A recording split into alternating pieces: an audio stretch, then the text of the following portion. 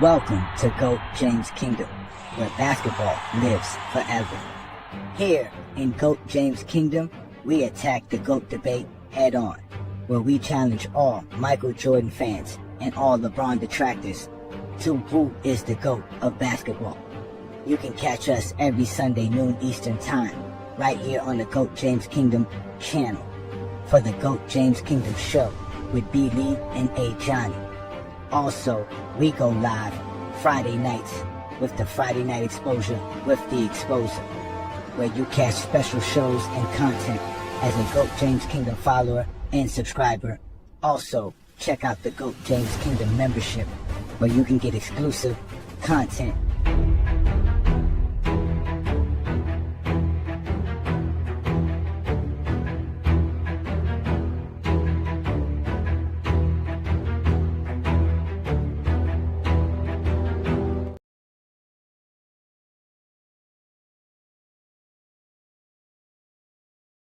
I am so tired of the Kobe disrespect, bro. Number one, let me just say this. If everybody could have won with Shaq, why wasn't anybody winning with Shaq?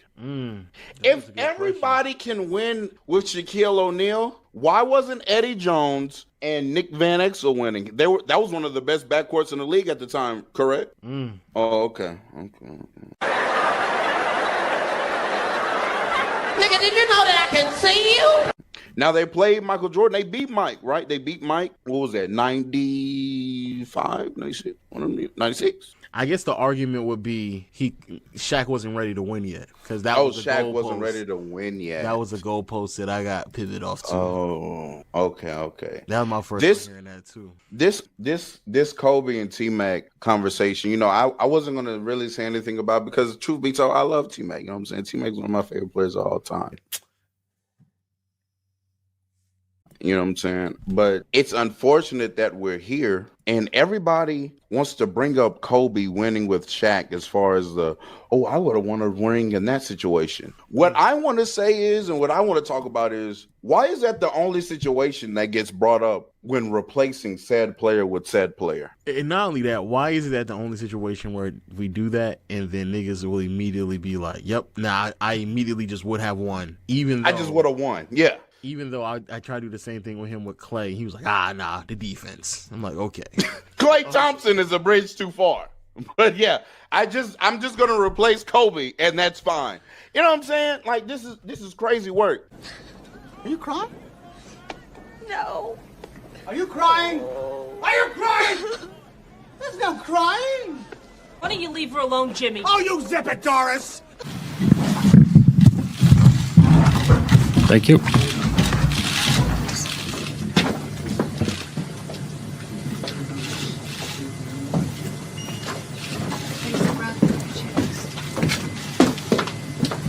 Better, Mom.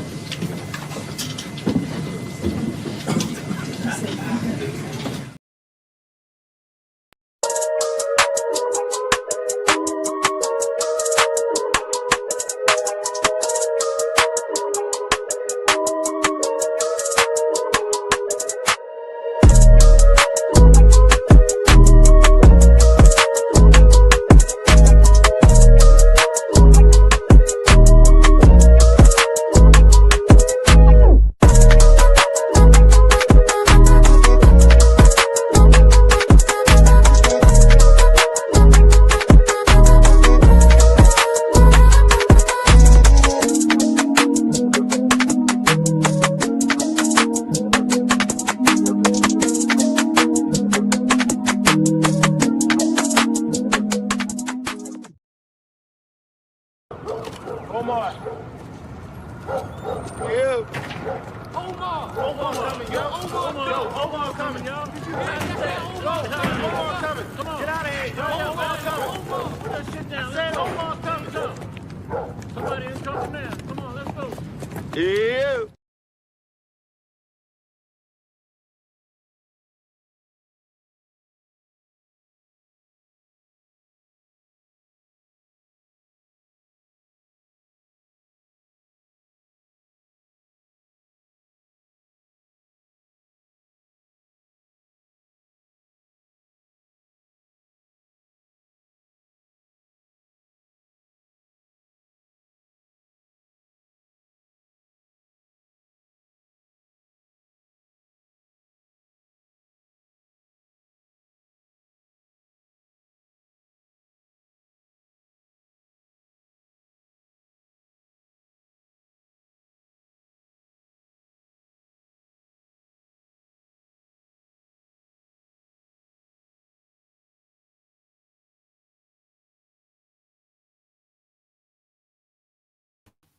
Peace and blessings, y'all. I can't believe I did it to myself again. I put myself on mute. What's good, ladies and gentlemen? My bad. Ladies and gentlemen, welcome to the GOAT James Kingdom channel. I'm Ajani, the Exposer. We are here for a special live stream right here on the GOAT James Kingdom channel. Y'all hit that like button, hit that subscribe button. Also hit the comment. And like I said, become a member of the GOAT James Kingdom channel because we're going to be doing special live streams like this right here on GOAT James Kingdom. Tonight's show is again about Shaquille O'Neal. Shaquille O'Neal has been disrespected far too long in this conversation. Everything that y'all been saying about people being disrespected, the one person who's been disrespected in this whole conversation about TMac and Kobe Bryant and nonsense like that has been Shaquille O'Neal. And this is what Kobe Bryant fans do. They are very disruptive, very, very deflective, right? And they have took the conversation away from the idea that T-Mac said he would win championships with Shaquille O'Neal. And that is a fact, ladies and gentlemen.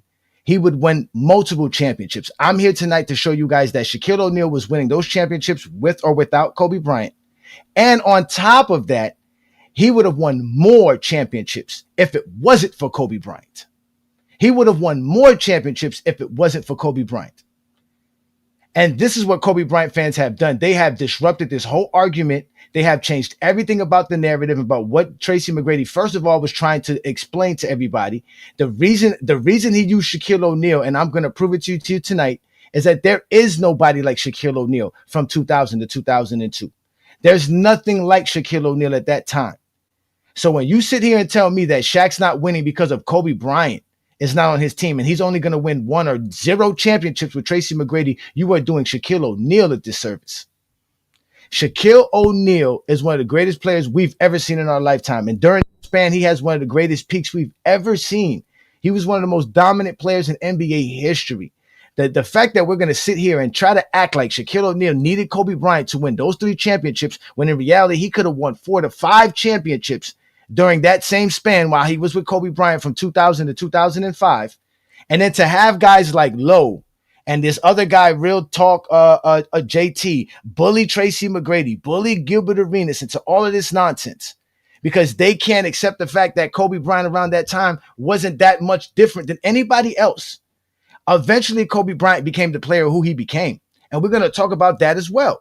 But the fact of the matter is that Shaq was the most dominant player we ever seen. And during that span, giving him Phil Jackson and the triangle offense and building a system around Shaq was going to lead to championships. And I can name several other players that could easily replace Kobe Bryant. And that's what Tracy McGrady talked about, I guess, on the interview today about how he shouldn't have mentioned Kobe Bryant's name, because that's what you guys do. You get real zesty and you want to get into an argument. But tonight's going to be your night to have that argument. You're going to be able to have that argument. I'm going to put the panel link up for you guys to show up here. And it's going to just be one-on-one because I know how you zesty Jeffrey Kobe Bryant fans get. You want to try to triple-double team me. Don't let me speak. I'm going to let you step up here and tell me all the lies about Kobe Bryant. Then I'm going to expose you for lying about Kobe Bryant. And then secondly, I'm going to expose you for disrespecting Shaquille O'Neal. Because Shaquille O'Neal is why the Lakers won 3 championships during that span. And like I said, if it wasn't for Kobe Bryant, they would have won more championships. Kobe Bryant costed the Lakers championships. And those are the facts. But y'all not going to like this conversation. I've been wanting to do this show for a very long time because Shaq is the man. Shaq was the man. But first of all, let me give some shout out to some GJK members in the building. I see you in the building. Shaq was dominated but limited. There's no such thing as being dominant and limited. When we tell you Jordan had no left hand and he was limited going left, you're going to say he was still dominant. Don't do that. Don't get Zesty Jeffrey here. Do not get Zesty Jeffrey here. Shaq's the reason why they didn't four-peat. False. Because Kobe was at his prime in 2003. Kobe was at his all-time best. So why is he waiting on Shaq to win a championship? Since he's the reason why Shaq won in 2001 and 2002. If Kobe's the reason why they won in 2001 and 2002, how are you blaming him for 2003? Don't do that. You're already proving my point. Nobody believes that. I don't care what people believe. I care what you know. Tell me what you know. I don't care what you believe in. I don't care what you believe in. I got nothing but time for you today, Herm. You're going to have your chance again to speak. We're going to have all your chance to speak. I know my bad, y'all. Again, I forgot to put the microphone on to start the show. I forgot to do that. That's my fault. I'm ready for you, Zesty Jeffries, today, though. Mr. Duke's in the building. Peace and blessings. Shout out to you, a true LeBron fan. So we're going to have some fun here tonight, and we're going to talk basketball because that's all you Zesty Jeffries cannot do. And funny thing is about Kobe Bryant is that this is the only player that if we're ever going to talk only basketball, it should be Kobe Bryant. But watch every Kobe Bryant fan and Zesty Jeffrey bring up everything about Kobe Bryant but basketball when I start filleting y'all with this information. You guys don't want this smoke. Of course, he didn't answer questions. He never answered questions. He brought up some silliness about the Memphis Grizzlies. They always deflect to start another argument. So now we got to argue about whether or not John Morant is more valuable to this team or not. That's how they switch the argument. They don't stay on point. Shout out to you, Twain Ganner, a DJK member. Peace and blessings. That's what they do. LeBron James. But that's what they do. LeBron James. But first off, we already told y'all Tracy McGrady could win championships with Shaquille O'Neal. Not only would he win championships with Shaquille O'Neal, I would say between that span right there, Tracy McGrady and Shaquille O'Neal are winning more than 3 NBA championships. And Tracy McGrady would be playing with the Lakers longer than 2004 without Shaquille O'Neal being ran away. So they would actually have more chances to win championships. But we already had that live stream. That was y'all arguing about who would be the better sidekick. We already established Kobe is a sidekick. And you can't be mad that he was a sidekick. He was a second option. That was one of the first things that Phil Jackson wanted to establish when he became the head coach of the Los Angeles Lakers, was who was the first option alpha dog of the team. And he told Kobe, it is Shaq, Shaquille O'Neal. So much so that Shaq came in prepared, in shape, ready to go for that 2000 season, which we all know what happened that 2000 season with Shaquille O'Neal primed and ready to go under Phil Jackson's guidance and tutelage. Those are all the facts. Again, you're going to talk about me, but never talk basketball. That's what you're good for as Zesty Jeffries. That's why I call you Zesty Jeffries. You're going to talk about me, not basketball. While I have an entire stream for hours tonight talking basketball and bringing up Kobe fans and Zesty Jeffries alike and watching all of them get exposed one by one. Because I'm tired of this. Y'all going to stop disrespecting Shaquille O'Neal. Shaquille O'Neal is a 4-time NBA champion as a leader, as the top dog, as the main guy. That's what Shaquille O'Neal is. There's nothing else to take away from Shaquille O'Neal. And with me saying this, I still have Kobe over Shaq on my all-time list. So when you come here, bring that fire or become the fire with no one to extinguish. You can come up too here, Mingled Jester. I would love to hear your cap. There's no such thing as a co-leader. Kobe was not liked in the locker room. He barely got along with his teammates. Kobe was up at 4 o'clock in the morning in the gym. His teammates was at the club at 4 o'clock in the morning. Kobe was not no leader of the Los Angeles Lakers during that 3-peat run. Shaq was the leader of that team. So I already told y'all, and I already explained to y'all that I can replace Kobe Bryant. So before we get to anything else, and before you want to dive into anything else about how Shaquille can't win no championships without Kobe, or those 3 championships without Kobe, first off, you got to go find me who's out here doing what Shaq is doing. That's what you got to do for me. If you could do that for me, then we can have a conversation. Go show me between the 2000 and 2004 NBA seasons, for those 5 seasons he was with Kobe, somebody that was doing what Shaquille O'Neal was doing. Go do that. Because that's what you got to do. Those are the things that you have to do. These are things you must do. Because that's the reason why the Lakers are winning 3 NBA championships, because they're running around with a player like that. They could swap their roster and bring in all types of guys. They were bringing in all types of people for Shaq during that span. They were bringing in Dennis Rodman, Glenn Rice, Horace Grant, Ron Harper, Rick Fox, whatever. Just bring anybody. Just bring them along. Doesn't matter. Shaq's making it easier for everybody.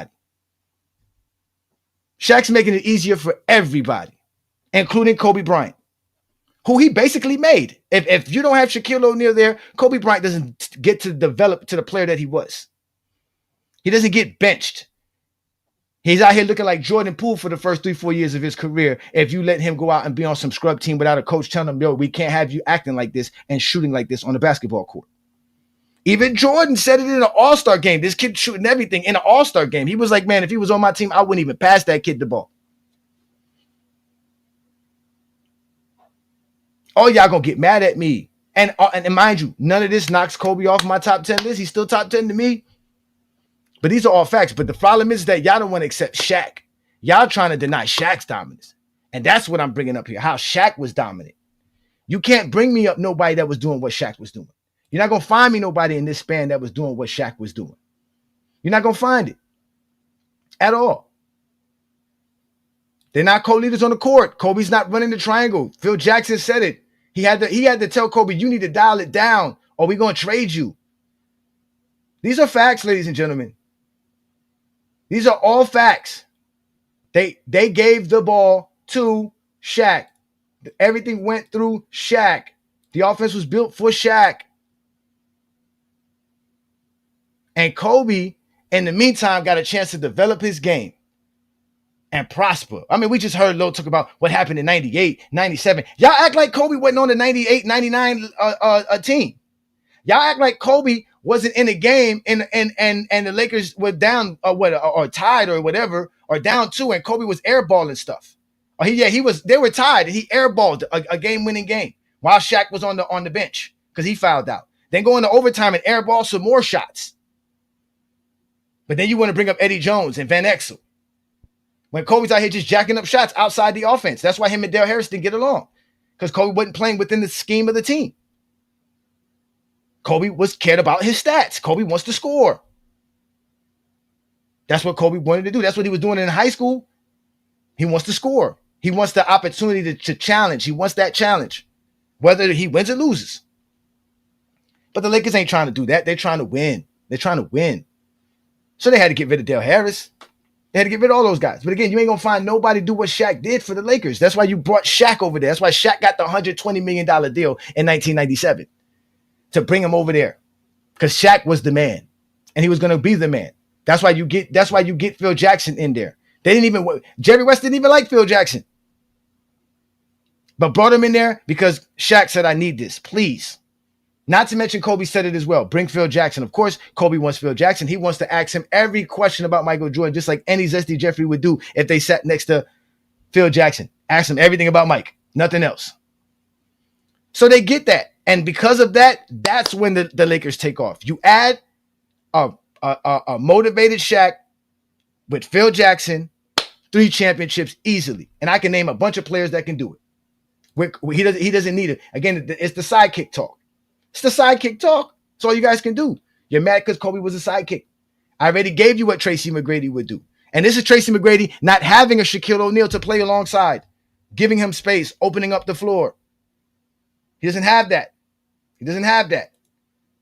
So let's go ahead and get to the crux of this conversation. Because like I said, Shaq is winning these championships with or without Kobe. And I'm not taking away nothing from Kobe because Kobe did his thing. As you can see, Kobe was a baller. Kobe did his thing. I'm not taking nothing away from Kobe. But what I am going to take away is the fact that y'all trying to disrespect Shaq. Why y'all want to disrespect Shaq for? I don't know.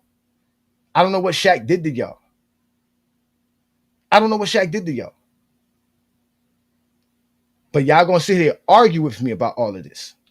But let's go ahead and get to the players. Because I told you I would have a list of players that would win a championship in replacement of Kobe Bryant.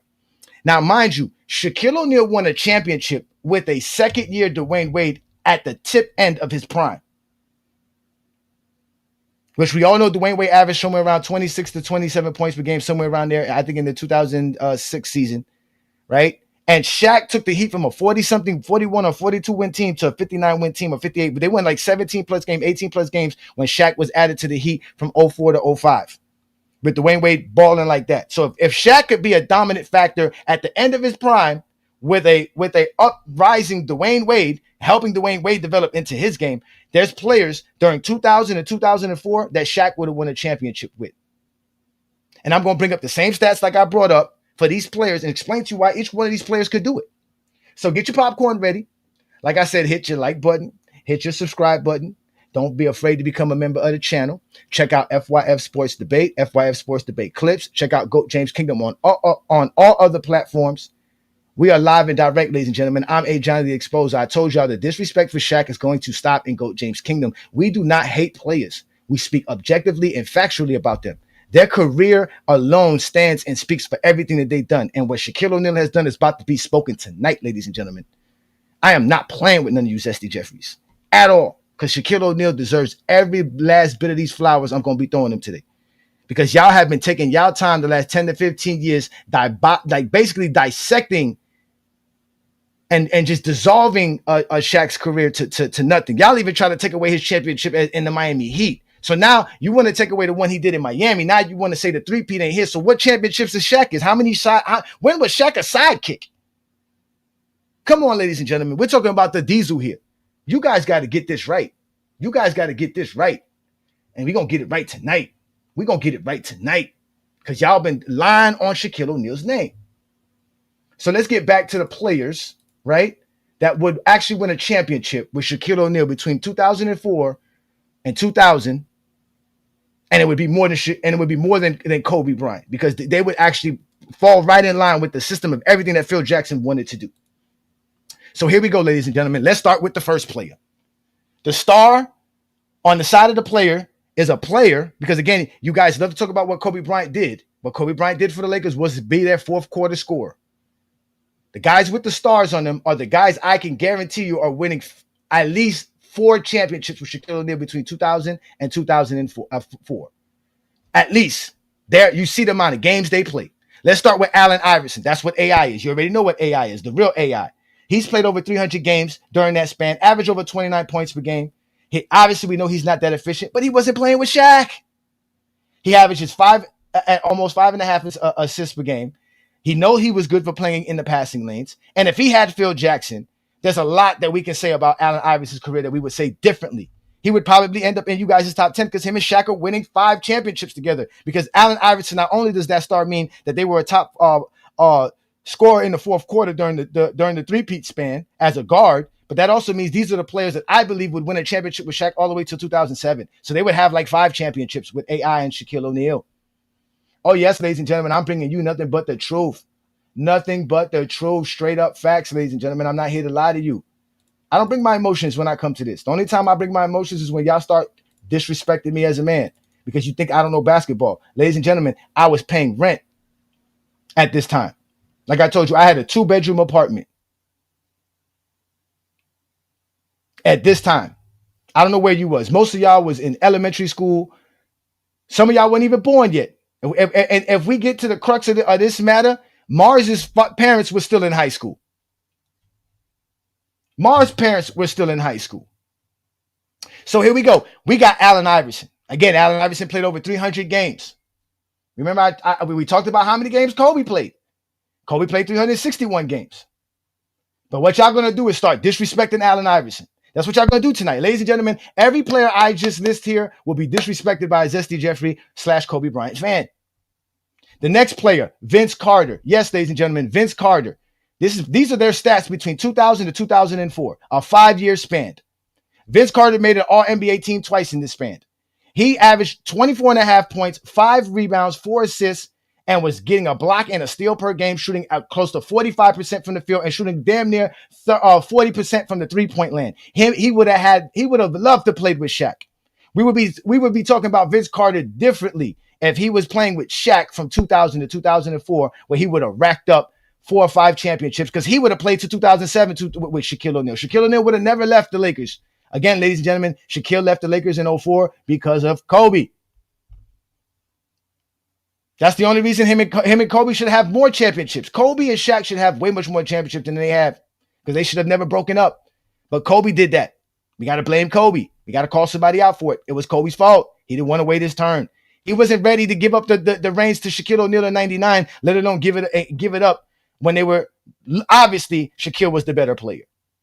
So Vince Carter is another player that you want to add to this scenario. You can add Gary Payton to this scenario. Between 2000 and 2004, Gary Payton played over 400 games, averaged about 21 points per game and 8 assists, and he was a solid defender. There's no way you guys are going to tell me Gary Payton cannot help, because Gary Payton helped Shaquille O'Neal win a championship in 2006. at the tip end of both of their careers, playing together, and would have won a championship in 2004 if Kobe didn't cough that one up as well. So Kobe lost the one in 2004. Then he gets rid of Shaq, and Shaq goes to Miami. A year later, he adds Gary Payton back to his roster on his team. He wins a championship with a lesser Kobe Bryant and a Dwayne Wade. So don't tell me he can't win more championships if he's playing with a prime GP in 2000 and 2001 who's still making all defensive teams. Then this was going to even get y'all even more upset when I bring up this name, Jerry Stackhouse. Now, Jerry Stackhouse was very inefficient as a shooter, but he didn't have Shaquille O'Neal in the triangle offense to work with. But he was still averaging 23, 4, and 5. Solid player. If he's playing with Shaquille O'Neal, all that changes. Everything opens up for him. He gets to blossom like Kobe got a chance to blossom. He's playing with Shaq. Shaq makes it easy on everybody. Another player that's probably going to get y'all completely upset, Michael Finley. Michael Finley in this same span between 2000 and 2004 was averaging 20 points per game, 5 rebounds, 4 assists, shooting 45% from the field and 37.5% from the three-point land. That's a shooter. And y'all keep sleeping on Michael Finley. He used to play Jordan one-on-one all the time. Jordan gave him nothing but respect. Jordan tipped his cap to Michael Finley.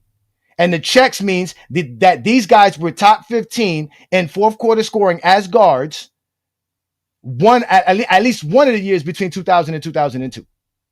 So all these players are capable of being the fourth quarter scorer that Kobe Bryant was. And I will prove it furthermore. Because this is all I do here in GOAT James Kingdom. So hit that like button, hit that subscribe button. Don't be afraid to become a member of the channel because we are going to continue to expose Zesty Jeffrey lies and logic. We have too many Zesty Jeffreys in the Kobe Bryant fan base. And they're running around here bullying Gilbert Arenas, Tracy McGrady, and everybody to just submit to that. Kobe is by himself just this obsolete, different player when we know that while he was playing with Shaq, that wasn't the case. I lived through it. This was one of the reasons why I had problem with Kobe and Kobe Bryant fans from the beginning. Because they were only Kobe Bryant fans thought Kobe Bryant was who he was. Everybody else knew he wasn't that. TMac apologizes because y'all got mad at him for bringing up Kobe. But he did not back down and said that he's not winning championships with Shaq. He said he's winning championships with Shaq. And he's winning more with Shaq than Kobe did with Shaq. Because he's not going to argue and be frustrated that Shaq is the man on a team that he's winning championships on. The only person who would be that upset in that scenario is Kobe being Bryant. Those are just the facts. Those are just the facts. So let's continue the list. Because as you can see, we're moving on to Ray Allen. Ray Allen played over 360 games during this span. Between 2000 and 2004, averaged over 22 points per game, about 5 rebounds, 4 assists. Obviously, lights out shooter, lights out creator. Also a player that was top 15 in fourth quarter scoring as guards between 2000 and 2002. Easily could have supplemented what Kobe Bryant was bringing the Lakers. Without the drama, without the playing outside of the offense and playing rogue basketball on his own. You guys get mad. You guys get upset. Ray Allen won a championship with Kevin Garnett and Paul Pierce. Just 4 years later, after Shaquille O'Neal and Kobe Bryant dismantled themselves. He could win it with Shaq because you guys cannot find me nobody that could replace Shaq. I'm finding you who can replace Kobe. And someone go tell T-Mac stop letting these Zesty Jeffreys bully him. He was right. He was right. He played Kobe plenty of times one-on-one. He knows he's just as good as Kobe Bryant, if not better, especially in that span. The difference between them, again, is longevity. Kobe has the longevity. Kobe worked on his game and kept working on his game, and he ended up playing a 20-year career. And he had a longer prime than Tracy McGrady did. Tracy McGrady's prime was about 7 years. Kobe was obviously longer than that. So when we sitting here saying who can replace Kobe, I'm naming them. I'm keep going down the list. Eddie Jones, who got traded in the middle of the 99 seasons to give Kobe the reins because Kobe couldn't follow suit. So they had to get rid of Eddie Jones because there was too many problems. They got rid of Van Exel for the same reasons. He couldn't keep Kobe in check. Couldn't keep Kobe in check. So we got again, Jerry West is not trying to fail. He understands Kobe and Shaq's going to win him some championships. Got to get rid of him. We're going to bring in Kobe. We got Kobe. Kobe is going to eventually fall in line, and Kobe does fall in line because when they get Phil, Kobe accepts his role, and you can clearly see they win 3 straight championships. But these players would all do the same thing. Eddie Jones would do the same thing under that span. He's definitely a better shooter than Kobe at that time. He's a solid defender at that time, just like Kobe made an all-defensive team multiple times during that same span. So he's not having to score as much as Kobe does, but he's still effective enough to do that. He's still effective enough under the triangle offense, playing better in a real system where he doesn't have to be the main guy. He can do his thing. It's leisure. I'm playing with Shaq. And again, he's another player that was a fourth quarter scorer for a shooting guard in the NBA at that time. One of the best. Then you have Allen Houston, another sharp shooter that you cannot leave alone. So imagine whoever's guarding Allen Houston cannot go double team Shaq. He can't. Whoever's guarding Ray Allen cannot double team Shaq. Whoever's guarding Eddie Jones cannot double team Shaq. Whoever's guarding Michael Finley cannot double team Shaq. Vince Carter cannot double team Shaq. These guys are going to hit the three-pointer. You're in trouble. The offense is going to be too deadly. You're not going to stop Shaq. You're not going to have nothing. Kobe kept teams in games playing outside the offense. We probably don't have a 7-game series against Portland if Kobe Bryant's not out here trying to beat Kobe. But let's not do that. Let's continue. Paul Pierce, another lights-out dagger player. 396 games during that span, averaged 24 points per game, over 6 rebounds, and obviously another player that was very clutch and could play fourth quarter. And he would have no problem playing in LA, his hometown, with Shaquille O'Neal, winning multiple championships. He would have never ran Shaq out of town. So he's definitely winning more championships. Like I said, the stars tell you they're winning the 3 plus more for a fact. And the checks means they can win the 3 with Shaq. Then the last player here I'm going to throw in your face is Jalen Rose, which is going to be the one that you guys are going to be the most upset about. That's the one you're going to be the most upset about. Boo this man! Oh, no, I'm not naming players. I'm naming stats. What they did, their production. This tells you what these players are capable of doing. See, unlike you, I understand I can look at the stats, understand what these players' ability are all about. But you guys get upset because there's players out here who didn't get the luxury of playing with Shaquille O'Neal. They didn't get the luxury of playing with somebody who was dominant as Shaquille O'Neal. They didn't have that luxury that Kobe Bryant had for the first half of his career. Then they say, I don't even want to play with Shaq no more because you already got 3 championships, and basically kick Shaq off the team and start losing, and people act like you wasn't losing when you kicked Shaq off the team. I'm not doing this to get y'all upset. I'm not. And I hope you're not upset. You should. That means you're showing some maturity, some growth as a human being, as a man. If you're not upset about the conversation we're having tonight, because the conversation tonight is factual. You can't argue stats. That's what you Zesty Jeffries love to do. Argue stats. You can't argue stats. Numbers are real, actual things. Can't argue them. But you're going to try to tonight, and you will be exposed, like I said. If not, go to somebody else's channel. Dreamers Pro went live. Go watch his live and watch him disrespect Tracy McGrady. That's all you want. You guys don't care who gets disrespected as long as it's not Michael Jordan and Kobe.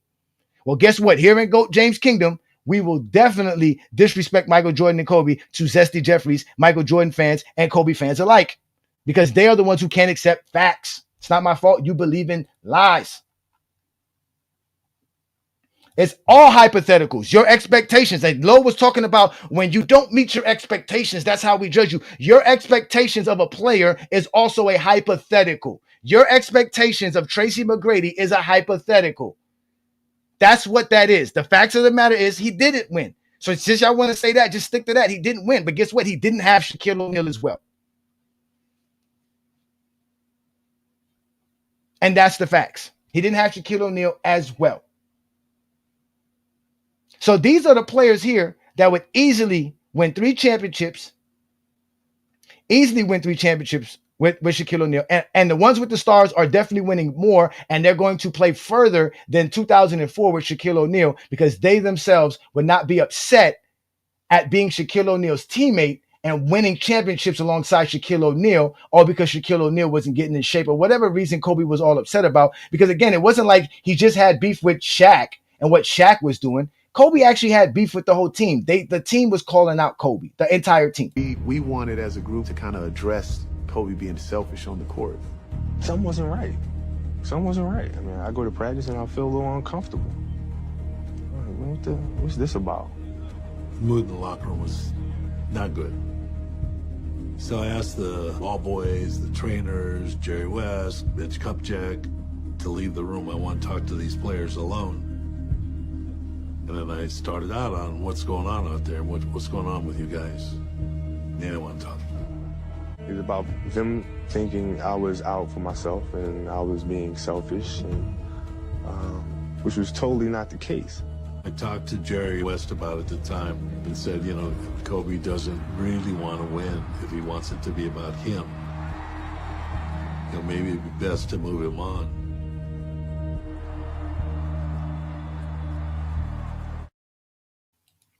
Peace and blessings, Adrian. Yes, I am a little bit, let's not say upset, but I am a little bit hyped and a little bit passionate about this discussion because the disrespect for Shaq stops here now. That's it. Shaq's winning the 3 championships with or without Kobe. And in fact, he's winning more if it wasn't for Kobe. The Lakers were winning championships under that type of situation with that lack of chemistry. As a team, as a unit. That shows you how great Phil Jackson is as a coach. He has to deal with all of this. He did the same thing with Chicago. And maybe that's just the way the NBA teams are. Maybe there isn't a bunch of teams that get along and a bunch of guys that get together and they have fun that way. Maybe that's just a fantasy of us NBA fans. But the fact of the matter is, Kobe wasn't liked by his own teammates. And the only person who was out here defending Kobe in most of the situations was Shaquille O'Neal. Because even when they were winning all these championships and Kobe was playing his role, doing what he had to do, everything was fine and dandy. Because Shaq understood I'm Shaq. Kobe's not stopping Shaq from doing anything. He's not forcing Shaq to get in shape. He's not forcing Shaq to get surgery. He's not doing nothing.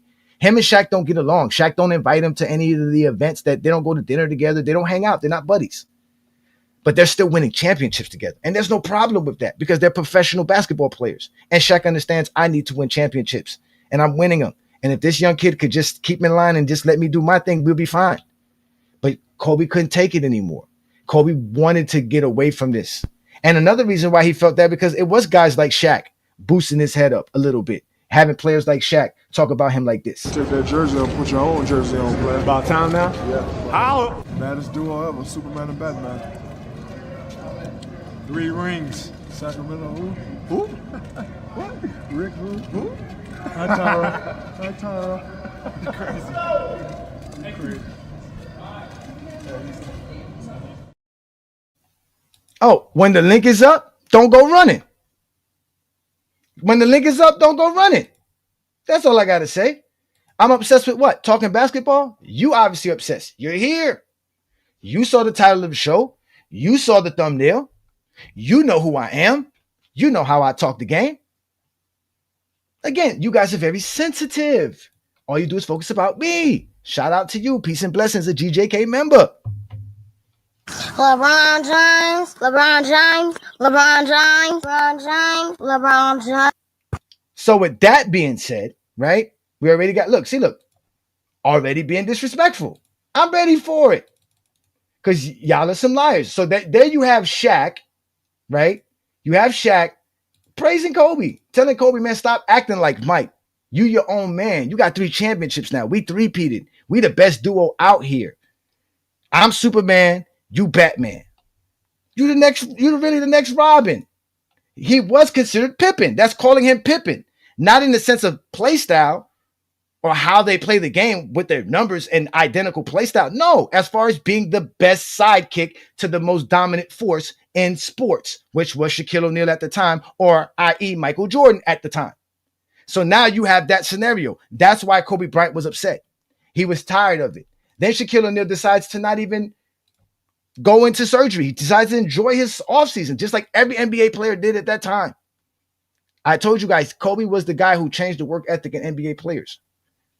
During the summer, people took their time off. Like Shaq said, if I got hurt on company time, I'm going to rehab on company time. Shaq didn't come up with that on his own. That was something that was passed on from generations of NBA players who enjoyed their summer. Because back then, the reason players were playing through injury and playing tough was because the teams kept telling them, play through injury, play through this. And then only to tell them at the offseason, well, oh, you really need surgery.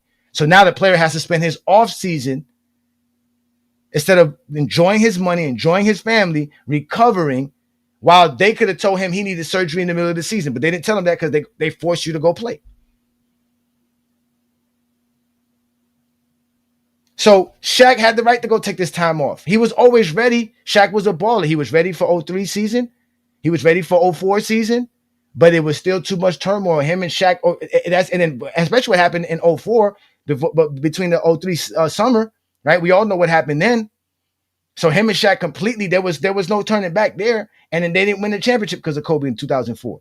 So they had to disband, and that would have never happened with any of these other players that I mentioned here. Not one of these players that I mentioned here would have that happened with.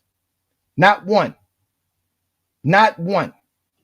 So I got some GOAT James Kingdom members here first, but I'm going to bring up Mr. Magoon or Mr. McGann, whatever your damn name is, and let's see what he has to say.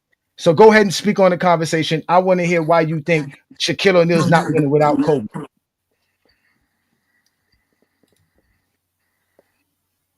Yo, y'all hear me? I can hear you. It's no y'all. It's me, by myself. You and I, one-on-one. No cowardism. Bring the fire. What you got? All right, calm down, bro. So, now, it's not calm down. You called me a hoe. Now speak like a man. Blah, blah, blah, blah, blah. All right, bro. So the name of the show is like Kobe held Shaq back, right? That's what y'all, that's the whole thing. The name of the show is Shaq is winning championships with or without Kobe. My statement is Kobe held Shaq for more championships. Yes. All right, so I just got a question to that, right? If Shaq ain't win championships with Penny Hardaway, then why do we know that he's gonna win without Kobe? If he ain't because the Shaq. Hold on, let me finish, brother. If he ain't win championships before he got Kobe, then how do we know he winning without like what is he even saying with that? Because the Shaquille O'Neal that was of 2000 was not the Shaquille of 95. The 95, 96 Shaquille O'Neal is not the same 2000 Shaq. The 2000 Shaq is a 2000 Shaq predicated off of Phil Jackson's regiment offense, and he basically told Shaq, you need to do this, that, and the third. Shaq did it, and that's why they won the championship in 2000. Okay. Orlando was in better shape, though, no? What happened was he was in shape in Orlando. The best Shaq was in Orlando as far as shape-wise, as far as the size-wise. What happened was he moved to L.A., and he played under Dale Harris. From 97, 98, and 99, Shaq, he ballooned. He went from that 270, 280 to the 350, 340. And when he got with Phil's like, you got to get down to the 325. And he did that. Well, here's my thing, right? Before I just had to get that information from you. My thing is this: great players winning without other great players, bro. Like what? Why are we sitting here like Kobe in top 10? Kobe a piece of shit. Shaq could have won without Kobe. Like what's with all this energy to just piss on Kobe grave after he gone, man? That's what I want to know. Like why we all that? Why we gotta retroactively just dismantle the man's whole legacy now that he gone? Like, why are we going there now? Well, there's nothing about Kobe's legacy that's being dismantled other than your false perception of his legacy. His legacy is still great, whether he won those 3 championships with Shaq or not. I still think we're going to have a conversation about that on GOAT James Kingdom this Saturday, about how Kobe Bryant could be 2 championships with everything else that he has and still be a top 10 player. No one's disrespecting Kobe. But the fact that y'all are disrespecting the other great players, like I said, because yes, it does take great players to win championships. And I'm naming some great players here that Shaq would have won championships with, because Shaq was the ultimate greatest of greatest players, especially during that span. And we cannot deny that for the sake of whatever Kobe's greatness is. During that span, Shaq was better than Kobe, and Shaq was one of the most dominant players in NBA history. We've never seen nothing like this in our lifetime. This is more dominant than Akeem. This is more. We none of us really see Kareem play, so we can't say we can't. That's the people we have to go to, and this is why Shaq was motivated in 2000, because he was chasing Kareem, Wilt, and Bill. Those were the people he was looking up to. He wasn't looking at Akeem Olajuwon. He wasn't looking at Patrick Ewing. He wasn't looking at Zoe. Those were his contemporaries. He was looking back at these legends, and that's why he had to win championships, and that's why he wanted Phil Jackson in town. So nobody's disrespecting Kobe. It's just the fact that Kobe was fortunate enough to be drafted and play alongside Shaquille O'Neal and have these opportunities to win these 3 championships, which, like I said, any other player that was just as good as Kobe could have done it. Okay, but I can sit here and say that Shaq was fortunate enough to get a young dog like Kobe on his team when he was at a point in his career where he needed to win a championship to be validated. Kobe, yeah, and you're correct. No, you're correct. He was very fortunate because he could, instead of having Kobe, he could have Steve Smith. And there is that. Then right there, you could say, well, they might not win 3 championships, right? But we're not saying that. When Tracy McGrady was saying that, like, again, he was saying this to let people know that I'm not really disrespecting Kobe. I'm just saying if you play me alongside Shaquille, which is an undeniable force, there's no way I'm not winning championships. There's no way, especially at that time. That's all Tracy McGrady is saying. And again, like I said, Kobe Bryant proved to everybody who he was afterwards because he went out and won 2 more championships outside of Shaquille O'Neal. Same way Shaquille O'Neal went and proved he was what he was because he won a championship outside of Kobe. But either way, when they won those championships together, it was Shaq's team. Shaq was the best player, and Shaq could have won with multiple players, which I showed you guys. Because like I said, he won with Dwayne Wade at the tip of his prime. I mean, yeah, D-Wade was cooking that year. There's absolutely no denying that. But Shaq had to learn a lot about leadership. I think when he got to D-Wade, Shaq was a better leader by that time. So that's just a watch. My whole thing, man, like, I appreciate you letting me on the platform. I know I came in the chat kind of hot, but my whole thing is like I feel like we done a whole lot of hating on Kobe for no reason. Now all of a sudden, if you say Kobe top 10, you don't know basketball. All of a sudden, if you got Kobe in your top 5, you an idiot and all this shit. My thing is like this, and I'm gonna just say this one thing, then you can go ahead and let somebody else up, whatever you gotta do. Mm-hmm. Man played on both sides of the fucking ball for 15 fucking years. I saw this man guarding point guards at 35. I saw this man locking up Russell Westbrook in the so why do we get to now retroactively he gone and now we gotta talk about what people could do? Like you toss him away and you say it's not disrespectful. But why else would you say something like Shaq could have won without Kobe if you're not trying to disrespect him? That's a disrespectful thing to say. Now, if I came up here and I don't agree with this and I say LeBron wouldn't have won nothing without D-Wade, I'm sure a whole bunch of people in the comments would jump on my ass, probably including you. But it's I wouldn't. No, I wouldn't. Like Kobe, that's lame as hell. No, again, I'm not. If you tell me you're gonna replace Dwayne Wade,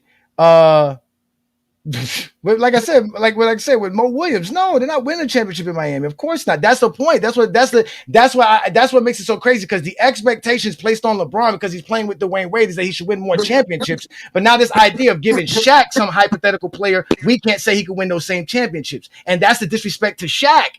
Because just as much as y'all thought LeBron James was dominant enough to where no matter who was on his team when he joined the Heat, it's the same thing with Shaq.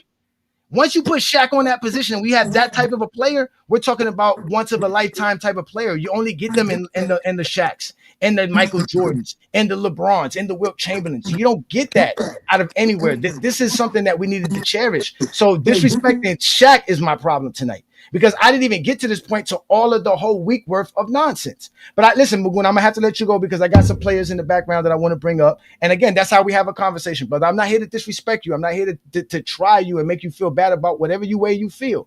I'm just here to let you know, man, Shaquille O'Neal's that dude.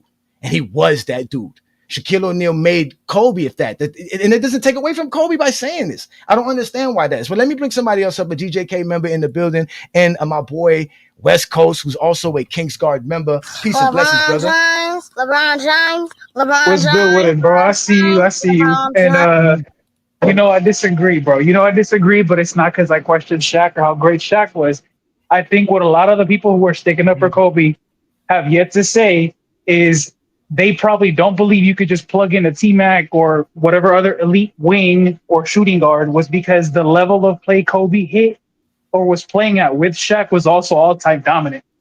Like he literally set like a playoff steals and blocks record. Like you're telling me you think TMac is setting a playoff steals and blocks record and also being the best player in more series than not with Shaq? I don't see that. That's why I disagree. Yeah, but nobody's saying that. Who's saying he has to do exactly what Kobe did? He just had to be good enough and talented enough and have the abilities enough to help Shaq win. And he had that. That's the point. Like you guys are making it Right, seem like so- he's going to do the identical. No, he has the same skill set, same ability. He can play defense. He can block shots. If you're telling him for 3 quarters, you don't have to worry about scoring, Tracy. Play defense. Oh, what do you think you're going to get out of Tracy? Instead of the No, Tracy but you the- got in Orlando, who has to give you 4 quarters of a baller of offense. He can't really take all his energy on defense. He has to have the energy for the 4th quarter. Kobe was able to legitimately rest and not worry about playing both sides of the floor all game long because he had Shaq. And even with that, he was playing out the offense. Like, that's the point. If Kobe's on Orlando, he's not winning anything because he didn't have a sidekick. He don't have nobody there. I don't even think he's going to be as successful as Tracy was. But he'll have all the stats. Yeah, no, so the thing is this also, here's the disconnect, another thing people haven't really told you about Kobe. And I know you're probably going to disagree with it, but bear with me and let me get this off. In my opinion, after the first championship, especially when Shaq would either get injured, come in out of shape, whatever, Kobe proved if you gave him the touches, if you gave him the shots, he could be your number 1 player. So that's where the tug of war began because yeah, you could be the number 1 player. Hold on, wait. So hear me out. Go ahead. So hear me out. So that's where the tug of war started because Kobe became that player that demonstrated. Phil literally had to tell Kobe, "Hey, dial it back, man. We gotta keep the young fellas' morale in, and we gotta feed him touches, pause, points, whatever." The point was, Kobe was good enough to be the number 1 option, but that's where Shaq didn't want to relinquish it. So that's where they started butting heads as well as other stuff off the court. But the point is that if Shaq had chose to be the second option, he could have been the second option to Kobe, and they could have won titles. But that's where their egos clashed. There's 2 alpha men who didn't want to relinquish or didn't want to what's the word? Surrender ground to the other. That's where it became inevitable. Shaq didn't have. It's a point. Shaq didn't have to till later. Kobe didn't want to deal with it anymore. That was the problem because that same span you're talking about. While Shaq was going, I think the Lakers started out 3-9 that season, so they didn't even start off good, letting Kobe lead and be the main guy. So that's what I'm trying to say. The Lakers were under 500 when they didn't have Shaquille O'Neal and they had Kobe during that span. So it's Kobe's. I don't care how great you are. Like I said, you still need that sidekick. So they both need each other because again, he's not winning it if Shaq's injured. That's what I keep telling you. Don't bring up the injury aspect of it. But the fact of the matter is that no one else is going to be upset that Shaq's the man and demanding the ball. They're going to dial it down because they're going to be winning championships. Kobe didn't care. Kobe wanted to be the greatest of all time. He already got the 3 championships. And he went and it didn't take Kobe till after he kicked Shaq off and after he started losing till he started realizing what he had to do to start winning. And I'm gonna show you why with this. But before I get to that, let me bring up Chris Ford's comment here. He says here, you got Shaq praising Kobe and a whole Michael Jordan outfit. That's kind of goofy. I don't have that. Kobe Bryant during that 2002 finals wore a different Legends outfit or jersey, full jersey uniform each game. And for that game that they won, he was just had to be wearing Michael Jordan's outfit. And Shaq felt like telling him, like, yo, bro, you need to stop being Mike. You your own man. You done blossom to your own now. You don't have to act like Mike. You don't have to pretend to be Mike. That's what everybody was saying about Kobe back then. This dude wants to be Mike so bad. He walks like Mike, talks like Mike. His whole mannerisms was Michael Jordan. So he had to tell him, man, take that jersey off. Put your jersey on. You the man now. That's why he put on the 24. That's why he put on the 24 to let you know. That's what Kobe was talking about. Kobe had aspirations that were bigger than just being Shaq's sidekick. And that's what he didn't want to be, Shaq's sidekick. He did, I don't want to be Shaq's sidekick. That's it. He did, but the reason why I brought up the injuries was because that played a reason into why Kobe got mad at Shaq, because he'd come in out of shape. So after he'd come in out of shape, Kobe'd have to pick up the slack, be the best player while Shaq either played into shape or nursed back his injuries or whatever. Right. And that's what teammates do. But my point is that he became the number 1 player due to injury. So then he felt like, okay, if I'm putting in the work, if I become the number 1 player, and if I'm showing you I can score 30, 40 consistently, and then this dude comes in and he's fucking lazy, like, why do I got to give him the team? Like, this should be my team. I'm putting in the work. That's why we're winning. Because we're winning. We're not going to win with you. I don't care how many 30-point, 40-point games you're giving me. We're not winning with you. We need Shaq. He's at his prime. We need him. We need Shaq to be Shaq. That's how we got the 3. Kobe, you need to step back. It's not your turn. Here's the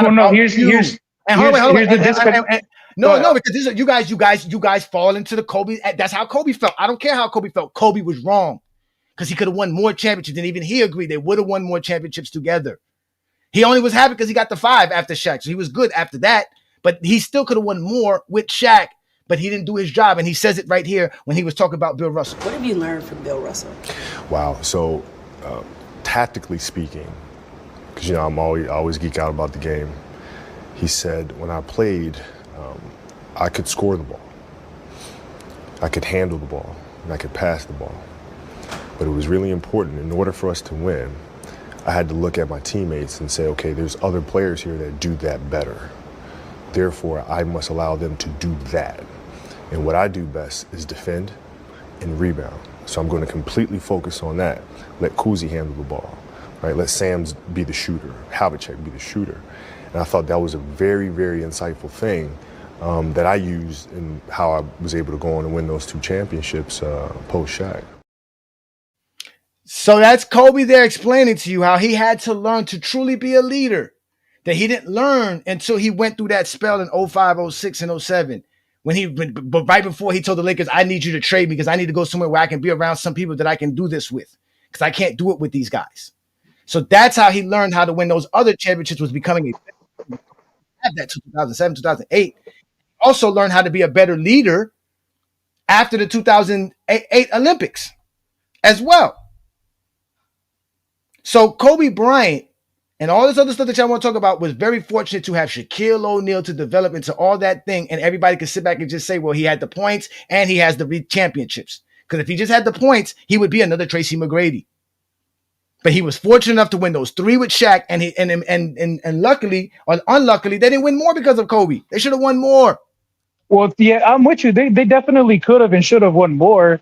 But here's another thing, though. Here's where, whether you see it the way I do or not, they were both so dominant after a certain point that because of that actually was a reason why Shaq doesn't have more MVPs, like league MVPs, or Kobe. Like they both could have had more league MVPs, but because they were both so good together, the MVP voters kind of docked both of them. And that's kind of why Shaq didn't get more league MVPs pre-Miami. I mean, listen, Shaq didn't win MVPs because, again, Iverson had a great year. Shaq, like you said, Shaq was chilling. Shaq was coasting. Shaq knew how to turn it on. Phil showed him how to do it. He understood that I can turn it on. When it's time to turn it on, I'll be ready. You don't need me in December. You don't need me in January. When do you need me? In June. I'll be ready then. Now, mind you, you can knock Shaq for that. And I knock Shaq for that because I believe Shaq would have took his craft more importantly. Yeah, he would definitely be higher on my list because he would have accomplished more. But still, he was still able to do all of that. And like I said, if Kobe would have played in line, it would have been good because by the time you get to 05, 06, Shaq is giving it up to Kobe then. And then Kobe would have by then 4 or 5 championships. But Kobe didn't care about the championships. He cared about the actual stats and what people were saying because he was tired of people saying he's just the sidekick. He's just Scottie Pippen. That's it. But let me let somebody else up. I'm going to let y'all back up, but I want to let Herm up, so I don't want nobody to disturb Herm because I know Herm's got a whole thing, a bunch of things he want to say. So I'm not going to say nothing. I'm going to let Herm go. Go ahead, Herm. Just go ahead and do your soliloquy. Go ahead. Nah, but I'm going to ask you something. I'm going to take a different approach with you. Why you always skip to 2004? Why you skip 2003 when it comes to Shaq and Kobe's dynasty and their reign together? Because that's a forgotten year that a lot of people forgot about when it comes to Shaq and Kobe. When Shaq clearly was outplayed by Tim Duncan. Shaq basically posted Anthony Davis type of numbers. Basically only gave you 25 and 14. And the only reason they won those games because Kobe Bryant had to basically play hero ball to win games 3 and 4. But primarily they struggled due to Shaq's inability to make free throws. He wasn't as aggressive late in games because of he couldn't make any free throws in that particular series. Why you don't harp on that instead of jumping into game 4? Jumping into 2004. We understand Kobe basically threw a bitch fit and he caused mayhem in that 2004 run. But we don't talk about the year that ultimately ended their 3P when they was on verge of possibly making history in the modern era to actually get a 4P. Why you don't harp on that and just harp on 2004? Well, that's what I did harping on. I told you that by the time you get to 2002, Kobe no longer wanted to play that second fiddle role. He wanted to shine. Like Shaq told him, you're no longer that dude. Take off that jersey. Be that man. And he took that to heart. And he thought he was going to lead the Lakers. And he didn't allow it. He was playing out of the offense. It was so bad that they had to bring in Gary Payton and Karl Malone just the next season. Because it got to a head again. As bad as the Lakers was chemistry-wise in 2000, 2001, 2002, it all came to a head by 2003 because, again, Kobe was at his prime, his peak season, one of his best NBA seasons of all time.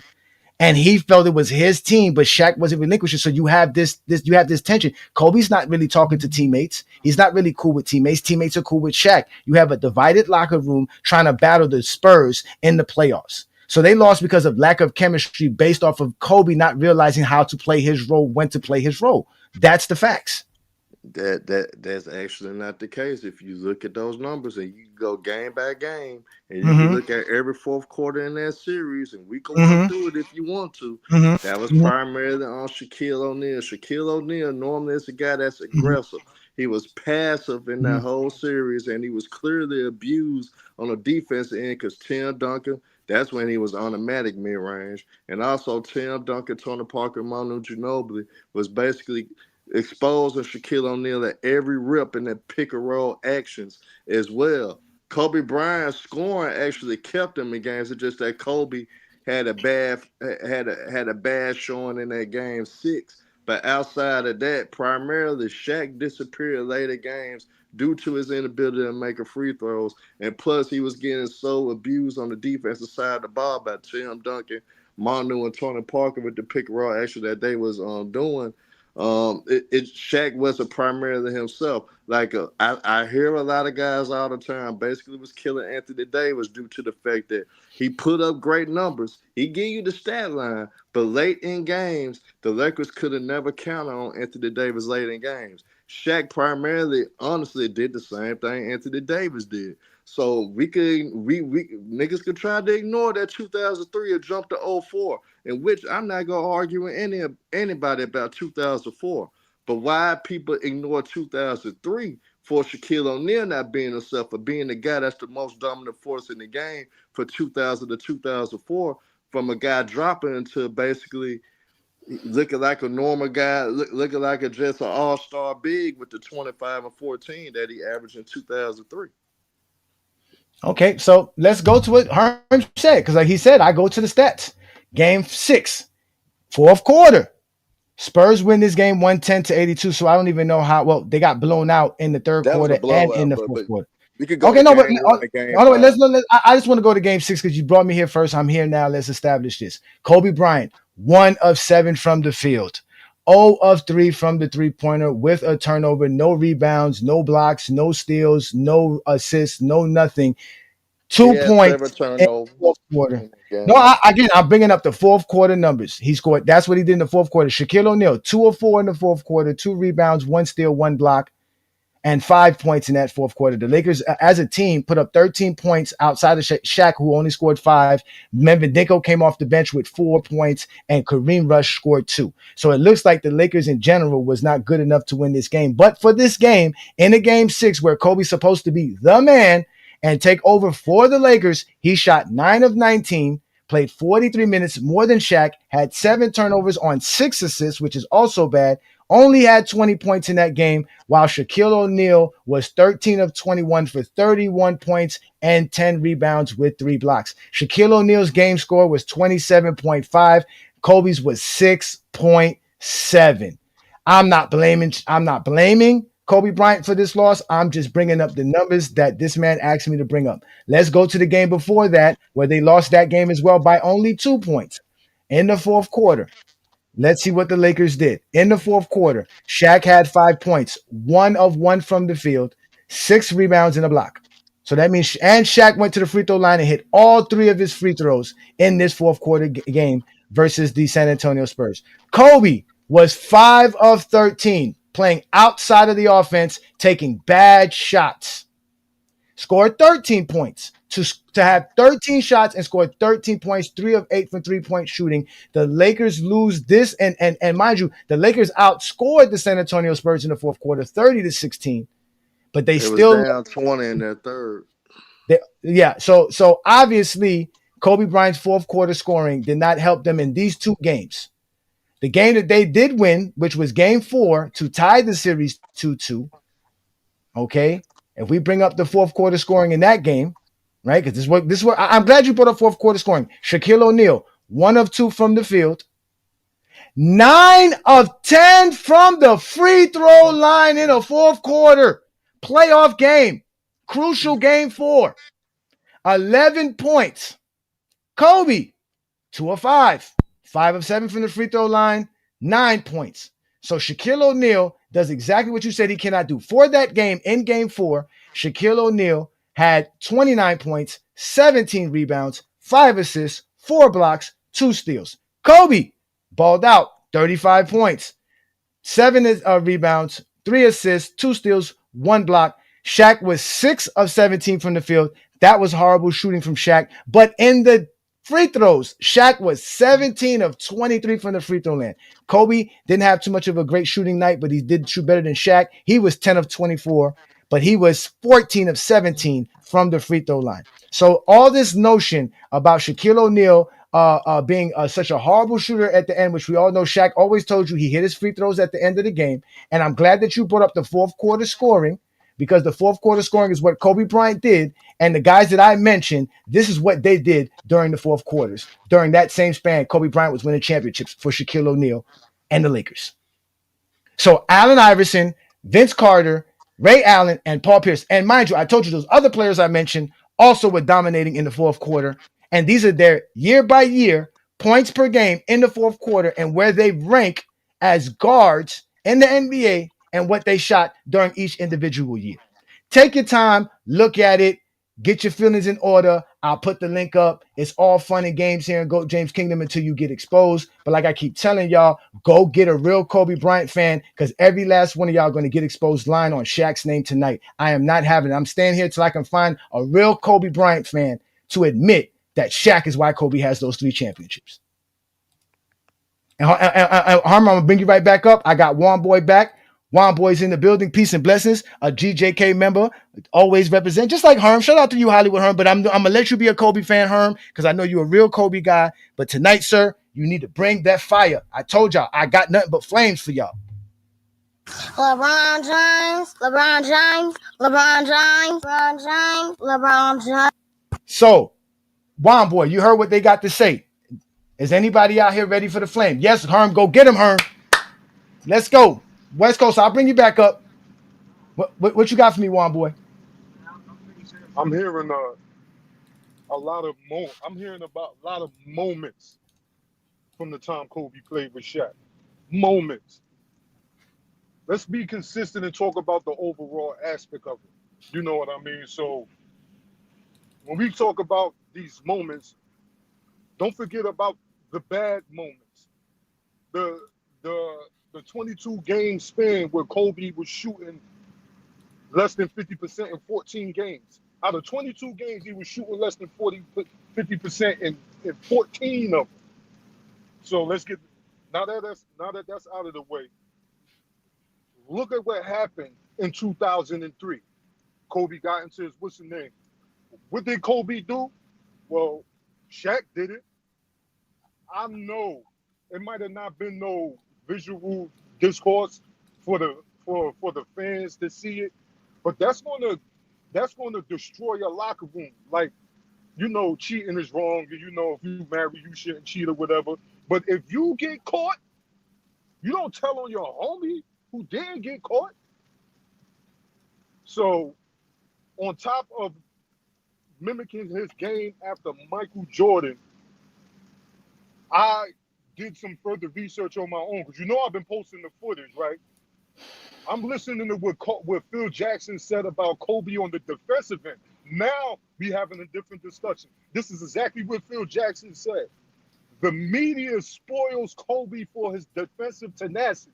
Like, let's say if he's playing on-ball defense, it's going to look like he's guarding hard. Yeah. But he said Kobe ball watches. I went to the tape, to a specific series without Shaq. Boris Diaw was driving on Kwame Brown. Kobe ball watching, thinking that Kwame needs help with Boris Diaw when he's about to take a shot. He goes in and tries to strip. What does Boris Diaw do with his high IQ? Kicks it out to Leandro Barbosa for the 3 because of Kobe ball watch in Game 3 of the 2004 finals. What was Kobe do? I posted that too. Letting Rip Hamilton take open jump shots. Letting Rip Hamilton get back past him so Shaq can draw the foul. Now we know Tayshaun Prince is left-handed, right? Kobe lets him drive right and finishes over him for Gary Payton to step up and contest this shot. So it's not just the Mamba mentality that was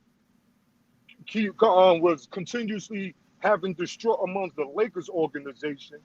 It was this overrated Kobe Bryant defense. If we start breaking down Kobe's defense by film and see everything that Phil Jackson was saying, we got to do our own assessment on Kobe Bryant, not just as an overall basketball player, but definitely as a defender. Because the stuff that I'm seeing, that doesn't say all NBA defense 12 times.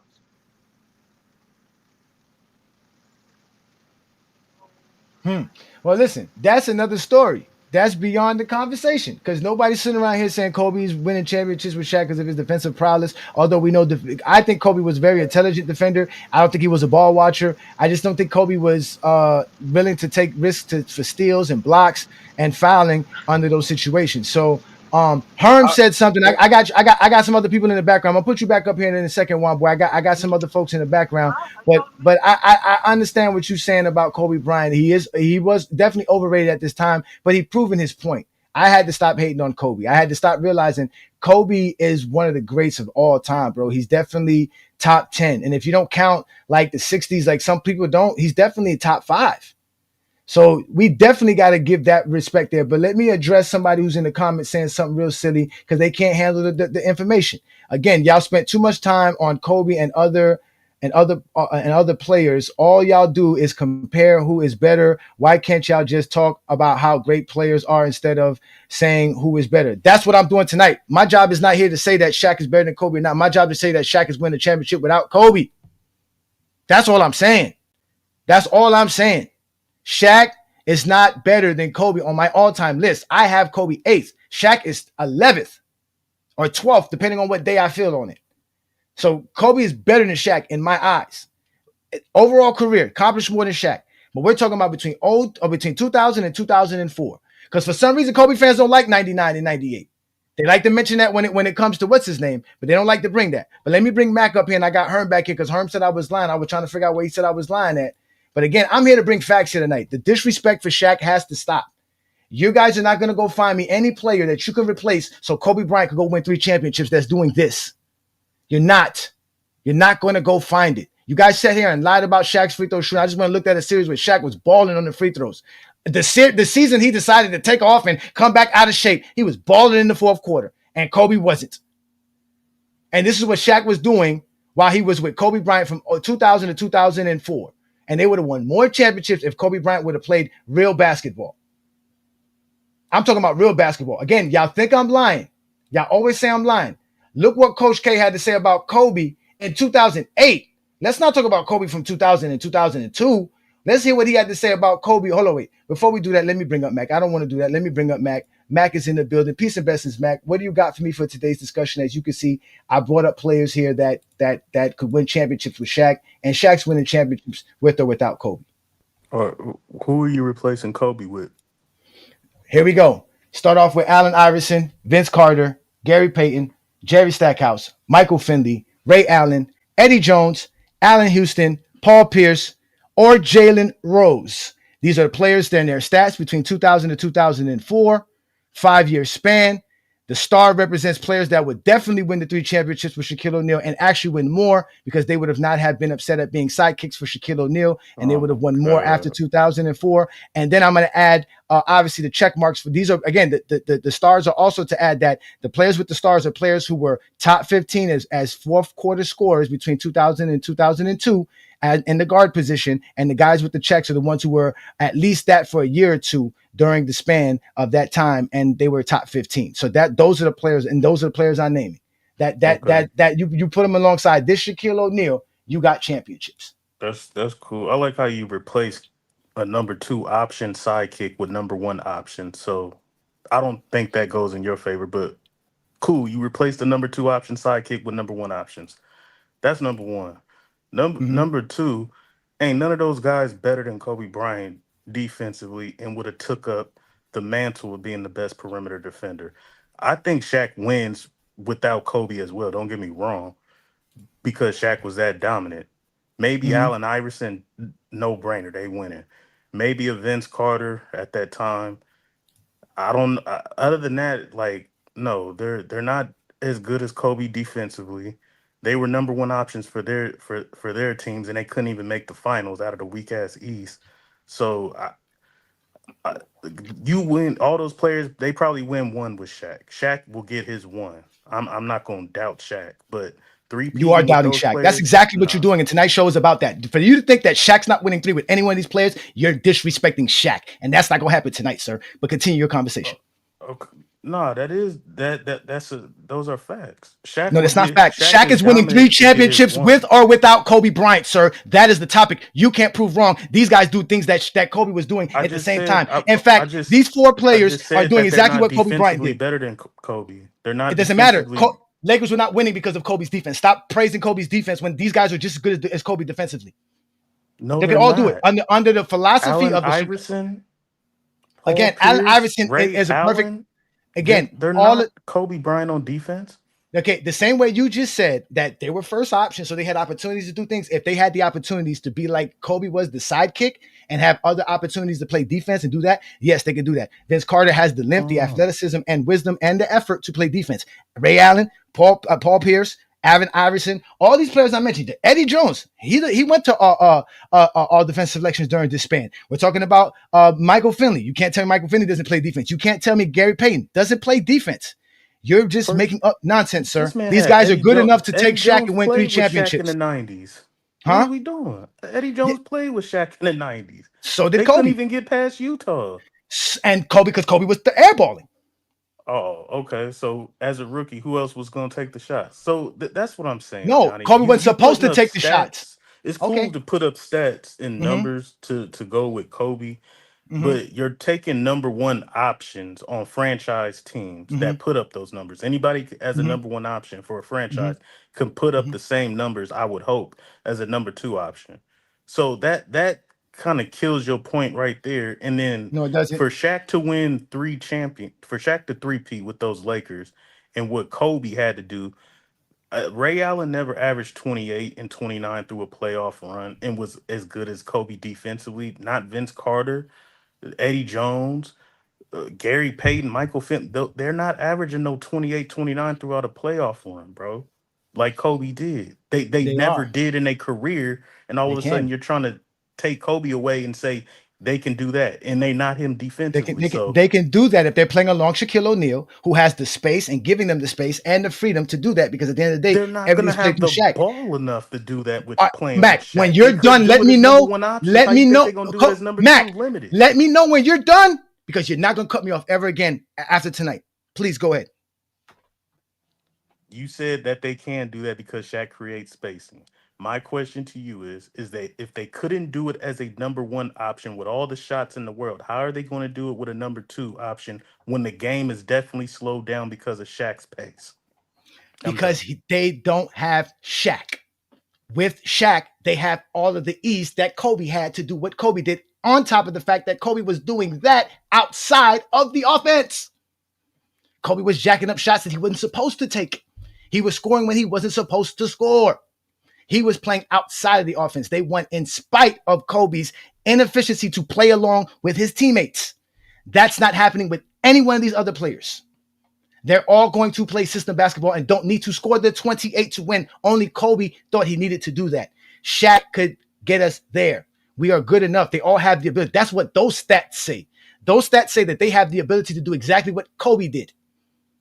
You can't accept it because you want to attach things to Kobe that doesn't exist. No, Kobe. You can go ahead. Okay, Go ahead. You said this. Tracy McGrady averaged more points than Kobe Bryant during this span. Why are you saying he can't average 28, 29 and win 3 championships because of defense? No, Nobody said nothing about Tracy McGrady. When you put those Tracy names up McGrady's there, the start. Tracy I saw McGrady's the Allen start. Iverson, and I said, yeah, Allen Iverson can. They're three Oh peat yeah. of AI. Yeah, Vince Carter plays good defense. 6'5", long wingspan, athleticism, playing along Shaq, in Phil Jackson's system, under that system with the other. And mind you, Kobe was not the stopper. That's why they went and got the Rick Foxes. That's why they went and got the Von Harpers. That's why they went and got those other players to help, because Kobe wasn't the stopper. Stop giving Kobe things that he did not do. Vince Carter's not the scorer. Gary Payton. He is the scorer. He averaged 24 points during that span. Kobe only averaged 2 more points, jacking up more shots. No, Tracy McGrady, T-Mac, Gary Payton AI, as well. T-Mac Gary and Payton AI, plays I said, solid defense, and he shoots better than Kobe. He's going to definitely win, and he creates better plays for Kobe than Kobe can. So he's going to create more points just off of his assists alone. Jerry Stackhouse, the same thing. Now you can say Jerry Stackhouse can't shoot, but again, Jerry Stackhouse is not playing alongside Shaq, who is literally creating everything for everybody else. Michael Finley plays solid defense. Ray Allen plays solid defense. Eddie Jones, solid defense. You can say Allen Houston doesn't play solid defense, but he's a lights out shooter. You can't double team Shaq with him on the floor. He's lights out, and he can score on his own basis. So all these guys are still winning. Paul Pierce does not even mention what Paul Pierce did, because in reality, all Kobe was a fourth quarter scorer. That's all he did, was score in the fourth quarter. That was his job, to close out games. All these guys can close out games, and none of them are going to be upset that Shaq's getting the praise for it. And they would have won more championships. Oh, hold on, Johnny. Number one, Shaq played what before 2007 seasons. He played with Penny. He had Eddie Jones on his team. Kobe, don't forget Kobe. Yeah, Kobe. Yeah, before Kobe was in his prime. So you're talking about a rookie, second, third year Kobe. So that was before Shaq was Shaq. If Shaq played with Eddie Jones, Mhm. Nick Van Exel, who were all stars, Mhm. bona fide all stars, Penny Hardaway and the crew, he did not win a he didn't win a championship. The nothing changed as far as the talent and the players that he played with. Penny Hardaway was third in MVP vote in '96. He played with great players and all stars before Kobe reached his prime. He did not win a championship. When they won a championship on the 2000 run, it was Kobe who closed the game and hit the game-winning shot over Jason Kidd. It was Kobe who scored the most points and rebounds in Game 7 of the Portland Trailblazers series and took over the game. It was Kobe when Shaq fouled out, I got it, don't worry, and ended the Pacers in Game 4 to take the 3-1 lead.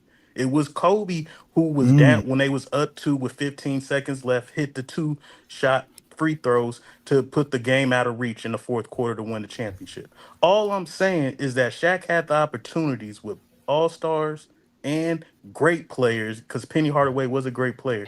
He had all the opportunities, but it didn't happen until Kobe became prime, and Kobe proved in the closing minutes in the fourth quarter that he could take over. I don't know if all these other players are doing that because they couldn't even do it as number one options on their own team and get to the finals. Okay, stop lying on people's name, including Shaq. Kobe was the best player that we ever seen on the Lakers with Shaq in 2003 in their loss. Please tell me why Kobe didn't win in 2003. First of all, they went up against a great Spurs team. Number one, number two, Game 5 when they was down by 20, Kobe brought them back in the fourth quarter. Robert Horry missed the game-winning shot. So boom, Game 5 goes to the Spurs. They up 3-2, and then they demolished them and kicked their ass in Game 6. I mean, you got to give credit to the Spurs first and foremost, but that ain't on Kobe and Shaq or why they lost. You got to give credit to the Spurs, but it came down. But if I had to choose, it came down to that Robert Horry shot. If Robert Horry hits that game-winning shot for Game 5, I think they ended in 6 because no Spurs or Lakers series ever went 7 games. So that Game 5 was the crucial game of that series. That was I'm glad that you brought up that Game 5, because Herm said that I was lying about that Game 5 series as well when I brought up the numbers and how Kobe really wasn't the one who helped them out. In fact, like I said, Kobe cost them from winning that series as well. Just like I always say, because again, these are the fourth quarter stats for the players that I told you that would win those same 3 championships alongside Kobe's fourth quarter stats during that same time they won championships. And again, in 2003, Kobe was supposed to be the man, and the Lakers did not win a championship. Why is that, you say, ladies and gentlemen? Well, let's go ahead and look at it so that we can all see it for ourselves. If you look at it clearly, Kobe was jacking up a bunch of shots and missing. He says Kobe's bringing them back, but Kobe's not bringing them back. Kobe's just jacking up shots. To score 13 points, he took 13 shots. Shaq hitting clutch free throws, 3 for 3. Again, stop disrupting me, sir. You're going to take this exposure like you're supposed to.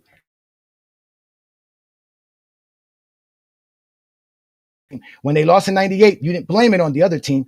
You blamed it on Shaq. When you said they lost in 95 and 96, this is Kobe top 3 in MVP, just like supposedly Penny was.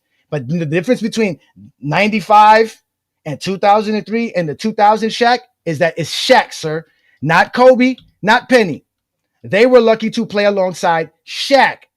Herm said I was lying bringing up these numbers. These are the same stats that he brought up because he thought that 2003 would save him just like you thought because you guys go run with other Zesty Jeffries and lie amongst each other and decided that this lie is the best lie to run and go tell everybody else till you pop up on the GOAT James Kingdom stream and get exposed for lying. Kobe was supposed to take him home in a game 5. Well, let's not go to game 5 because they still got another game. Push to game 6. What happens in game 6? You're going to blame Shaq? You're going to say they were just a great team? Or are you going to be truthful and honest and say that Kobe didn't show up? He took 19 shots to score 20 points.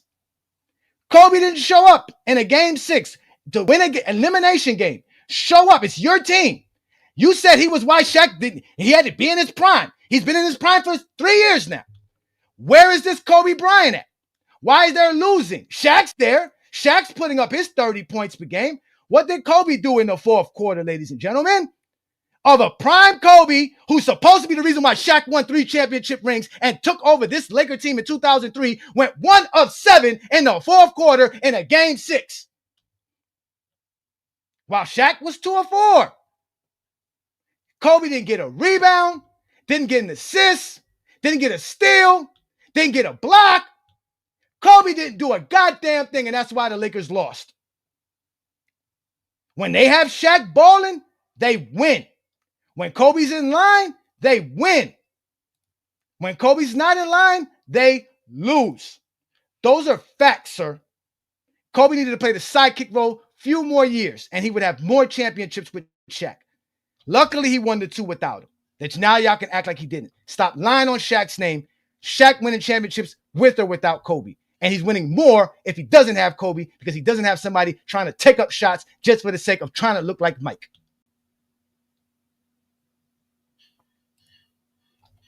The floor is yours, sir. Again, I ask you, why did they lose in 2003 since Kobe was the man? First of all, Kobe was not the man on the Lakers team. Shaq was the best player on the Lakers his whole entire time there. Kobe was not better than Shaq. I'm a Kobe guy. I got him top 5. But on the Lakers, no, Shaq was the guy. And even Phil Jackson told Kobe to reel it in after Kobe's 9 straight 40-point games were losing the big fella because Shaq was not getting the ball. So, okay, I won't even score 40 points again no more. We'll give the ball back to Shaq and we'll go about our team. He did do that. They lost to a great Spurs team. That's their rival. That's number 1. Number 2, when somebody in the chat say, well, 96 Penny, they lost to. Well, they lost to a great team in the Chicago Bulls. Like, I give Shaq all the credit in the world. He lost to great teams. He lost to dynasties. But he would have won a championship with or without Kobe. I agree because he's that dominant. But to say that he would have three-peated the way he did without Kobe and any other player in that league at that time, maybe Allen Iverson. I named you and that's 12 about players. Other guard, Allen I named you Iverson, 12. and maybe T-Mac. That's about it. I named you more than 12, and they all did what Kobe did in the fourth quarter. And if, like I said, and they weren't even worse than Kobe. Like I said, Kobe was so bad. I mean, like y'all really just be saying stuff just to say stuff. Y'all really don't be wanting to be honest about stuff with Kobe. What are you talking about, Kobe? You guys brought up this series with Kobe. I didn't bring up this series with Kobe just to find out that no series. You brought up 2003, and I asked you why did they lose? You brought it up. You said why did they lose in 2000? Because I wanted to make because you brought up Shaq before Kobe, and I wanted to make sure you keep the same energy for Kobe when Kobe was the man. Because guess what? The same way Phil Jackson told Kobe to dial it back in 2004, he told Kobe the same thing when when he got hired and said, you are going to dial it back because it's Shaq's team. You're the second option. Kobe was the guy that kept going rogue to the point that Phil Jackson said, yo, just trade him. He doesn't want to follow the system. He doesn't want to be a part of the team. You think I'm lying? You guys always think I'm lying, but all I do is bring facts to go James Kingdom. We wanted as a group to kind of address Kobe being selfish on the court. Something wasn't right. Something wasn't right. I mean, I go to practice and I feel a little uncomfortable. What's this about? The mood in the locker room was not good. So I asked the all boys, the trainers, Jerry West, Mitch Kupchak, to leave the room. I want to talk to these players alone. And then I started out on what's going on out there, what's going on with you guys. They didn't want to talk. It was about them thinking I was out for myself and I was being selfish, and which was totally not the case. I talked to Jerry West about it at the time and said, you know, Kobe doesn't really want to win if he wants it to be about him. You know, maybe it'd be best to move him on.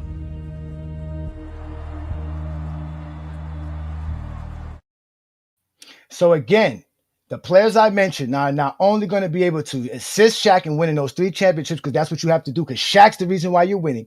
You need to be the sidekick. Kobe didn't want to be the sidekick. He was trying to not even be the sidekick in 99.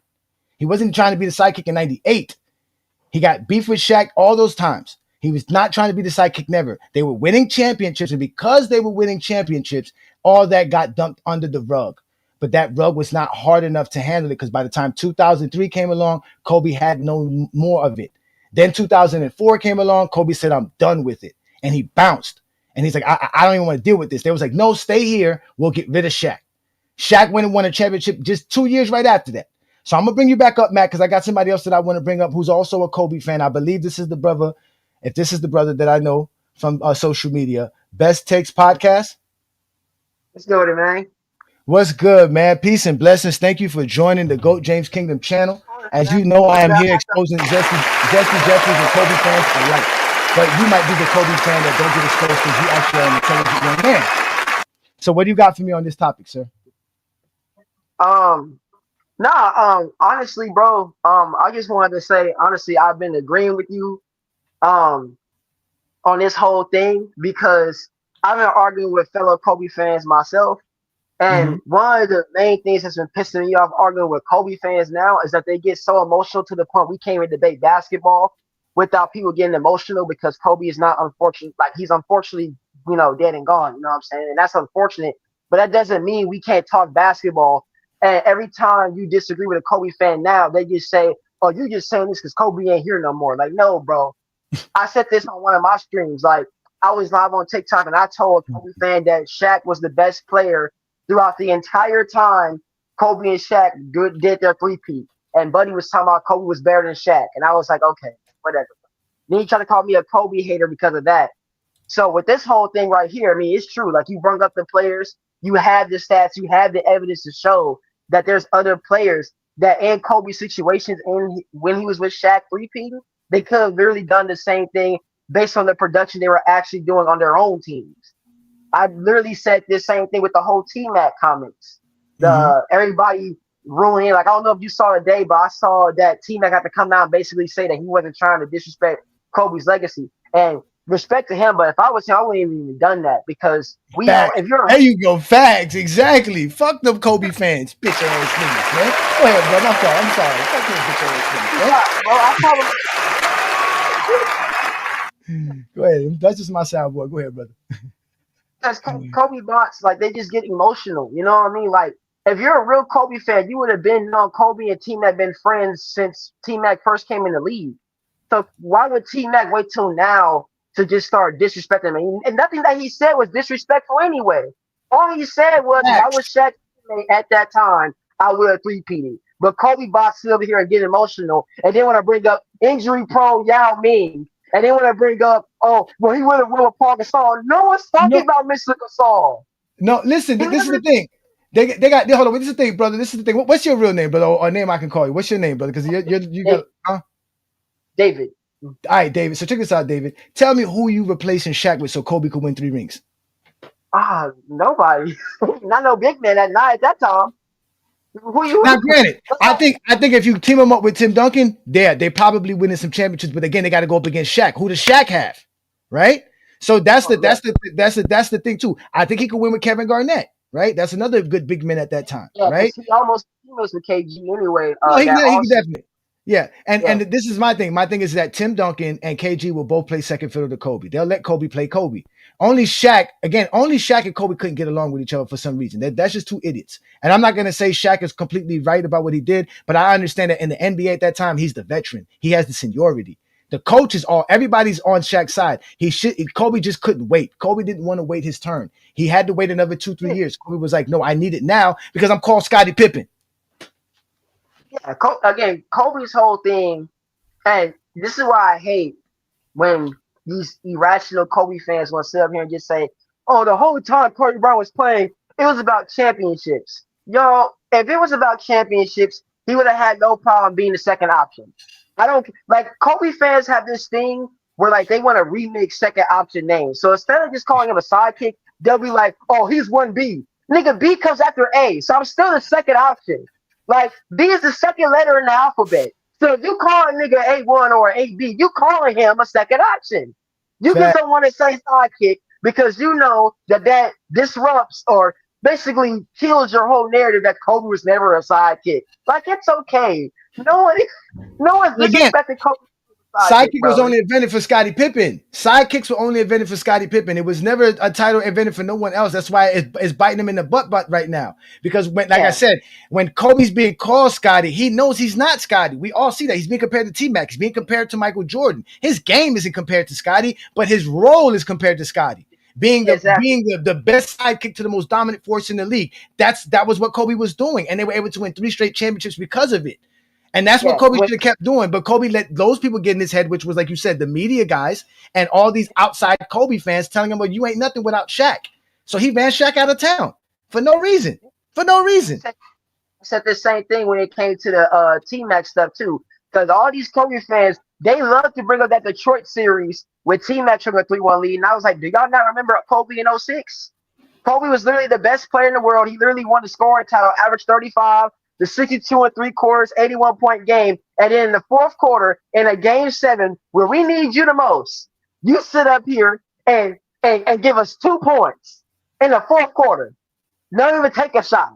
You don't even it's like I said a few days ago. If that had been LeBron at any point of his career, I don't even have LeBron to go like y'all do. I respect y'all having Bron to go because y'all have good actual reasons why y'all have Bron to go. That's fine. But, like, if that had been LeBron at any point in his career, and you know this because you're a LeBron fan, at any point of LeBron's career, he showed 3-1 lead, that would be talked about more than 2011. That would be talked about more than 2011. If LeBron had showed like Curry did in 2016 or like Kobe did in 06, boy, you wouldn't hear the end of it. You wouldn't hear the end of it. But since it's Kobe, like this other Kobe fan told me, no, Kobe didn't show. Kobe was just trying to show the team that he needed him. So Kobe didn't realize that his team needed him when he was averaging 35 the whole year. Really, nigga? Really? The teammate he wasn't even talking to. The teammates he wasn't even speaking to. Came out was like, I'm in the locker room with this dude. Kobe told me to my face, I don't have enough on my resume, so you can't speak to me. What teammate is that? Like, Kobe, like, that's what I'm saying. Like, I love Kobe, but that was, come on, bro. That's just undefendable, bro. You can't defend that, but. Yeah, listen, brother, plug in your channel because, people don't know who you are, and I know who you are. I'm quite sure they say you're not a Kobe fan, but I know you're a Kobe guy. Go ahead and plug your channel. Let them know who you are, and I'm going to bring up some GJK members so we can continue this conversation. Go ahead, brother. Bro, yeah, I think I put it in the chat. Let's take pod. I'll be on YouTube. I'll be on TikTok. Yeah, I think we see each other's content all the time, so. Yeah, I do. I see your content all the time, man. I appreciate you and what you do, man. Because again, you're one of the objective Kobe guys, and some of these guys, they're just not objective. They just can't be, and that's fine. You could be subjective, but at least admit to it. Just admit to it. Just admit to it. Biased. Don't try to sit up here and come into unbiased territory and then want to say, "Oh, I'm not being biased, bro." You clearly are, bro. Yeah, I got to play this video clip right quick because I want to get to this so we can get to the show going. Now, remember I told y'all about how Kobe had to change the way he played the game, had to learn to be a better leader and everything. And I believe that him and LeBron together learned how to be better leaders amongst each other when they were on the 08 team. And here's an example of that. And again, and Kobe understands how he's doing what he does. It's not like this is just Kobe knows what he's doing.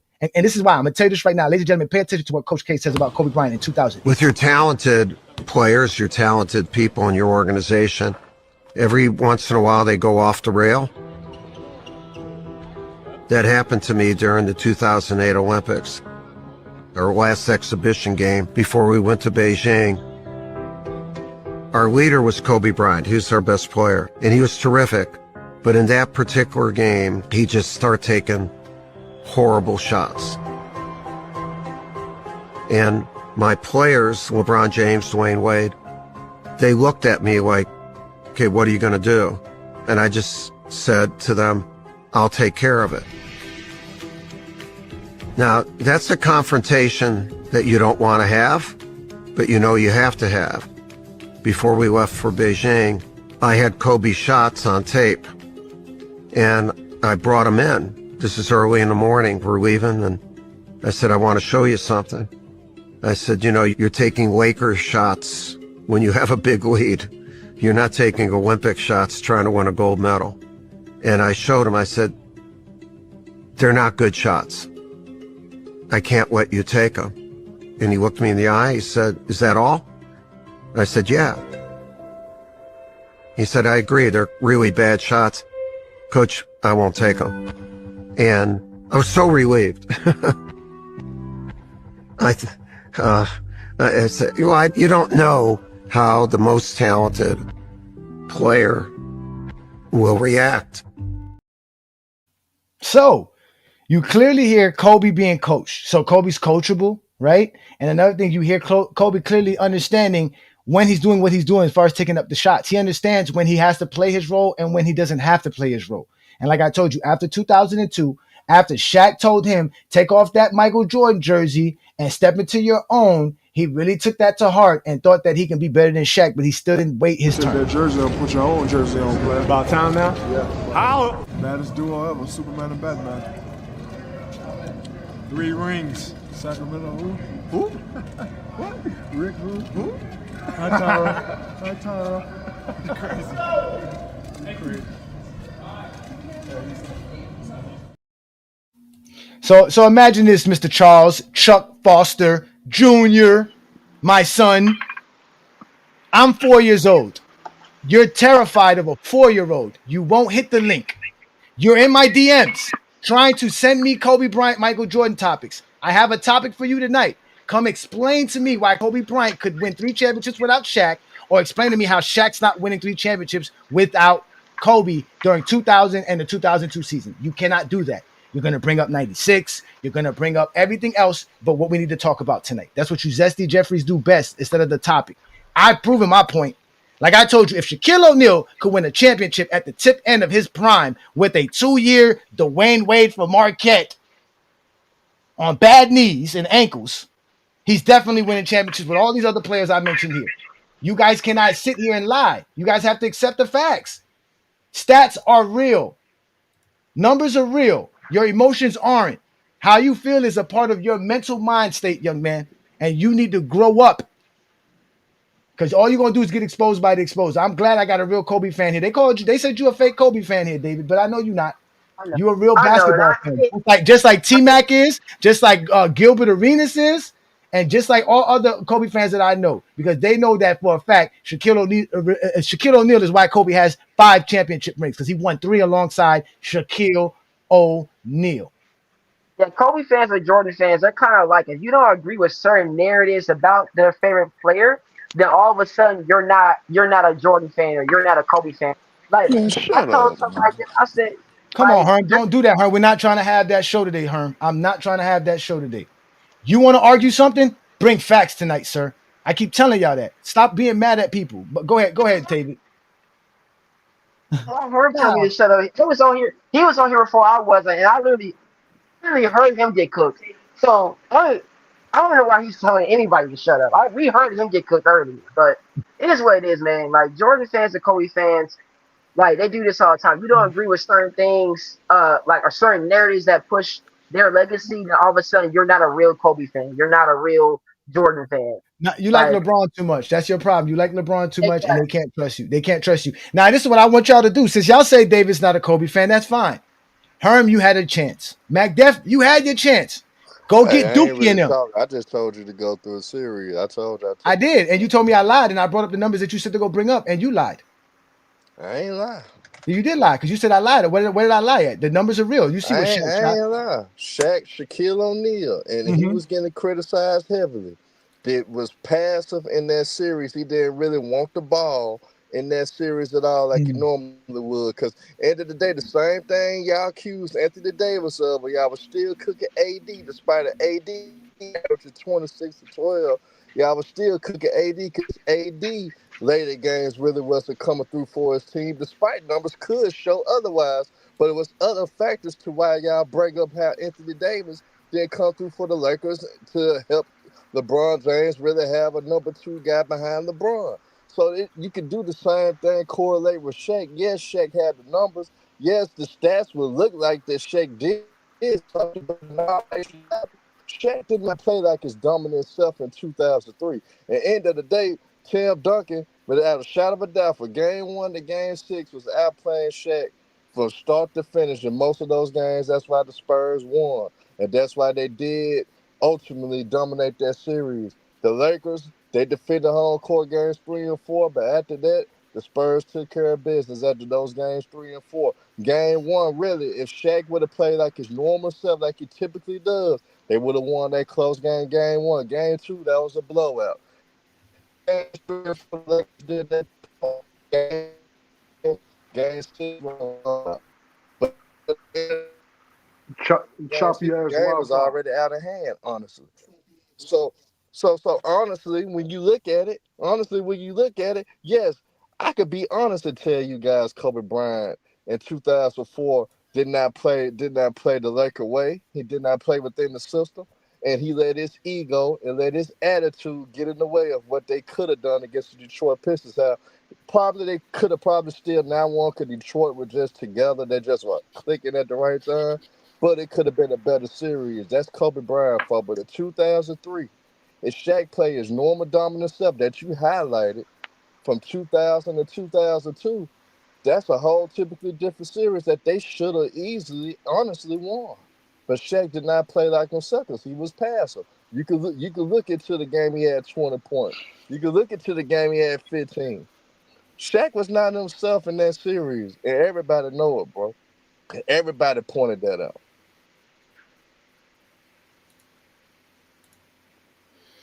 All right, Herm, I need you to stop lying on Goat James Kingdom. All right, I need you to do a favor, brother. I need you to figure out what emotional status that got you to this point in life. But I'm what you not need to do is lying. stop lying. Okay, then here goes game 1. You're telling me Shaq's not his normal self with 24 points, 21 rebounds, That's 3 not the assists, dominant Shaq. 4 blocks, 24 and 21 I, and I 10 of seen Is that dominating? nah, but I seen AD do that, and you cook him, and you cook Anthony Happened. Davis when he does that. So no, yeah, wait, I did not cook I'm Anthony Davis. keep the same Herm, keep the Herm, same Herm, energy. You Herm. cook I'm Anthony gonna Davis ask you all the again, time. Herm. Keep the same Herm, I'm energy. gonna Keep ask the you same again, Herm. I'm energy. gonna ask you again. No, you're not keeping this in, Herm. I'm gonna need you to answer this question because you're not going to deflect. You're not gonna go running to something that has nothing I'm to do not with tonight's deflected. That focus. was my whole You premise. are That was my no, whole no. premise, actually. That has nothing to do with the conversation. Will You you said actually Shaq. let me talk? That was my You whole I'm premise. sorry, Mr. Handicap Man. I didn't mean to offend you. Do you speak sign language? Can you read lip? Let me break it down. If you don't answer me when I speak to you, I'm gonna put my foot in your ass. Is that clear, dummy? So I'm gonna ask you again, Herm. Shaquille O'Neal in 2003, I believe, averaged 22 points per game for the regular season and like 11 rebounds. He shows up game 1, puts up 24, 21 on 10 of 20 shooting from the field. Not only that, gives you 4 blocks plus 3 assists, is what he normally does. And you're saying Shaq did not show up in game 1 versus the Spurs? I didn't say that.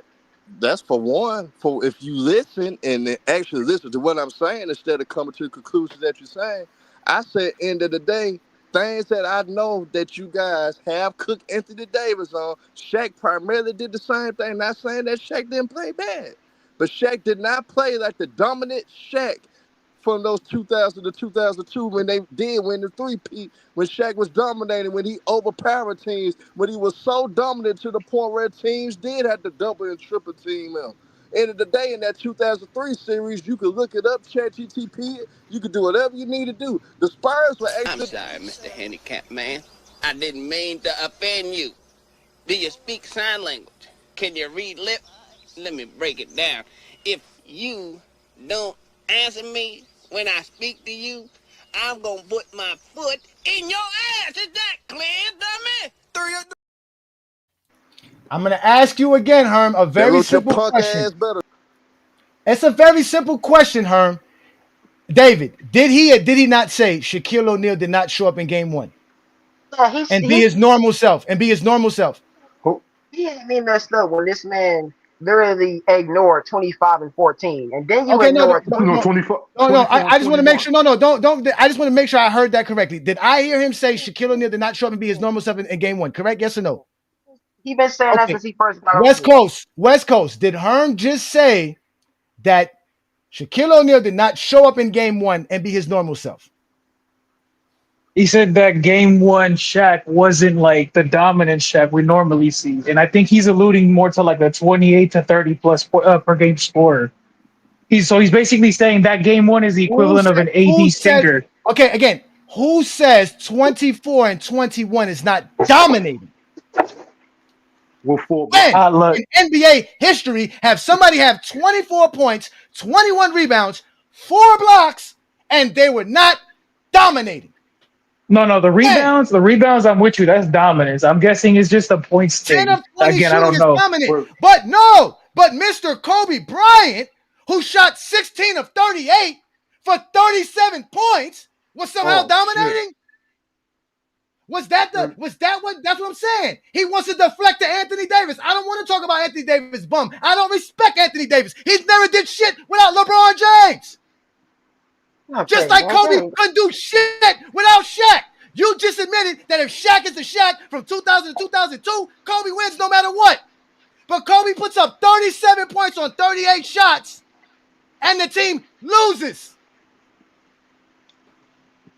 That's crazy. But Shaq, 24 and 21, is not dominant. Versus Tim He Duncan brought up and this David series. Robinson. I didn't bring up this series. He thought he had something. What the fuck does Anthony Davis got to do with 24 and 21? When did Anthony Davis score 21 and 24 and LeBron had 37 and the Lakers lost? Can you tell me that, Herm, since you don't answer the other questions I had? Can you tell me that? You keep putting When did Anthony Davis have 21 fuck you, honestly. and the Lakers lost and LeBron had 37? Tell me that. So fuck you, honestly. Yeah. See, look, you get in your emotions. This is why y'all get mad. How you gonna get mad at me? Because you can't cook me. You can't expose me. Go get Cricket TV. I mean, you ain't shit with that to me. Go get the rest of Zesty Jeffries home because your bitch ass cannot handle the smoke, nigga. I'm Ajani the Exposer. I'm exposing all you bitch ass Kobe fans tonight. I'm staying live all night for this shit. Just for y'all. See, Johnny, you like to bring up stuff like that in the I get tired of you. This nigga made me go look up stats and said Shaq didn't bring it. The motherfucker had 24 and 21, but he would have had 40 if Kobe's not taking 39 fucking shots. And this Shaq doing this against David Robinson and Tim Duncan. 24 and 21? I'm not emotional because one can't have a conversation like a grown man. I asked him a simple question. What about 24 and 21 is not dominant and not Shaquille O'Neal? What? Yeah, that's just, I've never heard that They before. just care about the points. He's a Jordan fan. They only care about points. Yep. All this shit I've never heard that scoring. in my life. All these arguments that we be getting into because they always want to deflect or change the narrative on shit is because of scoring. You just said that nigga took 38 shots. 38 shots? So answer my question. What is it about the 24 and 21 that's not dominant? Nigga, fuck your question, nigga. Because you want what you want, you like to mute niggas, fuck your question, nigga. I ain't with all that because I don't mute niggas. Answer it. I don't do that. You don't can ask got a West fucking Coast. show. You can I'm ask sorry, Mr. Handicapped Man. I didn't mean to offend you. Do you speak sign language? Can you read lip? Let me break it down. If you don't answer me when I speak to you, I'm gonna put my foot in your ass. Is that clear, dummy? First off, let's start off here. Let's get back to me being by myself. Because Herm, you's a snitch. You's a snitch, Herm. Go get your own show, Herm. Don't become a GOAT James Kingdom member. I don't want you as a GOAT James Kingdom member. Because you belong to Cricket TV and them people over there. Go with Dookie and them. Go lie with them. Because you's a snitch. You's a snitch. The other night, we had a bitch-ass Zesty Jeffrey claim that he's going to come see me in Miami. The motherfucker put his phone number for everybody to see, talking about call me. This nigga want me to call him. When I exposed the man on the GOAT James Kingdom platform for my GOAT James Kingdom member, snitch-ass Herm went and told everybody that I did it. A snitch. That's what Does you Herm are, know nigga. that A nigga? snitch. Does Herm know that nigga? A snitch. No, because Herm comes in GOAT James Kingdom trying to spy, but only gets fucking exposed. So I don't want you as a GOAT James Kingdom member. I'm gonna keep it respectful. Don't subscribe again as our membership. When you got bitch ass niggas like this talking about me, I don't see y'all defending me, but what you go do is go run and hide and instigate shit. So you went and snitched on me as a GOAT James Kingdom member for some bitch ass nigga who you probably don't even fucking know. All for the sake of hoping Ajani something happens to me. You's a snitch and a bitch ass nigga, Herm. I said it. Come to Miami, come see me about it. I didn't even want to get to this point, but I knew I would get to this point with you Zesty Jeffries tonight. Because I'm exposing Kobe Bryant and his fake ass fans in line. Go get Low. Go get Real Talk TV. Go get Mars. Go get any Kobe Bryant fan on the internet today. Say, hey, Johnny's looking for them. I guarantee you they say I'm leaving him alone. I guarantee it. I brought facts. I'm about to start falling back from Low too because he came on FYF talking about, oh, I don't be making content about what other people make content on, and literally put up a fucking video about Sam Acho. Nah, listen, it's fine. Low is a great content creator. I watch all of those videos. Same, but tonight, if he show up here, I will expose him for lying on Kobe. Talking about Kobe's the only one that will hold Shaq accountable when Shaq wasn't being held accountable. So why he punched Kobe then? No, Shaq wasn't being held accountable. Yeah, that's what I'm saying. Shaq was not being held accountable. That's a lie. At one point, Shaq's middle name was accountability. The only person, and now if he was to say that Shaq wasn't holding himself accountable, then okay, because of like him getting out of shape and everything and stuff like that. Then okay, I would agree with that. But other people not holding Shaq accountable, that's false. Do you not remember who his coach is? His coach is Phil Jackson. That man's middle name is accountability. What are we talking about? There's a reason why they went and got veterans for that locker room because they needed it because Kobe was too hyped. There was something wrong with Kobe. And that's fine. Kobe wanted to be Mike. There was something wrong with Kobe. He had the desire to be great. And nobody's taking that shit from him. Low ain't cooking shit. Go tell Low, come here right now and watch what happened to Low. I ain't Gil. I don't let people punk me for my sneakers. I ain't Gil. Hey, Johnny, hey, I'm at least glad you did say this though about Kobe. You did say that, and I wanted to ask you about this. Had he played with another player like Duncan or Garnett, he probably could have gotten the same amount, if not more rings. Because the ego thing wouldn't have been a problem with KG or Duncan. No, I don't know if it's 3 though, because we still got Shaq in the league. So who's Shaq's playing with? Because it's easier for Shaq to win a championship with a lesser talent. You got to go give Kobe Tim Duncan and hope that him and Tim Duncan get along, because Tim Duncan is still not as dominant as Shaq was. Go get him. Go get him. Low is live right now somewhere on some internet. Tell him, GOAT James Kingdom. Hey, Johnny's talking about him and saying how he would get cooked here, lying on Shaq's name. Shaq's winning 3 championships with or without Kobe. And in fact, he's winning more if you give him the players I mentioned. I said it. And I'm gonna keep saying that's why y'all hate this. Because everything I say is recorded. None of your people gonna go run and talk about it. Maybe Low will do this. Maybe Low will bring up something from this live. Maybe he will. So, question: are you saying like Shaq was still 3P without Kobe? Yes, Shaq is 3P with no matter who's on his team. I'm not saying no matter who's on the team. No, let me bring up the players. I don't want to say that. Not Like the guys that you brought up, like the Vince guys that I Carter. brought up. The guys that I brought up. Yeah, Yeah. but think about that. That's 12 players. How many good players are there in the league? That's what I'm saying. But you can't replace Shaq. You can't find this much guys to replace Shaq with. You can't. And none of them guys play with anybody as good as Shaq. Exactly, none of them did. Literally, like that's what I'm saying. I really do believe Kobe. So their job is going to be easier playing alongside Shaq.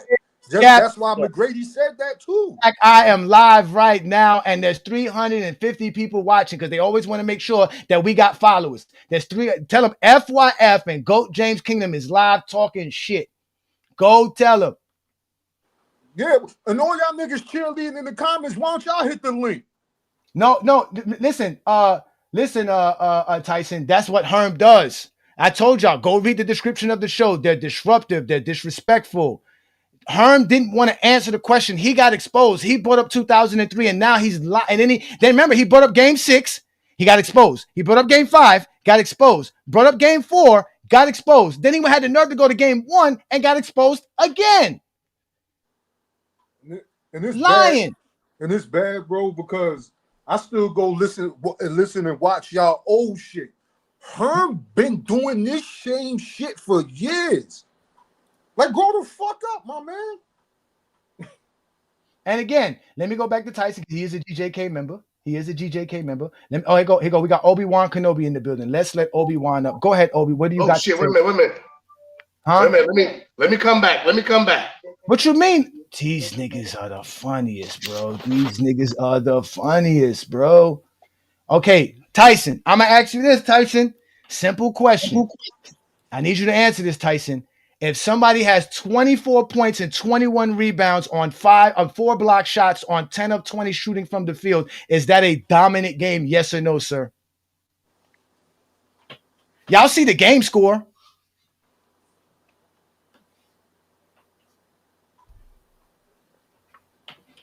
Which one's the dominant player? Is that Shaq not showing up and being his normal self?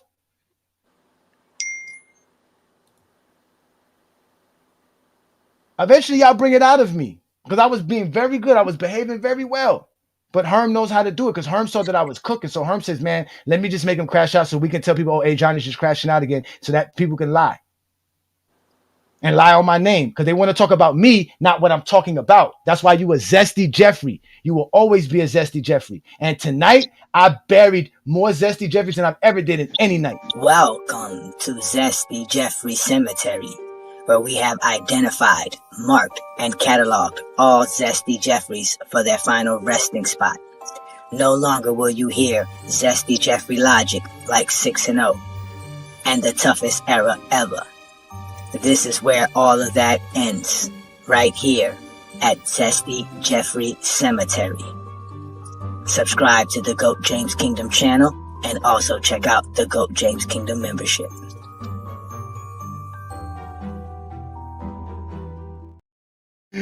Tyson, that man said you gotta go check with your lady first. Yep. But hey Johnny, real quick, right? Remember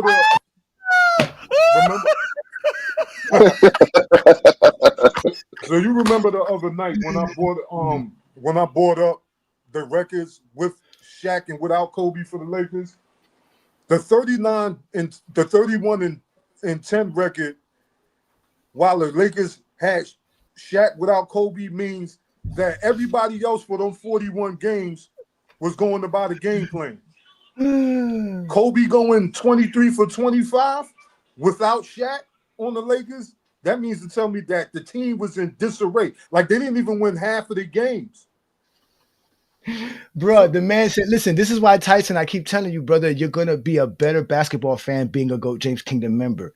You cannot subjectively grade stats. They are what they are. 24 points and 21 rebounds is still dominant no matter how you cut it.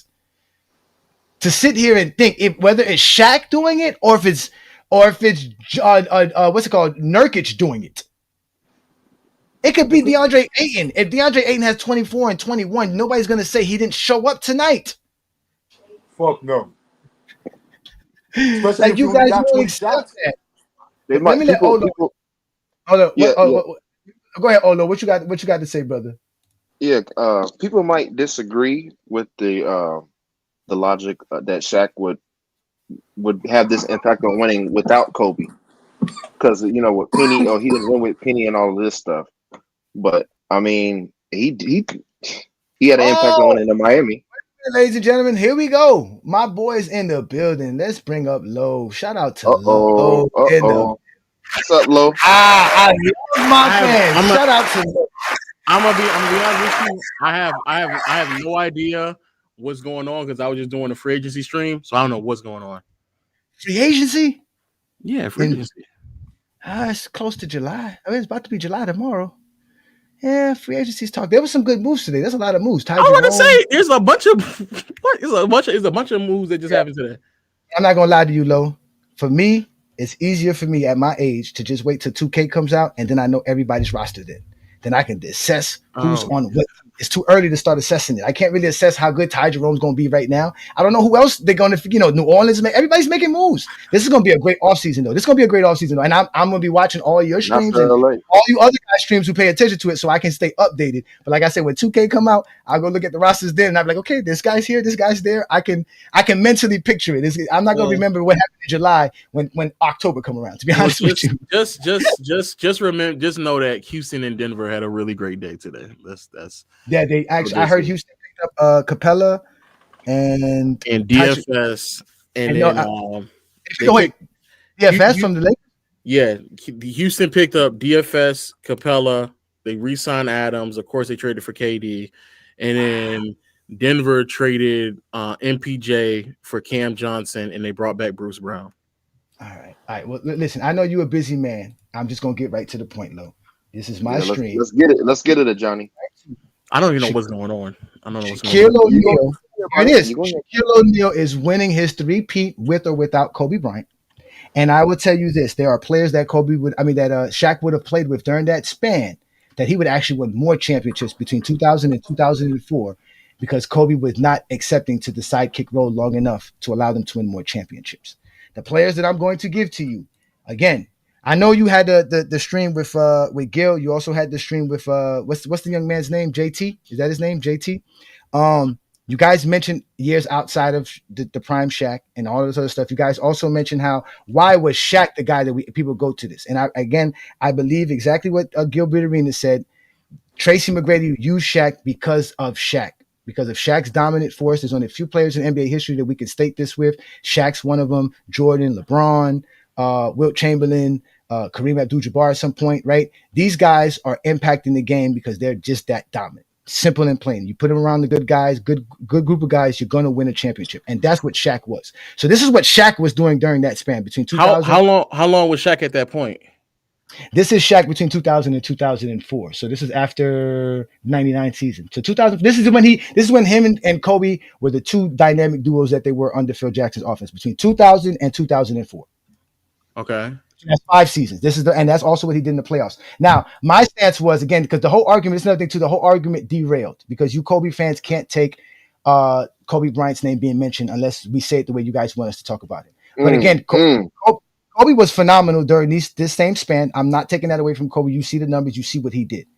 I said during this same span, Tracy McGrady is not only winning the 3 championships, he's probably winning more because he would take the second fiddle road that Kobe didn't want to take, that Kobe was so ready to relinquish from even before they even made the run. He didn't want to do it before they got on the run, and after he got on the run, he was ready to really get away from Shaq because he wanted to be his own player. He did not want to be called a Pippen for being a sidekick to Shaq, one of the dominant forces in league history. So he wanted to do it for himself, which we all know he did do that. But again, this is what we're talking about, 2000 to 2004. So when Shaq was this dominant, who can you replace Shaq with? Really nobody. There's no Shaquille O'Neal in this span. But I give you these players right here, Lo. Can you see these players, Lo? Mm-hmm. Right, you can see them? It's Allen Iverson. Now, this is the same span, 2000 to 2004. Allen Iverson, Vince Carter, Gary Payton, Jerry Stackhouse, Michael Finley, Ray Allen, Eddie Jones, Allen Houston, Paul Pierce. And this is the one where you can go in on me first if you want to and have fun with me, because this one I definitely did the troll y'all. And I would see how good I can debate this, but Jalen Rose. Yeah, Lo, he's pretty much saying Shaq was so dominant, you can plug these players in and they would still three-peat. Like, that's the premise. So why didn't Penny win with him? Because the Shaq of 96 was the Shaq of 2000. This Shaq right here.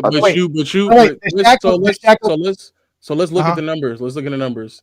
Didn't I tell you they were going to mention that? Shaq in 95. No, put the number. Put Shaq's numbers up. Shaq in 95 led the league in scoring. Go from 94 and 96 with the 3 years. I'm just asking 95. Shaq in 95 averaged more points than this stretch you're talking about. He averaged just as many rebounds, assists. He shot actually shot better from the field as well. And he went in the postseason. He averaged 26, 12, and 3. Why didn't they win? Because Shaq still wasn't the same Shaq. This Shaq was better. Okay. So what are you? This again? You're comparing a 5-year span to a 1-year span. This is 5 years we're talking about, Lo. How was he better? How was he better? The 2000 Shaq to 96. Compare those two. Go ahead. How was 95? How was 2002 Shaq noticeably better than 95 Shaq? I didn't go to 2002. Lo, don't be a Kobe Bryant fan. How was 2002? How 2002, 3, and 4 Shaq better than 95 Shaq? Again, they won in 2002, so they lost in 2003 and 2000. How was he better? How was Shaq better in between 2002, 3, and 4 than he was in 95? Because Shaq had developed all of his skills and the maturity level to play the game at the right. But he knew how to turn on the switch by that time. He knew how to play his game. He had a system that worked well with him. He knew exactly what to do while he's under Phil Jackson's system. You got to remember that. He was also heavier. He was heavier. Oh, yes. It's also the fact that the reason we have this Shaq that you see here on the screen is due to Phil Jackson's ability to bring that out of Shaq. So I ask you again, Lo, can you please bring the Shaq that's on the screen is very similar to the Shaq in 95. You're just looking at numbers, Ajani. Again, this is a 5-year span, Lo. You're not bringing up a 5-year span. Bring me up. I'm telling you that I'm bringing up a year. I'm bringing up a year where he played with someone that's better than a lot of the names that you just named, and he didn't win. Again, you're bringing up the time at a time that he was not the same Shaq. The Shaq of 2000s were better than the Shaq of 96. Why? Why? Because you're using 1 year. You're not. I'm asking the year that he played. There's a year in which he played with an All-NBA caliber player, and he's posting up numbers that were better than most of the years that you're referring to. Why is it that they couldn't win then? Because it wasn't that Shaq. But what makes him not that Shaq? I just told you, Phil Jackson's triangle offense and the system that forced Shaq to be the dip again. So you think that when Phil Jackson no. I would kick all you guys out to let me and Lo have this conversation, please. People want to hear me. Go ahead. It's one-on-one. It's Lo and I. We're having a great conversation. You think that Phil Jackson didn't give Shaq and Regimen understanding of what he was going to do, how he was going to do, and what was going to take to help them get over the hump so that they could win a championship in 2000? If you're going to say coaching is the difference, that's fine. That's the part of it. That's why I use 2000 and 2004, because the part of it is that once you get that Shaq with Phil Jackson, that's why they could win it all the way. So you're only replacing Kobe. Again, if Kobe's injured, they're not winning because you're not replacing Kobe. I'm just saying you have to replace Kobe with somebody who can do what Kobe was doing at that time, which was basically being their fourth quarter scorer and basically playing good defense for them as well. And just being a solid player across the board. Like I said, we look at Kobe's numbers, 26, 5, and 5 is nothing to shy over. That's incredible. 5 All-NBA teams, 5 All-Defensive teams, 3 first teams on both sides of the ball. So Kobe was a baller. I'm not taking that away from him. I'm just saying that as dominant as Shaq was for those 5 years, which you refused to go get the 3 years he played with Penny, and you've been doing this for a while. You've been arguing around here, lying to people about Kobe and definitely disrespecting Shaq. But you won't go get Penny and Shaq numbers for those 3 years. Well, Shaq came in the league averaging 23, 94, 95, and 96. Though that's a 3-year stretch. Shaq was averaging 28, 29 points, 12 rebounds, 2.5 blocks. So there's a 3-year stretch of Shaq where I can Without a doubt. Yeah, there's But now, definitely why you go do that? And why you go do that? I got to ask you this because I asked Herm this. He got upset with me. I don't know why he got upset with me. Since it's because of Kobe as well, because you said he would win one with Tracy McGrady, if that, and all these other guys. So, okay, let me ask you this: if he's not winning 3 with these guys, is there any one of these guys he could win 3 with, or none of them? I don't. My issue with the three-peating is that I think that there's a lot that goes into three-peating beyond just looking at numbers. Like Shaq himself wasn't really that motivated to also three-peat either. So that you would have to like find someone who would also be motivated enough to do those things. Also, you said that Kobe wasn't willing to be a sidekick. Why did Tracy McGrady leave Toronto? He left Toronto for one because they were not trying to make him anything in Toronto. They kept him on the bench. He said he didn't like the coach, and if I'm correct, shortchanged, he got more money in Orlando, and he was playing at home, and he was going to play with Tim Duncan and Grant Hill, so he was willing to play second fiddle easily. Well, Tim Duncan was later on. That wasn't and Grant Hill at that time. Grant Hill at the time was going to be more of a passer. If I am not mistaken, I think he's come out of his mouth and said that he did not want to play. He did not want to be a sidekick and not want to play second fiddle to his cousin. Nah, we had this conversation the other day about that because for my part, my partner B. Lee thinks the same thing you think, that he doesn't think that he would be a good sidekick to Shaq because he was jealous of Vince Carter. He would definitely be jealous of Shaq. But we went and found a clip of T-Mac saying that no, he had nothing to do with Vince Carter at all. It was basically Toronto's the way they ran their organization, how they shortchanged him, and he said, and overall, he got paid in Orlando, and he was going to play at home. That's what he said. So why wouldn't he do the same thing? Why wouldn't he have left LA? Because also in the beginning of LA, he wouldn't have played either because he was coming off the bench as a rookie because he was a high school player just like Kobe. And then there were also several. Kobe was starting by 99. Kobe was playing by 99. I know, but Tracy McGrady. You think Tracy McGrady by 99 was good enough to start? Yeah, that's what he was upset about. He was definitely good enough to start. He wasn't put in a bad position. So why wasn't he that good when he started in 2000? He was good. He averaged 26 points per game or something like that. No, he didn't. His last year in Toronto, he averaged 15 points. No, you said when he went to Orlando. As soon as he went to Orlando, he lost. Well, let me repeat. Yeah, he came off the bench. That's what I'm saying. Yeah, he came off the bench. He played like 30-something games. In Orlando, he started 34. They went to the playoffs. He started those 3 games in the playoffs as well. And he was terrible in the playoffs in those 3 games. So why is it that he's going to get a starting role? They were already starting him in Toronto. They were already starting him. Well, no, that's what I'm saying. They didn't give him that promise. They would have told him. Remember, they even fired Butch Carter, so he didn't have no promise in it. It wasn't a well-run franchise. They didn't promise him anything. He went and found out what was best for him, and Orlando basically to him gave him the best deal to leave. More money. Right, the franchise was handed to him. He was going to have a sidekick in Grant Hill for sure, and they were going to get Doc Rivers. I think with Doc Rivers, I don't know, he probably was there still, but probably were there before they got there. But yeah, again, he did not leave because he didn't want to be a sidekick. There was no coach in LA in '99. They had fired Dale Harris. They brought in Kurt Rambis. They had Kurt Rambis. Yeah. So Dale Harris notoriously was not playing any young players. That's true. So again, I'm saying if we go into the summer of '99 and he's a free agent or he's looking to be moved, why would he not? Why would he not be looking to move if you're in a situation that isn't promising to pay you, doesn't have a coach yet, doesn't have a structured coach in Phil Jackson yet? Why would he not just move as well? Well, you got to remember, Dale Harris didn't play Kobe a lot because Kobe wouldn't follow the system. Kobe kept playing outside of the system. He kept taking up shots that he was not supposed to take.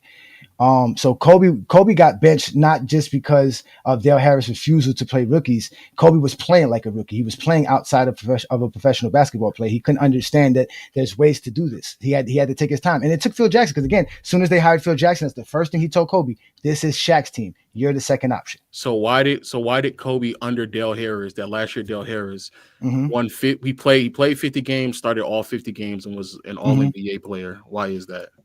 Yeah, because Jerry West drafted Kobe to be that guy. So he eventually had to make that role. But like I said, you talk about him. Like I said, you said, hold on. You said that they would not start Tracy McGrady in his second year in '99. Yes. Is that what you're saying? Okay. I'm saying his first 2 years. His first 2 years, why would they start? His first 2 years. Okay, his first 2 years. In '99, he would have not gotten the start. Again, we're not talking about '99 Tracy McGrady. We're talking about 2000 Tracy McGrady and on. In '99, Kobe was a starter Tracy McGrady wasn't a starter. Even in 2000, Tracy McGrady wasn't a starter. But that's what I'm trying to explain to you. When Tracy McGrady's on a team with Shaq and in an organization with Jerry West as the guy who's promoting you, because that's what he would do, because he would have been the one that drafted Tracy McGrady. So he's able to develop like Kobe was able to develop. The only difference is that Kobe's mentality is, I can do this now. Kobe was 19 at 20. He was basically, was a 19-year-old with a 25-year-old mind. In his mind, I'm ready. I'm here. I'm there. He didn't get it yet. It took him some time. And that he was able to do that because, for one, they had a Eddie Jones, they had a Van Exel, which they got rid of those guys as well, because it was a lot of turmoil with the Lakers. They were trying to really build a championship roster. They were trying to figure out who's going to do what. And they knew Kobe was going to be that guy, because Jerry West kept saying that. Because remember, when Phil Jackson said to trade Kobe, he had to go to Jerry West. And Jerry West said, no, let's be patient with this young man. And then you should be patient. Kobe is a talent that you should be patient with. But you have Shaq. So I'm assuming you're also saying that the 2000 Tracy McGrady also isn't good enough. So which version? No. Not that Tracy McGrady is still good enough. Because remember, Kobe only averaged 22 in 2000. And T-Mac averaged 15 all coming off the bench. That's what I'm saying. And T-Mac is going to start on the Lakers. He's not going to be put on the bench with Phil Jackson, the system, and all that talent. That, remember, they were going to draft T-Mac to replace Scottie Pippen. So Phil already knew how good T-Mac was. That doesn't. What evidence that you have that in 2000 he would have been good enough to average 22 and Okay, so if you go look at their per 36 numbers, I believe Tracy McGrady was around 18 points per game and Kobe was about 21 points per game. What was he doing as an actual starter when he was actually starting? What was he doing? Oh yeah, we can go. You can look at those. I never looked up those numbers, but that's great. Bring up those numbers. Now I do know that he had about, if I'm correct, about 10 or 12 games over 20 points, something like that. If I'm correct, he didn't score nothing over 30 that year. I did look up that information. You can find him. He did start like 30 something games. So but a lot of those games he started in, he did do well. Go look at the numbers. He did. I looked up the most minutes games he's played that season. He did well. Again, there's nothing. Again, we have to stop this. The reason Kobe is great. I'm just trying to figure out which version of T-Mac you're referring to. You don't have to figure it out, brother. Open up your eyes, clear your glasses, do something. Figure it out. It's in your face. 2000 to 2004, brother. They're winning 4 or more because he's not going to be upset that Shaq's helping him win 3 championships like Kobe was. Well, why? But why do you believe? So you think that T-Mac will be motivated enough to also motivate Shaq to finish the 3-peat? Because Shaq wasn't even motivated enough to do the 3-peat. Shaq was. They did it. No, he wouldn't. No, yeah, actually, Shaq himself has openly admitted that he wasn't. Mm-hmm. Shaq himself openly admitted that during the regular season he would coast, that he would coast, and he did not need to play as hard as he needed to. Shaq himself said that. Yeah, that's true, and they still won 3-peats, right? Okay, so you're saying, how would Shaq stay motivated enough? I'm asking you, do you think T-Mac will be able to motivate Shaq enough to stay engaged enough to finish a 3-peat? Yeah, enough to where Phil Jackson could do his job, because it's really Phil Jackson's job to motivate Shaq, not the teammates. Shaq was loved and beloved by his teammates, so they all love Shaq. Shaq made it easy on everybody. Shaq himself openly admitted that Derek Fisher wasn't the one motivating Shaq to. What are we saying? Again, they had Ron Harper, Rick Fox. They had a whole team full of veterans. Those were not the people that were challenging Shaq. Also, I got the numbers. In the 30 games that T-Mac started, he averaged 17 points. He shot 43% from the field and 32% from behind the arc and 75% from the free throw line. Okay. So he averaged 17. How many minutes is that? 38. So he played 38 minutes per game, averaged 17 in the 30 game. Okay, that's good. I still think that's good enough because T-Mac had the ability to do the things that he had to do. So he was, again, he's not. What evidence is there? This is the evidence. What did Kobe Bryant do, Lo? What was the things that Kobe Bryant did to help the Lakers win 3 championships for them to have the 3? We're going year by year. So in 90 and in the 99-2000 season, yes, that year for them to win, Kobe was averaging more points, more rebounds, more assists. So what exactly what's the evidence that in the year 2000 T-Mac will be ready to win if he's a worse player than Kobe? Shaquille O'Neal.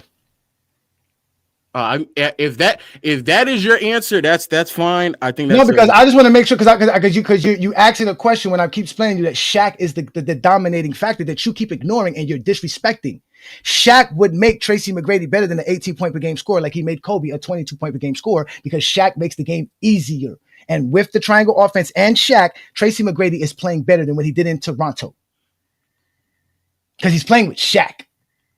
So if you don't want to accept that. if we go watch the footage, especially in the playoffs when they matched up against the Knicks, and T-Mac in the playoffs that year as a starter, T-Mac in the playoffs that year against the Knicks when they got swept, he averaged 16, 17 points and shot 38% from the field and 29% from behind the arc. If and I want to be very mindful to people, we pulled up footage of McGrady even when he was in Orlando. He would have one-on-one scenarios and he would just miss. So if we pull up footage of McGrady playing with Vince, you're telling me he's not getting adequate enough looks to be a better producer than that? I just say he would get adequate. He's not getting the looks he's getting with Shaq. I'll repeat what I said again. You don't think that he's getting adequate enough looks to be a better producer than 17 points per game on those shooting splits? I will repeat myself again, Lo, because you're avoiding Shaq, not like he would with Shaq. No. Right now, I'm trying to establish how good do you think T-Mac was in 2000? As good as Kobe was in 2000. How? How do you know that? Because they have the same skill sets. They have the same abilities. What lets you know that? You're a numbers guy. You are the numbers guy. So I just what numbers in the year 2000 let you come to that conclusion? What numbers? The numbers that tell me that, okay, is the fact that he came off the bench at averaging 15 points per game, 31 minutes per game, and he was not playing alongside Shaq in the triangle offense that would have assisted his ability to score more. Tracy McGrady was a good basketball player. He was, first of all, a scorer first. So that's you're never really going to take that from Tracy. Everything else he has to develop in the game. We all know he get a chance to develop. So like I said, I'm putting him on Shaq's team in 2000. He didn't have the luxury to be like Kobe to play and develop his game behind all of that. But I'm just going to put him on 2000. If he's the starter on the Lakers with Phil Jackson as the system, he can average the 20 to 22 points or the 22 points Kobe's averaging at 2000. Because as soon as he went to Orlando the next year and was given that option, he went to averaging 27 to 26 points per game.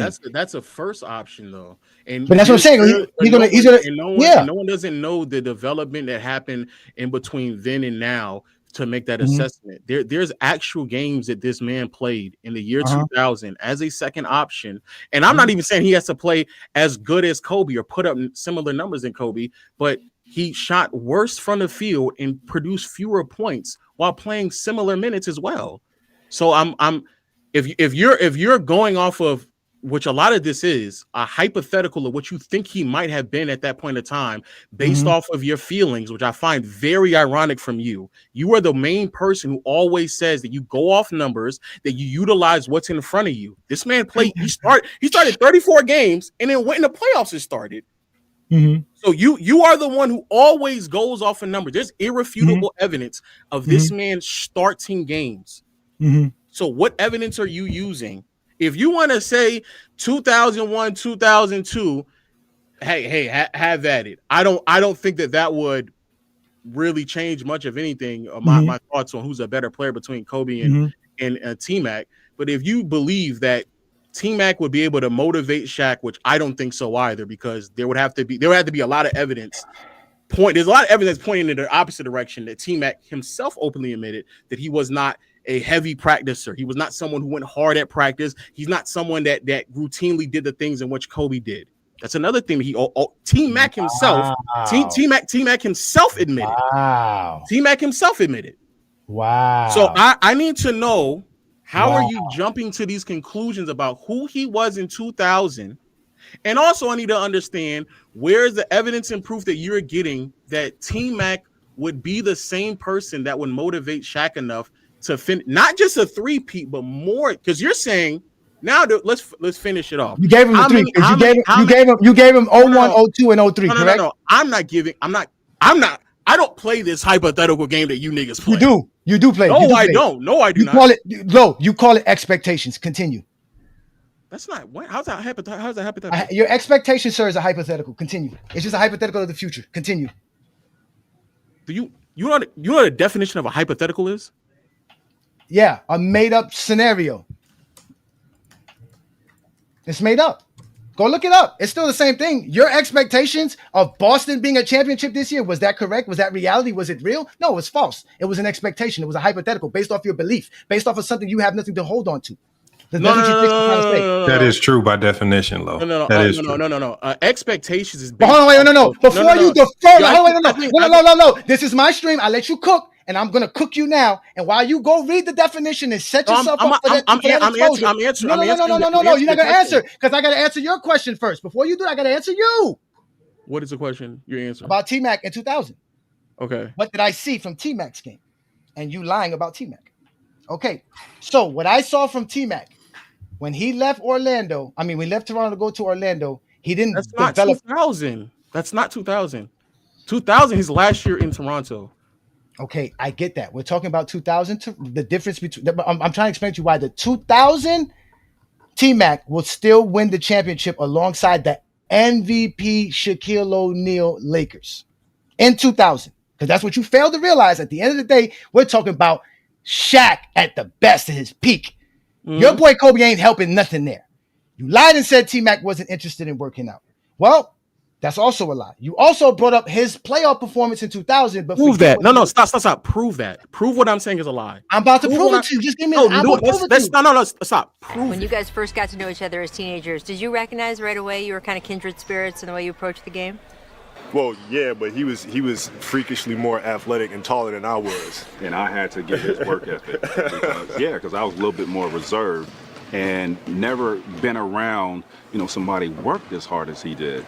And I learned that from him. Yeah, I had the athleticism, but the work ethic part I had to get from being around him. So how old were you when you guys met?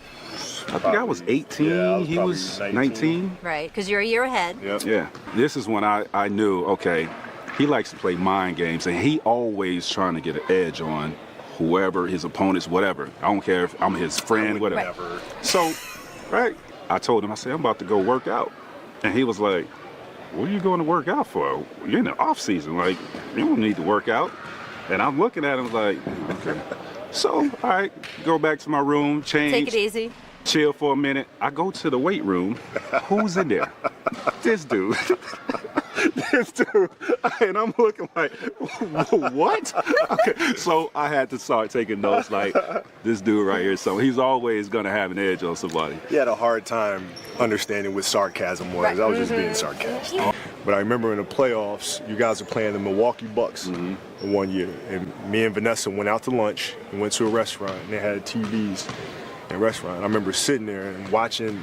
You just were cooking big dog. Just like, I think you called him Puppy Dog, was it? Puppy Dog. And I remember sitting in the restaurant watching that and telling V, I said, man, that dude's the real deal. He's made it. We started out like as youngins together, but I remember feeling like such a sense of joy because of what he was doing. So even though I've never actually told him that, there's a sense of pride. And that's as mushy as I'm going to get.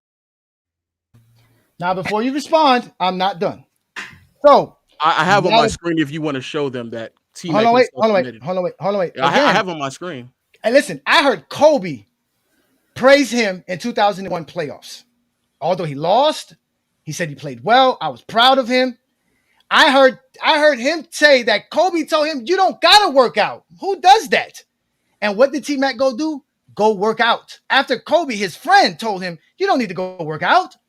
Where did he meet Kobe at? The gym. Because that's where he was going to go work out. So he had the work ethic.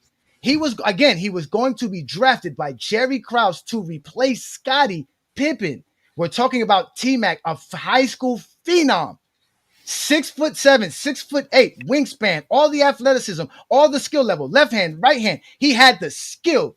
You ask me, where do I'm getting this from? Because the stats say he had the skill. And as soon as he went to Orlando and became the number one option, like I said, if he would have came the number two option with Shaq, which is like being a number one option, it's actually easier than being a number one option. Because the number one option has everything game plan towards you. You heard Kenyon Martin and them say, we only game plan towards the main guy. We're not doubling Kobe. We're doubling Shaq. So he's getting doubled in Orlando and proving you wrong because Kobe Bryant, your favorite player of all time, said that Tracy McGrady was that dude in 01. And I'm telling you, he was that dude in 2000, but he wasn't allowed to be that. The same way Kobe wasn't allowed to be the dude until Shaq had to leave. That's why he said, Shaq, get out of here. I need you to leave to show I can show people that I'm doing this. Because even when Kobe was averaging 30 points per game in 2003, they lost. And we have a bunch of Zesty Jeffries and a bunch of Kobe Bryant fans lying on 2003 Shaq when it was obviously Kobe's the reason why they win, but they couldn't win in 2003. Prime Kobe, better than Penny, better than Tracy, better than anybody, and he lost with Shaq. Out here jacking up 38 shots for 37 points. Out here jacking up 1 for 7 in fourth quarter clutch games. Then y'all want to blame Shaq. Have somebody here tell me Shaq wasn't his self low because he scored 24 and 21 rebounds. That's not normal Shaq. He's supposed to be more dominant than that. So Kobe could win a championship as the lead dog. When he was the lead dog in 03 and 04, the Lakers lost. That's facts. So when Kobe's the sidekick and playing his role, Shaq wins.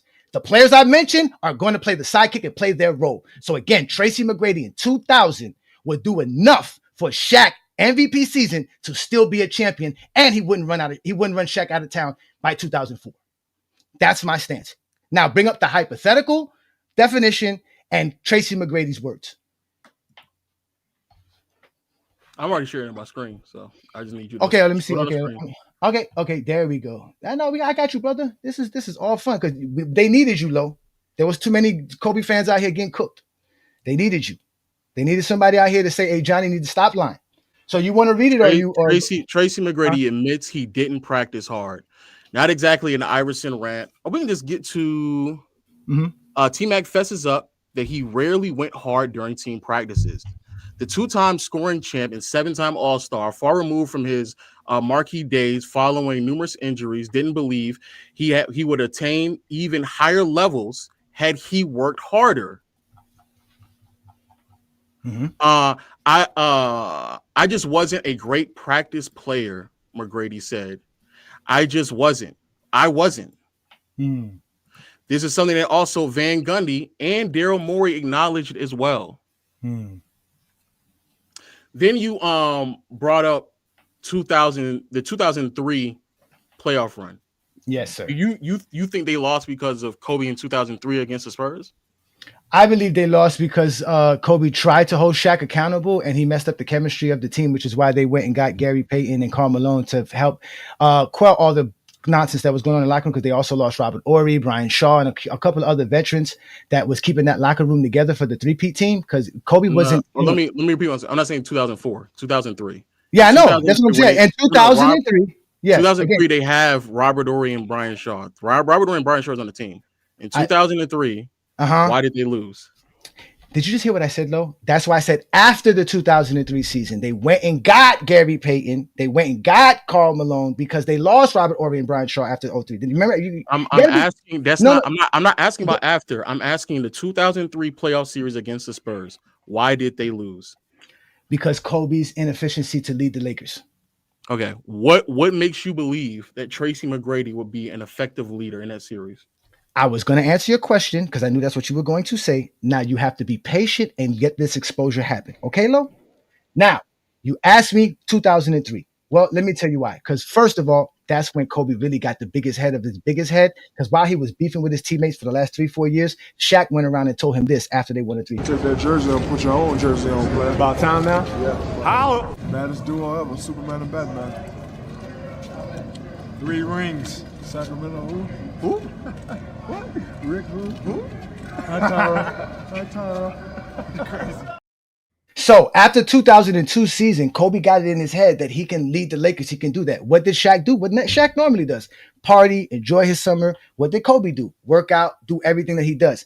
He didn't like the fact that Shaq wasn't prepared. I believe that, if I'm correct, you could correct me. That's the summer Shaq took the toe injury and he was late. I think that's 2002. I'll double 2002 offsides. The 2002 going into 2003. Correct? Yes. Okay. That's what you're saying. Yeah. Right after they won the 3-peat, Shaq took his time out, and then Shaq is quote unquote saying, "I got hurt on company time. I'm going to rehab on company time." Right? Correct?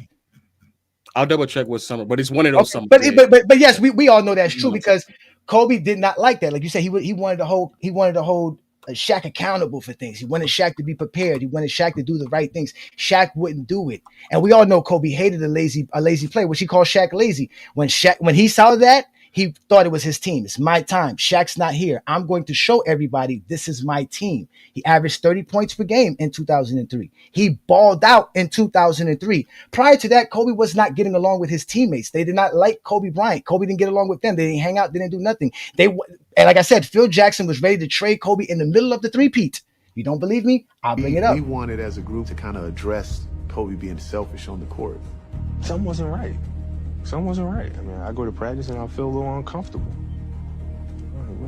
What's this about? The mood in the locker room was not good. So I asked the ball boys, the trainers, Jerry West, Mitch Kupchak, to leave the room. I want to talk to these players alone. And then I started out on what's going on out there, what's going on with you guys. They didn't want to talk. It was about them thinking I was out for myself and I was being selfish, and which was totally not the case. I talked to Jerry West about it at the time and said, you know, Kobe doesn't really want to win if he wants it to be about him. You know, maybe it'd be best to move him on.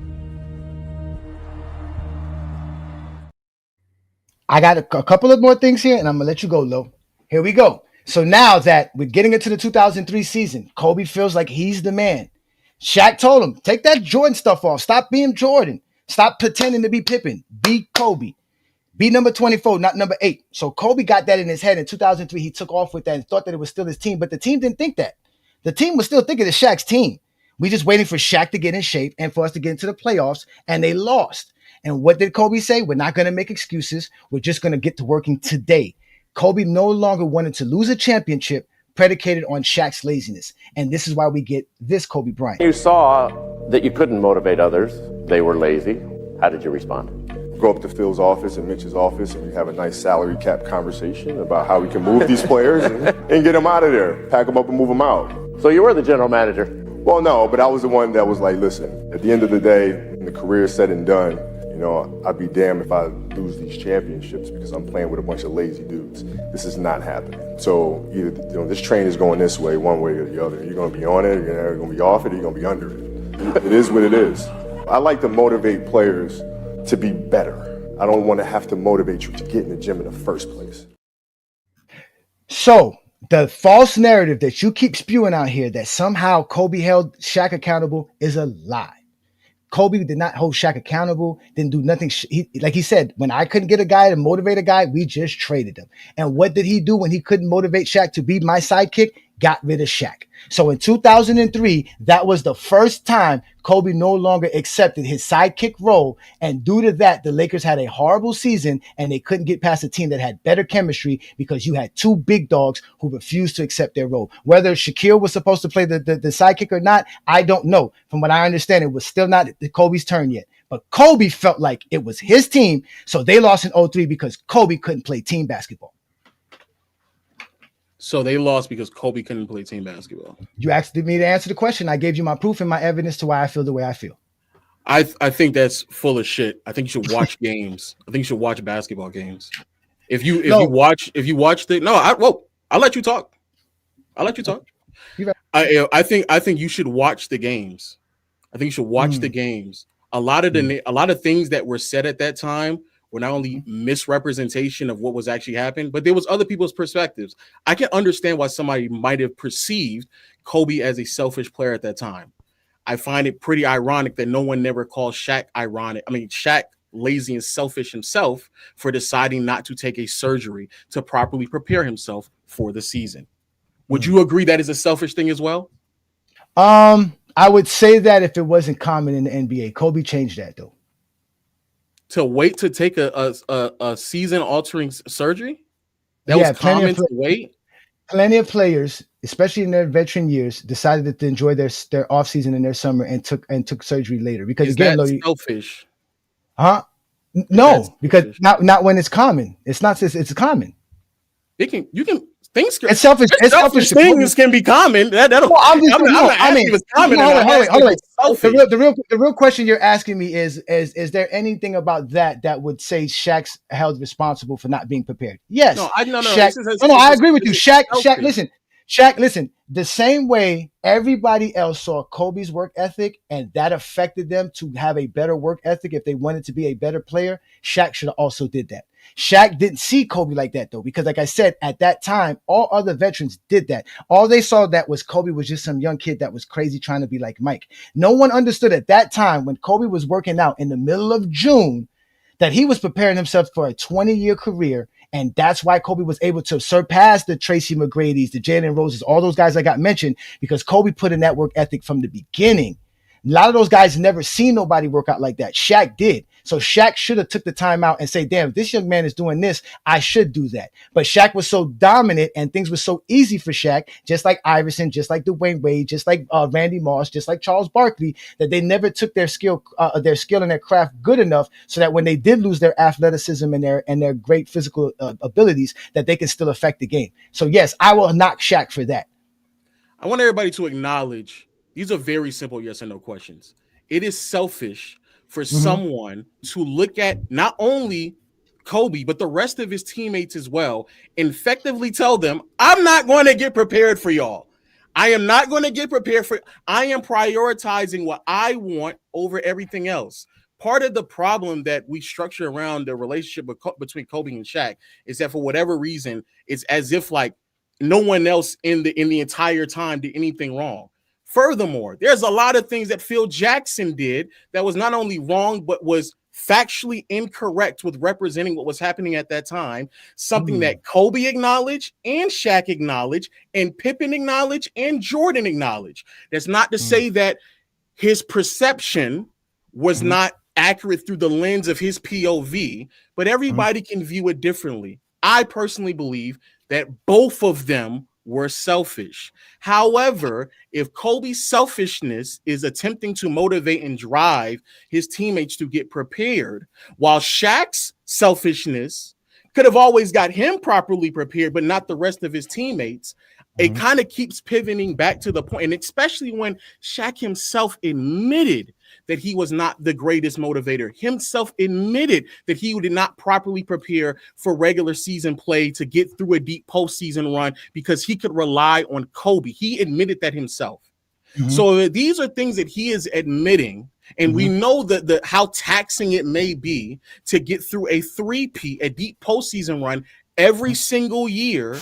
I don't understand how anyone can casually claim, especially at that time, when a lot of the other players around that point in time did not take it as serious either. Iverson also openly admitted that he was not willing to practice and dedicate his life to this. Yeah, there's plenty of players at that time that did not.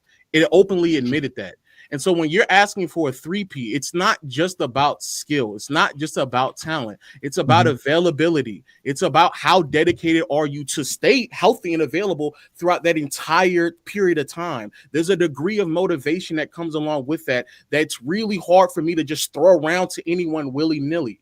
As much as I might not like Scottie Pippen in many regards, I give him credit for preparing himself outside of the 97-98 season, but outside that season where he prepared himself for a three-piece. I give Jaylen Brown and Jason Tatum a lot of credit because every year they prepare themselves for a deep postseason run. Duncan did that. KD and Curry did that. Kobe did that. It's hard for me to believe a three-peat is such a unique circumstance that there's plenty of teams throughout the course of NBA history that might have had the talent to win more, but there's certain things that prevented them from doing that. Like the Spurs throughout this time never repeated. I don't think it's because Tim Duncan was a terrible leader or he couldn't motivate. It's just other factors that come into play. And so when you're talking about these other factors, it's beyond talent. It's beyond talent. It's beyond who you have on the floor. A lot of that stuff has to do with other things. I've watched this series as a sidebar as well. The team just wasn't good enough. It really was a top-heavy team with Shaq and Kobe. And they were trying to figure out a lot of other pieces because Glenn Rice was no longer on the team. There really wasn't any third option. So in 2003, it's hard for me to then believe that Tracy McGrady, from a talent perspective, can produce more than what Kobe was doing in that series that would have altered a different result. Devin George got hurt in that series as well, so he didn't even finish that series. So there's I don't understand like how you could come to conclusions when players got hurt throughout this run. I don't think that Kobe could. I mean, T-Mac could produce more than Kobe in 03. And unless you're saying that, oh, they'll be fine with Shaq leading and then McGrady taking the back seat, I don't even know if that would have been enough either, because it's not as if like Shaq in that series didn't put up really good numbers either. So if Shaq is averaging 25, 14, and 4 with 3 blocks, and Kobe is averaging 32, 5, and 3, bro, there were series, there's games where they're not even close to getting enough points to competing with the Spurs. Yeah, because again, what's happening, there's just not enough. Yeah, because again, you see now you want to avoid the stuff that, like some people say, the context. The chemistry matters, Lo. That the fact that there's a locker room beef between your 2 top players, and you're not going to have that with Tracy McGrady. So as an example, when we get, again, I didn't even bring up this series. Like I told you, one of these Kobe Bryant fans brought it up. But I also want to say this about this thing about you and Shaq's motivation and his offseason thing. Nobody else was upset about what Shaq was doing. So it's selfish for Kobe. That's not true, Jerry. Okay, so hold wait. Okay, no, well, okay. They did tell him. They told him. Okay. They did tell him. I listen. This is why I brought you up here, because I know you're a real Kobe Bryant fan. I know I'm older than you, and I was alive around then. But you do your research. So if you can help me understand at that time, if there were some other Lakers on that roster that was upset with Shaquille O'Neal for his laziness, Lakers or coach and GM, the Lakers, because I never heard Phil say it. You said Jerry West said it. I would probably agree. Jerry West probably was upset with Shaq for not being in shape and decide to go get toe surgery in August. Like I can see Jerry West being mad at that, but I could also see Jerry West understanding, because again, Jerry West didn't even want Phil Jackson as a coach, because he understands it's about winning. They know that the real Shaq that they want and need is the Shaq that needs to be there in June. So as long as that Shaq's there, which he's been there for the last 3 Junes, we should be good. And he was ready in June. The only difference was Kobe was like, no, I've been the leader this whole time. I'm going to stay the leader. I'm not going to relinquish it, to the point to where in game 1 versus San Antonio, he's jacking up 38 shots. Tracy's not trying to prove no point. He doesn't care that he's the second fiddle to Shaq. Kobe's trying to prove a point. So he's jacking up 38 shots to score 37 points in a crucial game 1 versus a very good San Antonio team who doesn't have no egos. Everybody's playing their game. Everybody's playing a part of the system. That's the difference. That's what I'm bringing with Tracy McGrady. And the Kobe fans don't want to accept that about Kobe, because y'all want to lie about Kobe's mentality. Now, and I give this is where I always tell people, you're right. The guys that you mentioned about Kobe's work ethic, the Jason Tatum, Brown, and KD, these guys came after Kobe, because they all witnessed what Kobe was doing. But prior to Kobe, you had the Scottie Pippins, you had the Shaq. These are not the only players to do this. Remember, your boy Akeem Olajuwon got suspended for faking an injury. So it's not like those guys back then had the integrity to just play through. Like they were forced to play through injuries, just like Wilt Chamberlain was forced to play 48-minute games. Then just to tell them, well, oh, you always needed surgery this whole time, so go ahead. That's why Scottie was going to take off 98. He was like, I'm already getting paid. I'm not coming back to the Bulls. I'm gonna get back surgery done, get a free paycheck for the rest of the year, and wait till 99 season and get my money. But Jordan begged him to come back. In fact, like I said, they were going to trade him to have Tracy be there. So Jordan could have been the one that mentored Tracy into the 2000s. So again, this idea that Kobe's work ethic somehow affected Shaq positively is false. It was actually a negative, because the players, like I said, the whole team was full of veterans. You said it: Brian Shaw, Rick Fox, Glenn Rice. All these guys were taking their summers off, bro. They were all coming back fat during the training camp. They all were. The only one who wasn't was Kobe. That's why Kobe is top 10 on my list. And Lamont, he should be on yours. That's all I'm saying, bro. Kobe's still great. But you can find that information for me, because that's great information. That's great information, because like I said, Phil Jackson understood Shaq being overweight. Shaq being overweight has been Shaq's major issue throughout his playing career, in addition to his free throw shooting. Hold on. Oh wait, is that mine or yours? Hold on, wait. No, just me right here. Okay, that's you. Okay, go ahead. Oh shit. Come on, man. Phil Jackson understood Shaq being overweight has been Shaq's major issue throughout his career, in addition to free throw shooting. At one point, the Diesel even revealed that he weighed nearly 400 pounds after his 3rd championship season with the Lakers. However, he didn't bat an eye, knowing Phil Jackson would give him the green light to do whatever he wanted to do on the court. So yeah, everyone knew that was a problem. There wasn't too many people who were willing to like contest what he was doing, but people knew that was a problem. That was a problem. I would That was an no, I ongoing agree. issue. I agree, especially when you have your young star, when especially you have your young star giving you the example. So I agree with you. I'm not saying Shaq didn't have no culpability in this. I'm just saying he doesn't have that issue because if Kobe just decided to play his role, they still would have won with Shaq doing all of that. They still could have won. But what I'm asking is that again, these are hypotheticals. To believe that Shaq would have continued to put on weight and just allow anybody to be there, and for him to just be available to finish these series, like I genuinely believe he's admitted himself that part of him being able to coast but also stay motivated enough is because of the back and forth that him and Kobe had. Kobe being Kobe also motivated Shaq to make sure that Kobe also stayed in his place. And that's something that I haven't heard you say that, Lo. I've heard you talk all week. I've never heard you bring up that point. That's actually a great point. Go ahead.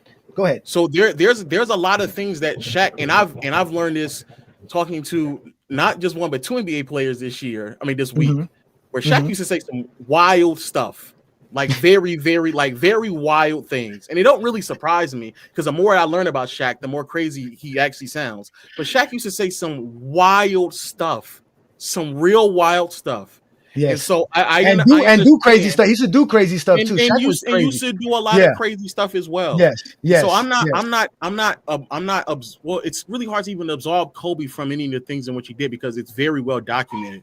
The problem that I have is that there's a lot of things that transpired at that point of time that it's really hard for me to just by default say someone would come in when someone like Iverson would have been right along Shaq, not practicing in the club, doing whatever he wanted to do. And I don't know how that functionally works when the team is slowly getting worse as the years progress because they're just losing talent.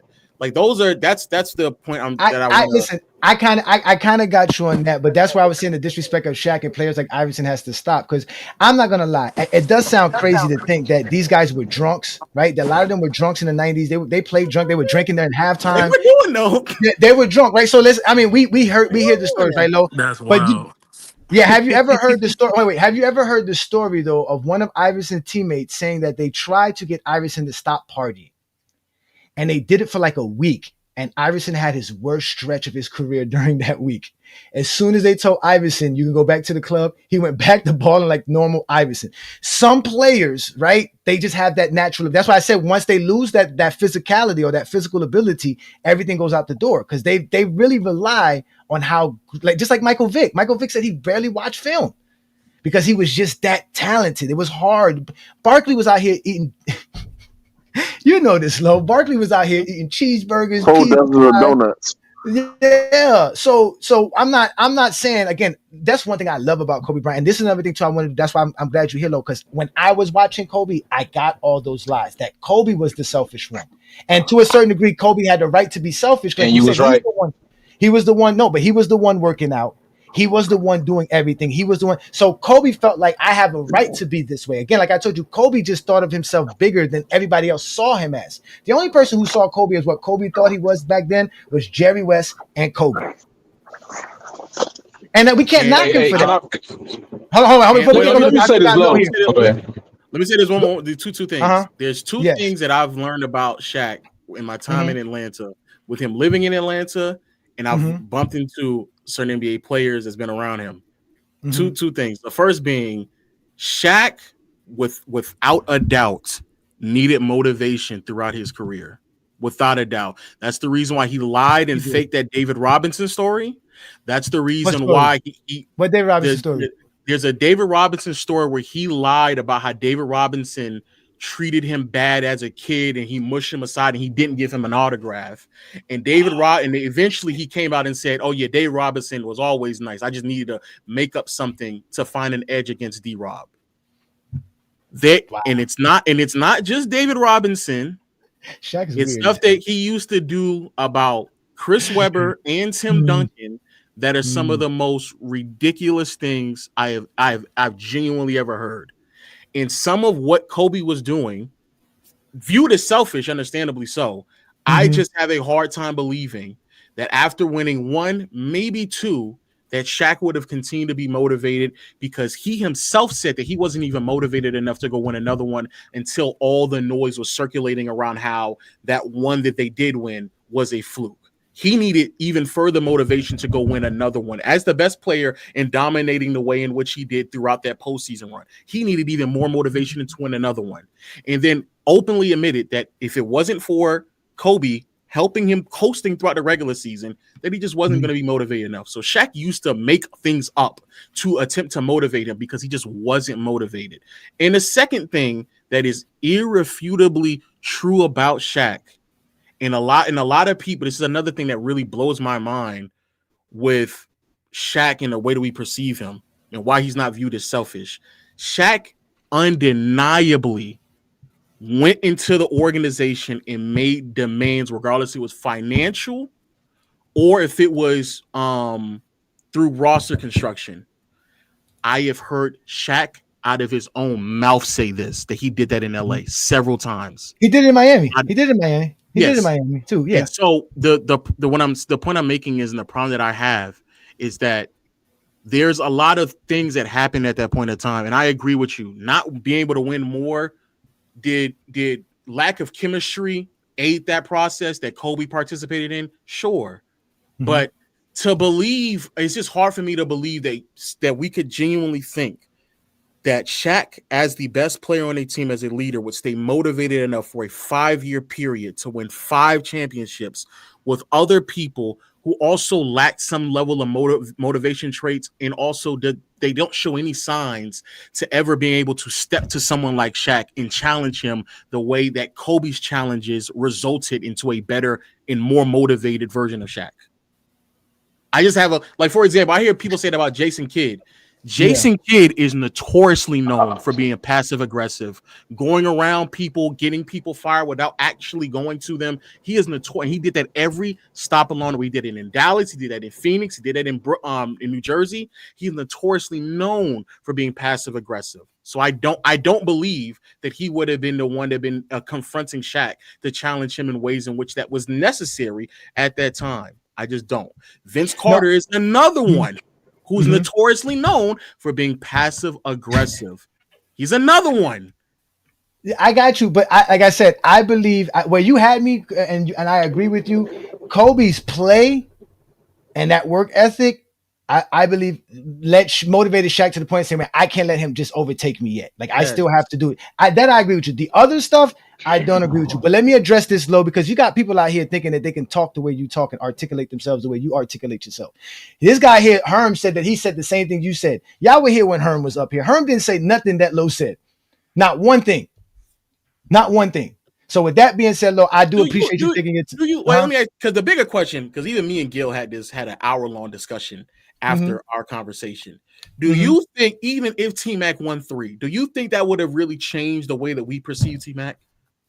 Because that was the crux and crevice of what we're trying to get to, and I think a lot of people missed it. Listen, he changing the subject. Now, hold on, wait. I'm gonna get you. Dave. Hold on, Dave. I'm gonna let you get. You're gonna get first. That's a great question, though. To be honest with you, that's the point of the ring culture. That yes, even with his resume being the same, those 3 championships completely changed how everybody view him. Now, mind you, the problem is that now we have to make the hypothetical playoff run, because we don't have a Tracy McGrady playoff run to fall back on. So I get you there. That I got you. But let me ask you this, and think about it, because I want to let Super Dave in. He really wants to speak. My partner thinks that if Kobe actually didn't win with Shaq for those 3 and still had his career with the 2 with Gasol, he would be perceived even greater. Do you think so? No, I think it'd be worse. I said the same thing to Gil as well. If T-Mac only thinks that he could win 1, I actually think that might be worse. If you go play with, like, if Shaq can only win 1, 3, yeah, as I'm saying, if they only win 1, I think it's a worse perception, because at that point it's viewed as a failure. But what is the brother? My point of the whole Tonight Show is that the Shaq that we saw from 2000 was motivated and built with the foundation of what Phil Jackson brought to the Lakers in 2000. And from there, we have a Shaq that we've never seen. And like I said, the greatest peak of all time. Most people say we had idiots on PC talking about Kawhi Leonard's peak versus Shaq's peak. It's nonsense. Shaq's peak is one of the great. And how old were you at that time, Shaq? Go. Oh no, I was like 7. But 2000, you're right. 2000, you are absolutely right. That version of Shaq was motivated. Part of the reason why he was motivated though is because there were conversations about Shaq being lazy. He just came to LA for money. He was just doing a bunch of movies and rap music videos, and he got pissed off because there was a lot of people. And also Kareem was shitting on him and saying he ain't win. Kareem and Will actually were shitting on. So there were factors that forced him beyond even Kobe to kind of get to that point. But I am telling you, out of Shaq's own mouth that I've heard and other people who are around at that point in time or through secondhand information from other NBA players, bro, Shaq used to do some wild shit, bro. Shaq used to do some wild shit, and then would go demand a lot more wild stuff. And he would treat his teammates really bad because he was a bully. It was hard to fight. He would do nasty stuff. That's my point. Even what you're saying about how everyone was Team Shaq, it wasn't because they were like, oh man, Shaq is just this great old teammate. It was because of the presence he had. It was like, fuck. Like, am I gonna be combative against Shaq? Like, what the fuck? Yeah, no, Shaq was beloved, right? Because Shaq's a goofball. He's a big kid, but he understood his size. He understood that I can do a lot of things and nobody's gonna do anything about it. But let's let Super Dave in. Go ahead, Super Dave. It looks like you got something to say to Low, but please be respectful. Low is my guest. This man has a lot of things going on. And he did not have to come on my little small channel, so please give him some respect. Go ahead. And then we'll go down the line. Go ahead. Salute, man. No, not you, Dave. My bad. Oh, my bad. Not you, Dave. There's 2 Daves here. Not you. Not you. There's a Super Dave down. You're not Super Dave. You David. So go ahead, Super Dave. so Low, being that so you criticize Shaq for not being in shape, right? You say that Shaq didn't practice, but at the same time, you praise guys like Bill Russell, right? You praise all those other guys, man. So Bill Russell himself said that he never practiced, right? So that's why I never understood. Hold on, wait. I don't think Low praises Bill Russell. That's Mars. Nah, those guys that win, you said because he won 11 championships. But this is the thing. Bill Russell is the I'm not a ring metric. culture guy. I'm not a ring culture guy. I'm not. Right. Okay. So check this out, though. But Jerry West, Kobe Bryant is a copycat. That's all he is. Jerry West used to get on Wilt Chamberlain about how he used to. This is like deja vu between Shaq and Kobe. It was Wilt and Jerry West at first. He used to criticize Wilt the same shit. Like it was like deja vu, bro. I'm telling you. Kobe, all he did was did the same thing that Jerry West did. Another thing, Kobe Bryant got his work ethic from Michael Jordan. All right, and then like Kobe, that might have been him trying to outwork Mike in the offseason, practice and all that. That might have been to his detriment. He probably ain't rest enough or recover enough. Kobe, I'm sorry. Hold on. No. I gotta stop you there, bro. You said, hold on. Wait, no. Where did you get Michael Jordan had the work ethic of a Kobe Bryant ever? Where? What you mean? Where? The work? Okay, so check this out. I said the work ethic of Kobe Bryant. I said that Kobe Bryant had the outdo Mike. Like Mike showed him. Kobe said how he was inspired by Mike. Hold on, bro. You asked me a question. Kobe inspired. Not work ethic wise. Hold on, bro. Hold on, man. Let him answer. Go ahead. All right, bro. Here you go. People that don't really listen to the game. Kobe said himself, he quoted that when he saw how hard Michael Jordan worked out, that inspired him to work out harder. Hence, when Kobe went to Team USA around Carmelo, Wade, and LeBron, he passed that on to the rest of those players. They saw him working. You know what I'm saying? But it originally came from Michael Jordan. Michael Jordan showed him so much stuff ins and out.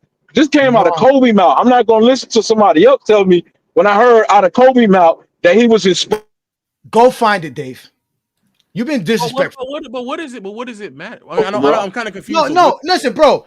No. I'm trying to tell you all of this. No, because you're lying. Because you're lying. No, hell no, I ain't lying, bro. What you talking about? Michael Jordan didn't start to shoot around till 1990. Jordan didn't pick up weights till 1989. Listen, Jordan used to drink beer at halftime. In fact, in 2000, absolutely. Don't cut me off. I let you lie. You guys like think you're gonna get run here and come up on GOAT James Kingdom line. Michael Jordan had nowhere near the work ethic of a Kobe Bryant. Kobe Bryant learned how to do his own work ethic on his own. Nobody's gonna see that. I'm not gonna tolerate that. There was never a player that had the work It's your ethic channel, of bro. Kobe. Listen, there is no player that had the work ethic of Kobe prior to Kobe Bryant. Stop Never changing Stop changing the narrative, bro. Stop changing the narrative. TMac and You know what I'm Kobe. saying? Stop changing the narrative. What I said was Kobe Bryant learned how to work out from Michael Jordan himself. That he did. He'll I told tell you you. he did not. He did not. Because Yes, Jordan he did. Jordan did not have You that don't know everything, bro. You don't even know the history of the game. What? Nigga, don't tell me that. I've been watching basketball since I've been 1990. You niggas is lying. Go find me that shit and then come back and show it to us. I don't believe your words. You a liar. I don't believe you. Go find me that shit. Put the link in the topic. Yeah, share the screen real quick. Wait, hold on, wait. Let me make sure. I want to see this. Hey Johnny, real quick, I do want to tell you, bro. When Lo told you like, what's the difference between Laker Shaq, bro? You should have told him he was like 70 pounds heavier, bro. That's getting stronger. That's it. In the Grover book, in the book, Grover outlined the similarity and differences between Jordan and Bryant's approach to their training regimen and mental approach of the game of basketball. According to Grover, who again trained both of them, they varied widely as Kobe was prone to putting in longer, grueling hours of training and working out in the gym, while Michael was more likely to maximize his training by prioritizing efficiency so he could get the most out of his training and reap all the benefits without putting in unnecessary stress to his body. So it's that's what I said earlier, that it worked against Kobe. I mean, but Loudmouth wanted to jump in. But Kobe did he trained harder. I don't know, like, what are you? Well, what is a point? What's the point? What's the point? That you can overtrain. It worked to his detriment, bro. It worked to his detriment. You know what I'm saying? You can overshoot. That's the point. That's the reason why my man said, which I agree with the dude, GOAT James, that T-Mac would have worked out better for Kobe. But y'all come on here, y'all romanticize Kobe as if he didn't that he asked to be traded. Like, he didn't want to be play for Charlotte. He said, any team that draft me, I'm not going to play for them. I'm going to go overseas, right? So Kobe did not even want to play for the Charlotte Hornets and get it out of the mud. Yeah. He is not who y'all say he is, bro. He ain't who y'all say he is. Wait, hold on. I gotta find out. He's trash in the clutch. He trash in the clutch. He shot Detroit. Super Dave, you gotta listen. Against Detroit, he shot. He shot him out of the champion. You got listen. What other channels have you been on? What channels do you normally go on? Whose channels do you go on? What you mean? What other? Because you got to go to another channel that thinks you be saying the right stuff. Because you come here and everybody's looking at you weird. Never heard of this before. Man, I just don't understand. Bro, I ain't looking for no validation from nobody around here. They don't put in no kind of work I put in to study this shit, man. What are you talking about? Man, get the fuck out of here. Get the work you put in. Nigga, nobody knows you. Get the fuck out of here. I don't understand. I'm not going to criticize a man who played 13, 15 years of basketball before he got injured with a torn Achilles, and then question if he worked good enough or well enough, or he optimized his ability to train. Niggas, we do some weird shit in the community where we just we're questioning Kobe Bryant's work ethic when it translated. Regardless of how you feel, he's trying to end it. He's trying to give it to Jordan and say, "Well, that was the stupidest thing I heard all week." And it took it to another level and fucked up his career. That's dumb. Nobody ever says that. What are you talking about? Kobe That nigga said he got his work ethic from Mike. Listen, look, I gotta go. I gotta go somewhere. Somebody got something like pressing to say, but at the end of the day, I don't want nobody talking to you no more. You go. It was between you and I. You showed up. They went and got you. Appreciate you, brother. The point I just want to make is that I think that we toss around the ability to do a three-peat a bit too loosely. I've already admitted the idea that could T-Mac win a championship with Shaq? Sure. I don't, and again, I don't really think that does much for his career, his standing of how people perceived him at that time. I don't really think that it would have done that much. But in terms of like winning a three-peat, bro, I just think there's so many things that go into winning a three-peat that it's really, really difficult to just blindly say that someone will be able to three-peat, especially when the person that you're trying That's to a fact.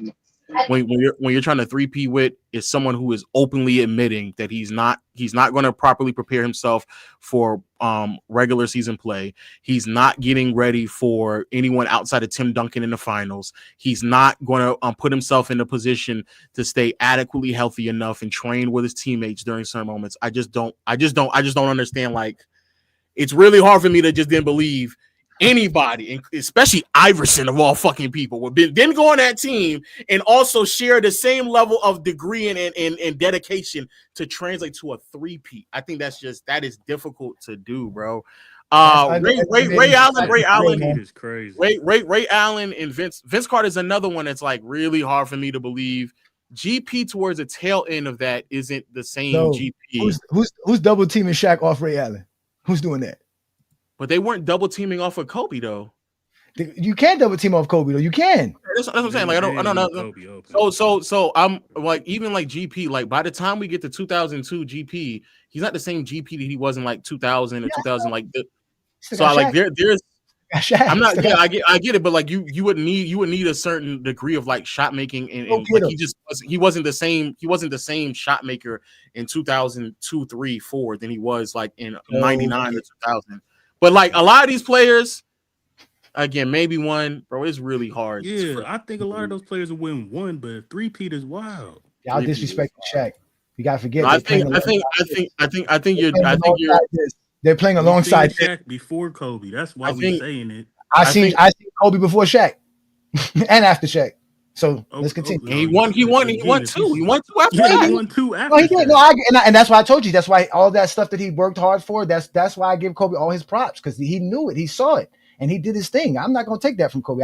Kobe got 5 rings to me. Whether he has the 3 as the sidekick with Shaq, he still got 5 rings. He's a 5-time champion, and he contributed to the 3 champions. I'm not saying Kobe didn't contribute, because he obviously did. I'm just saying there's other players who could have contributed just as good as he did. That's all. Well, that's why we're saying it, because if you got a Penny Hardaway in that Orlando, That's the disagreement, though, bro. they didn't win. And then you got Nick Van Exel and Eddie Jones, who were all-stars. Kobe was on that team. They lost. Stop bringing up somebody where Kobe was on that team. Where was Kobe then? Yeah, but Kobe wasn't the player that we know. Thank you. But that's the point that we're making, that there still had to be a certain level of player to play, because even when Kobe was there and Nick Van Exel and Eddie Jones, apparently that wasn't enough either. So before I go, what's the difference? What is the difference to you between 99 and 2000 Shaq? Why couldn't they get it done in 99, but then they can get it done in 2000? Shaq wise. Like I told you, the Shaq that came into the 2000 season came in way much better shape than he ever had any time prior to that, since he was in Orlando. And that was because of Phil Jackson. Phil Jackson motivated him, showed him how he can dominate with all the assets and all the tools he had. So he was able to put up his biggest season scoring wise, right? He had a good season rebounding wise. He had one of his best field goal percentage seasons as well. Not his best, but one of his best field goal percentage seasons. He took a lot of shots. This was one of his first times he took 20 shots a game or more. So he was motivated in all aspects of the game to do what he did. And we saw the prime Shaq because of it. We didn't get a chance to see that in 98, 99, 96. Shaq, like you said, in 96, he played 52 games. So, and we're talking about Shaq played 79 games, completely motivated, 40 minutes per game on top of that. Let me see here. He didn't play 40 minutes ever again. So Shaq, like you said, he came in completely motivated after losing all those playoffs, all those times. And this was the year he had Phil Jackson. Phil Jackson gave him, again, it's a part of it is the Phil Jackson thing. We can't take away the triangle offense of Phil Jackson. And remember what the it's not a Kobe take. I'm saying there clearly was. I'm saying that this not even a Kobe. Yeah, we're talking about Shaq. We're talking about Shaq. Yeah. I'm saying that there is something there had to be motivating factors that came in the summer of '99 to get this result that wasn't there, that he just clearly just didn't possess. That's what I'm saying. And regardless, I'm not saying it had to be Kobe. No, Phil. So that's what I'm saying. Yeah. Shaq clearly needed other factors to motivate him to get to that level. Shaq wasn't just going to do that on his own, and Shaq openly admitted he wasn't going to keep doing that on his own. He owed me a million, and that's some shit I'm not gonna do every year. He still wasn't doing it. He still wasn't doing it. I'm not about to do that every year. No, I'm not. But I think even with a peak Shaq, those players are not winning with a peak Shaq. The other players that you put up, that's what I'm saying. Bro. That's what I'm saying. I'll see y'all later. I'll see y'all later. So look, he kept going down every after. So let's let some other folks in. I appreciate you, Lo, man. Thank you for joining me. Y'all know where to find Lo. Lo's all over the place. Hey, Lo, stop starting basketball beefs, please. Okay? Stop starting basketball beefs. Stop it. You gotta have. You are. You an instigator. Don't do it. No. You from Atlanta. Y'all Atlanta dudes always do stuff like that. Atlanta dudes always starting shit, bro. Always, bro. That's them. That's them. Yeah. And as far as Super Dave, I wasn't gonna let you back up, bro. You was too disrespectful. We're having such a great show. Appreciate you, bro. Appreciate you, Lo. Yeah, man. So again, Lo tried. Go get Scap Attack, y'all. Somebody said Scap Attack needs to come up. Lo tried. Let's bring up Scap Attack. Please get Scap Attack. Scap Attack. I ain't gonna lie. Proved our point, bro. Y'all wildin'. I respect some of his takes, but Scap Attack be talking like he be yapping sometimes, especially when y'all start. I think I didn't fully watch because I think it'll work, but I watched that one stream I think he was on, and he was talking about LeBron, and some of the stuff he was saying was just like I told you, bro. Like I don't even have Bron as the GOAT like y'all do, but some of the stuff he was saying about LeBron was just flat out stupid. Like just some of it was just ridiculous. It really was flat out ridiculous in my opinion. Lo tends to have some zesty Jeffrey logic sometimes when he wants to talk, because again, Lo's been doing this for a very long time. Lo's been talking basketball for a while, y'all, and he's heard of everything you could possibly hear. So I wish I could have the freedom Lo has to talk basketball, to just be a basketball fan and just talk the game, have my fan base. Everybody listen to me. Nobody questions what I have to say. So shout out to Lo again. Thank you for joining me. So we got guys like this who says back to screaming and yelling and not letting folks talk. Again, you see when you come up here and be respectful and we have a conversation, there's no problem. But when you want to come up here and not learn, because again, there's two L's you can take in this scenario: an L as a loss or an L as a learn. You can learn from this situation, like Lo just learned. Lo understands now why people say that Shaq could win 3 championships without Kobe and could win more without Kobe. He went to something that was a little bit harder to prove, Shaq being motivated. But again, Shaq's a professional basketball player. Shaq's one of the greatest players of all time in the middle of his prime. I don't think Kobe, again, I'll give him this. The fact that Kobe was such a dog, Lo was on point on that. That one I didn't touch on. Because Kobe was such a dog, it made Shaq think to himself, man, I can't let this young kid take me. I still got to be on my game. But Shaq was. That's the whole point. When we talk about 04, 03, 02, Shaq was on his game. When he went to Miami, he was on his game. We went from 42 wins to 59 wins because of Shaq. So was he second MVP voting that year too? He should have been the MVP. Shaq was supposed to give it to Boo Boo Nash. They gave it to Nash. Nash deserved 05. He didn't deserve. No, I'm not saying I'm not saying Nash didn't deserve it, but I'm saying though, because Nash did almost the same thing. I think they went from 30 games to like 60 game wins. So he won like over 20. Hold on, Ajani. You don't go nowhere. Finish that. Guy above me. What's your name?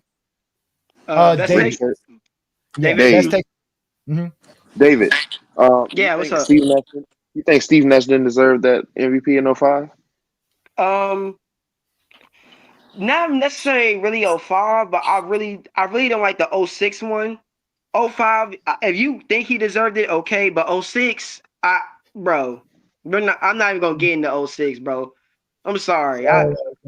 Really, to be honest with you, like Steve Nash's back-to-back MVPs is really the most suspect MVP awards I've ever seen in my life. The fact that we're giving a guy 18 and 10, over guys like Shaq who went to the Eastern Conference his team and literally took a new. Wasn't they still kind of like new into the league anyway? The Miami Heat, had been in the league for too long. They was in the playoffs before that. They went to the playoffs the year before. Who was the second? Hold on. Who was the second best player on the Suns that year? Ajani. Amari Stoudemire. How many games did he play? How many games did he play that year? I don't know. I think he played 50. He was hurt. He was a rookie. Yeah, he got hurt in those. He was hurt in the 05-06 season. But since we on the topic, you gotta understand, like, and they won 54 games. That 18 and 9. Oh, hello, let Juan Boy go. Go ahead, Juan Boy. That 18 and 10 that Nash. Go ahead, Juan Boy. You hear me, right? All right. So that 18 and 10 that Nash averaged, that was for a 62 Suns win team after they finished 29 and 53 the season before.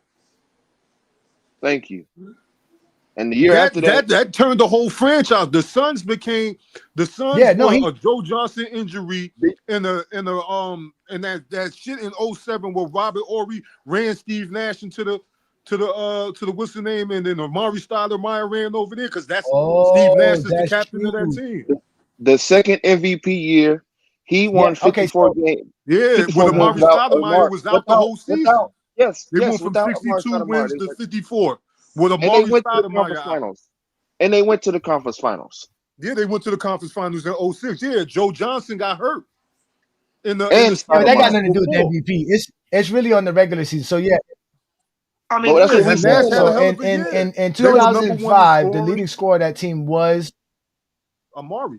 Was Amari Stoudemire, but they lost Amari Stoudemire, like y'all said, the next year, and they went from 62 wins to 54 wins. So Amari Stoudemire basically was an eight game win difference for them. No. Yeah, without their leading scorer, and they lost Joe Johnson too, because Joe Johnson was. Yeah, he went to free agency. In free agency, he went there. Go ahead, I'm listening. Yeah, the point I'm making, and I'm gonna let you go one, boy. The point I'm making is the fact that he was able to lead that team to 54 games and the conference finals without Stoudemire. That's the point I'm making. And I get that. But my thing, this is just my personal thing with the whole MVP thing, is that it's called the most valuable player. When I hear something like that, like I'm going off of like who's very, very valuable to their team. And I felt like that year, especially those specific 2 years, 05 and 06, like you can argue like Kobe was more valuable to his team because of what he had around his, like he didn't have Amari Stoudemire and Sean Mary and all those pieces on his team. He didn't. And then LeBron didn't have those pieces on his team. Like, that's no point. He had Shaq. He got rid of his team. He don't deserve that. He doesn't. You guys don't deserve to say Kobe didn't have anybody when he fucking ran Shaq out of town. Well, no. I get that. I'm just using that for an example. Like, I get what That's you're why saying. he's not the MVP, I'm just saying he doesn't have there's MVP other status. players. 37 points per game is not MVP status. That's jacking up a bunch of shots. And the Lakers in that year, the Lakers finished. No, it's not even just that. I'm talking about LeBron as well. That same year, like the cast really depended on LeBron in that year as well too. Enough. 42 wins is not enough. Or what? He won 4. No, they went to the playoffs in 06, right? I know, and you're talking about 06. Yeah, they lost to Detroit. They lost to Detroit, yeah. Yeah, so that's what I'm saying. LeBron James brought a team to their first ever playoff appearance in 9 years. Think about this, David. A team that lost their best scorer, that lost their second best scorer, still won 54 games because of an offense that's predicated off of Steve Nash still being the number one offense in basketball. That's why Steve Nash is running. That's a fact, bro. So, what you should say is, I think, MVP, man. Y'all know that story. You should say, I think Kobe or LeBron should have won it, but to say that Nash didn't deserve it. That's bullshit. I gotta okay, that's fine then. That's fine. Y'all getting out of topic because I gotta attack these Zesty Jeffries. Herm did not say nothing like that. Yeah, nothing. Herm lied. Herm brought up 2003 and got mad because he wouldn't answer the question. I let Herm do a lot of crazy stuff on GOAT James Kingdom, but tonight I'm not going to let him do that. He was not going to disrupt this live because he gets cooked and he sees me cooking. They're out there talking about me right now. Y'all sent Low here. Low had to go back humbled. He can still believe what he wants to believe, but I proved my point. My point is still is there. Shaq is winning those championships without Kobe. Y'all sitting here giving Kobe shit that Kobe never did, bro. What are you talking about? Yeah, you did not say nothing Low said, Mac. He said AI and TMac could probably win one, but a three-peat, hell no. I said the same thing. Yeah, but y'all were wrong. He was wrong on that. I didn't say Low was right there. He was wrong. You were wrong. Low was wrong. You're wrong. Nobody's. The only thing he brought up was how Shaq couldn't do this or Shaq couldn't do that, which means you disrespected Shaq. And I told him, don't do that. It's because Shaq could find motivation. Like he said, Shaq could find motivation without Kobe. He would have had T-Mac to be. Do you think T-Mac's not going to relish when Shaq doesn't want to be the man? He would have relished in it. He just wouldn't have been mad when Shaq says, "Take your step back. It's my turn now." Like Kobe. And if you want to go off of reputation, T-Mac was more of a willing passer than Kobe. Mentality don't win shit. Kobe on. had that Yes, mentality in it 05, does. 06, 07, and lost. He had that mentality in 98, 99. First round. Let me hold Still on. got knocked Bro, out I've in the been first saying round. that for years. Thank Those you. Let's Mac cry. Go, Mac.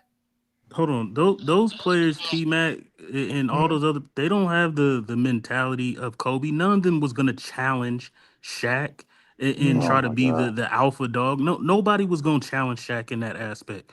Kobe, yeah, what Lowe said pushed him, but I'm just looking at his play on the court and what he did. You gonna have to ask those players to be a closer in championship time while you have the most dominant player in the world on your team. I don't think T Mac or all them other players that you got are doing that because they didn't do it on their teams. So why would they all of a sudden do it as number two options?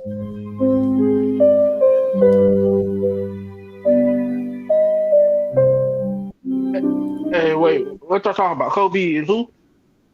Ladies and gentlemen, They think he could three-peat with these Mac, players, and Mac, that's Mac, crazy. Mac can't accept that there's players who were fourth quarter closers like Kobe Bryant. He's sad, Kobe Bryant fan that he is. Doesn't see the numbers. The stats don't focus well in him.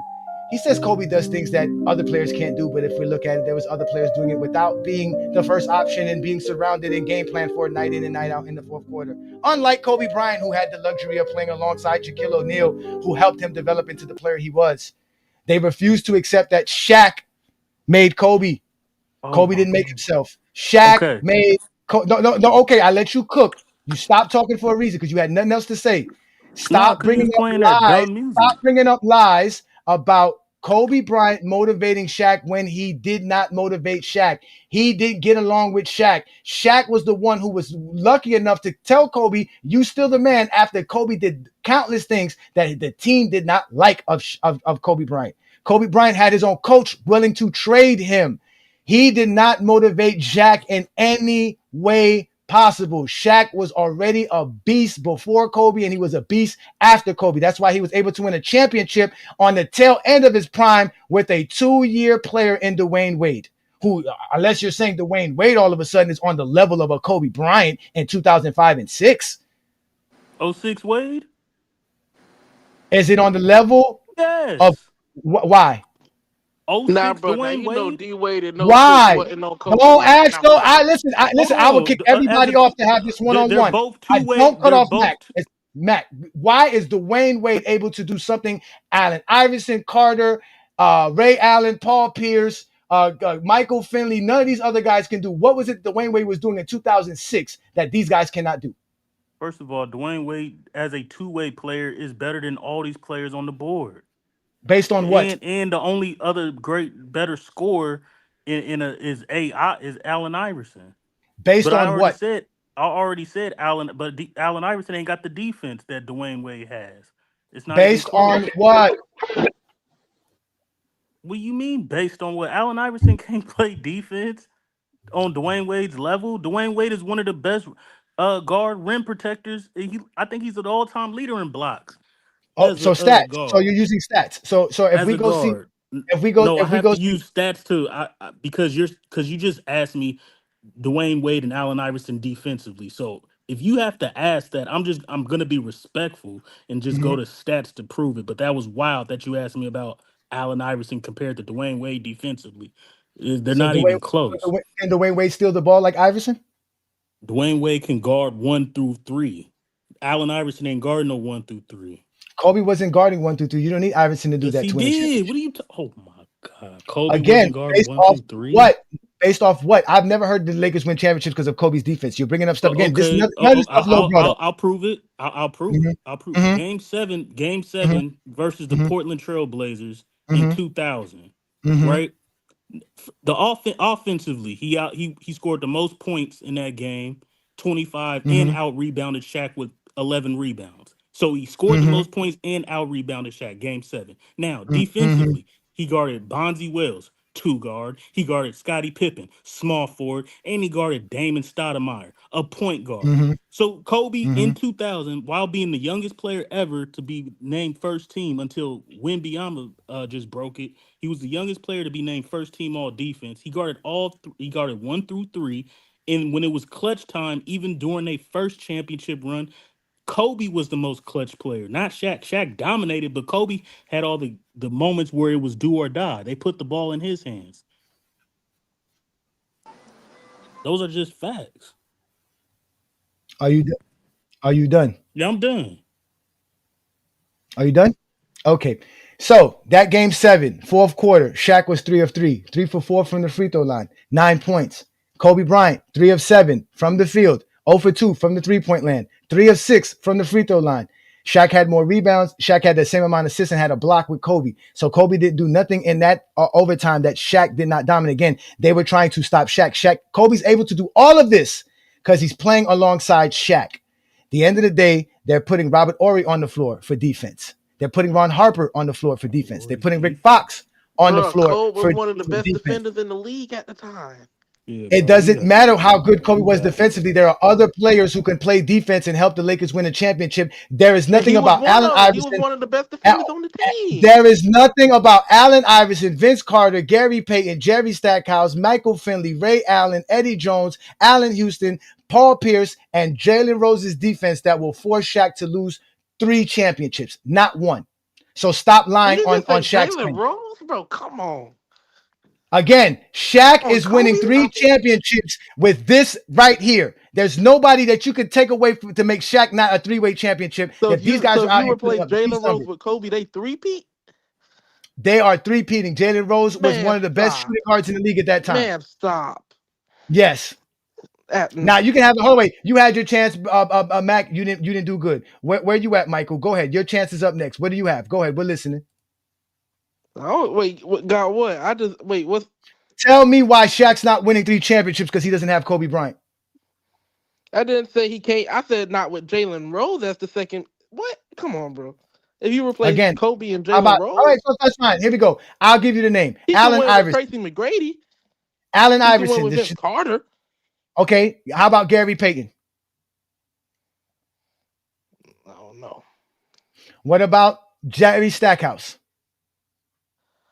I mean, they can maybe win 1, but they ain't 3-peat. Why are they not 3-peating? Why are they preventing Shaq from 3-peating? How does Shaq not 3-peat because he don't have Kobe Bryant? Bro, you have to have, and I'm saying these guys ain't on the level of Tracy McGrady and Kobe, bro. Yeah, if you take Kobe, you can replace him with T-Mac, Vince Carter, AI, those guys. But once you get into that next tier, bro, they ain't. Because remember, even with Kobe, some of those series were still dog fights. Remember, they was down 15 points in the fourth quarter against Portland in Game 7. They barely made it to the finals even with Kobe some of them years. So if you replace it with a way lesser player. No, that's because Kobe wasn't playing team basketball. Kobe refused to play team basketball. Kobe was always trying to jack up shots. They would play better basketball, team basketball. They probably wouldn't even be down 15 if they're playing with some of these players because some of these players are not trying to be better than Shaq like Bro, Kobe don't was. try to act like those teams wasn't great, bro. Those teams was. I'm not talking about teams. No, don't act like Shaq wasn't great. That's your problem. You want to avoid how great Shaq was. Shaq was the reason. About Shaq. What? That's your problem. You need to start talking Shaq. That's your problem. No, we talk about Shaq's the reason why he's gonna win. With Jalen Rose and why not? Jalen Rose can shoot from the 3-point land. He can assist. He can play defense. Post up. He can go left. He can go right. And he's not in the triangle offense. How are they 3-peating with Jalen Rose? Because okay, again, this is how they're 3-peating because they got Shaq. Ajani, stop disrespecting Shaquille O'Neal. One of the worst you things can't I've tell heard, me bro. Shaquille is not winning 3 championships because you love Kobe. This is bad, bro. It's not bad. This is bad. You can't tell me why, other than the fact that you love Kobe. It's not bad at all. You can't I tell just me. have one question real quick though. You can't tell me Jalen Rose can't average 20 points per game alongside Shaq. And he's averaging 20 without Shaq. This is awful, bro. Hey, wait. Hey, Johnny, I just got one question for everybody else on the panel. Just got one question. No, you can't do so that. So who is beating these guys? Y'all tell me who's beating them to stop them from repeating. Best take. You cannot do that. You don't show up on Goat James Kingdom and ask a panel a bunch of questions. It's like TikTok. We get a bunch of arguments. You got to direct a question towards me. Guys, you guys can get to talk to one another. I bring you guys up here to talk to me. I bring you guys up so that you guys are not in the background waiting. So the conversation is going to stick to the same conversation. You motherfuckers need to show me how Shaq is not winning 3 championships with players like this on his team. Stop hating on Shaq. That's the conversation. Stop derailing. I don't care about Steve Nash. I don't care about LeBron James. I don't care about Michael Jordan. Tonight's show is about Kobe Bryant and how y'all keep lying on Shaq's name. I don't see why not Ray Allen couldn't three-peat with Shaq, especially early 2000s Ray Allen. So we out here arguing about a hypothetical, trying to prove that it's true. No, that's what we're doing. So if I just come out here and say Kobe can score 100 points a game, like what does that do for anything? We out here saying that these guys were three-peat. We out here talking about these guys were three-peat. Hypothetically, with Shaq. How do we know that to be true? Because Shaq won a championship on the down leg of his prime with a Dwayne Wade and a Gary Payton. Kobe went to 3 straight finals and won 2 of them without Shaq. What's the point? I'm not understanding what you're trying to prove. That has nothing to do. I didn't say Kobe can't win a championship as the head dog. I told you that the 3 championships that they won with Kobe was because of Shaq. So stick to that. Kobe. No, it wasn't. That's a lie. That is true. Because Kobe was the closer of that team. He also led that team in fourth quarter scoring. He actually led the whole NBA in fourth quarter scoring. Okay. He led that team in assists. Mm-hmm. And, okay, I'm listening. I'm listening. Go ahead, continue. No, continue. And while doing all that, he making first team all defense. Okay. Again, I'm going to ask. You tell me. I'm going to tell you which one of these players cannot score like Kobe did in the fourth quarter. Bro, it's hypothetical. I don't know. It's not hypothetical. It is hypothetical. Prove it. Hold on, wait. All right, so are you? Prove it? Here you go. Yes. Here we go. Allen Iverson scored more points than Kobe Bryant in the fourth quarter in 2000s. Start there. Vince Carter scored more points in the fourth quarter than Kobe Bryant in the 2000s. In 2001, Iverson scored more points than Kobe in the fourth quarter. Paul Pierce scored more points than Kobe in the fourth quarter. In 2002, Iverson scored more points than Kobe in the fourth quarter. What does that prove? That still doesn't prove anything. That proves nothing. Wait, I let you speak. That proves that Kobe's points can be replicated with these players, especially if they're playing alongside Shaq. That doesn't prove anything because you still not telling me how can they win championships. Just because you saying they score more points. Okay. Okay. But how does that prove that he still can three-peat with these guys? It's hypothetical. You can't prove a hypothetical. Mingled Jester, you just said the reason the Lakers won championship was because of Kobe's fourth quarter closing. No, I did not say that was the reason. I said that's the reason. That's how Kobe helped. Yes, no, I didn't. I said that's how Kobe helped. That's how he helped the team. That was his contribution to the team. I'm going to start with you, Juan Boy. Did he or did not say, Juan Boy, that Kobe is the reason why they won because his fourth quarter score and those guys couldn't do it? That's exactly what he said. Stop lying. Did he say that Kobe's fourth quarter scoring is why Kobe and the Shaq Lakers were able to win 3 championships because Kobe's fourth quarter scoring? Yes. Okay. Yes. Let's bring up somebody else. Olo, did Mingled Jester state that the reason the Lakers won 3 championships was because of Kobe's fourth quarter scoring abilities? That's what I heard. Okay. Let's bring up West Coast. West Coast, did Mingled Jester say that the Lakers won 3 championships alongside Shaq and Kobe because of Kobe's fourth quarter scoring, and that's what the Lakers needed? Yeah. Okay. Mike, be a man. Did Mingled Jester just state that Kobe Bryant's fourth quarter scoring is why the Lakers were able to win 3 championships?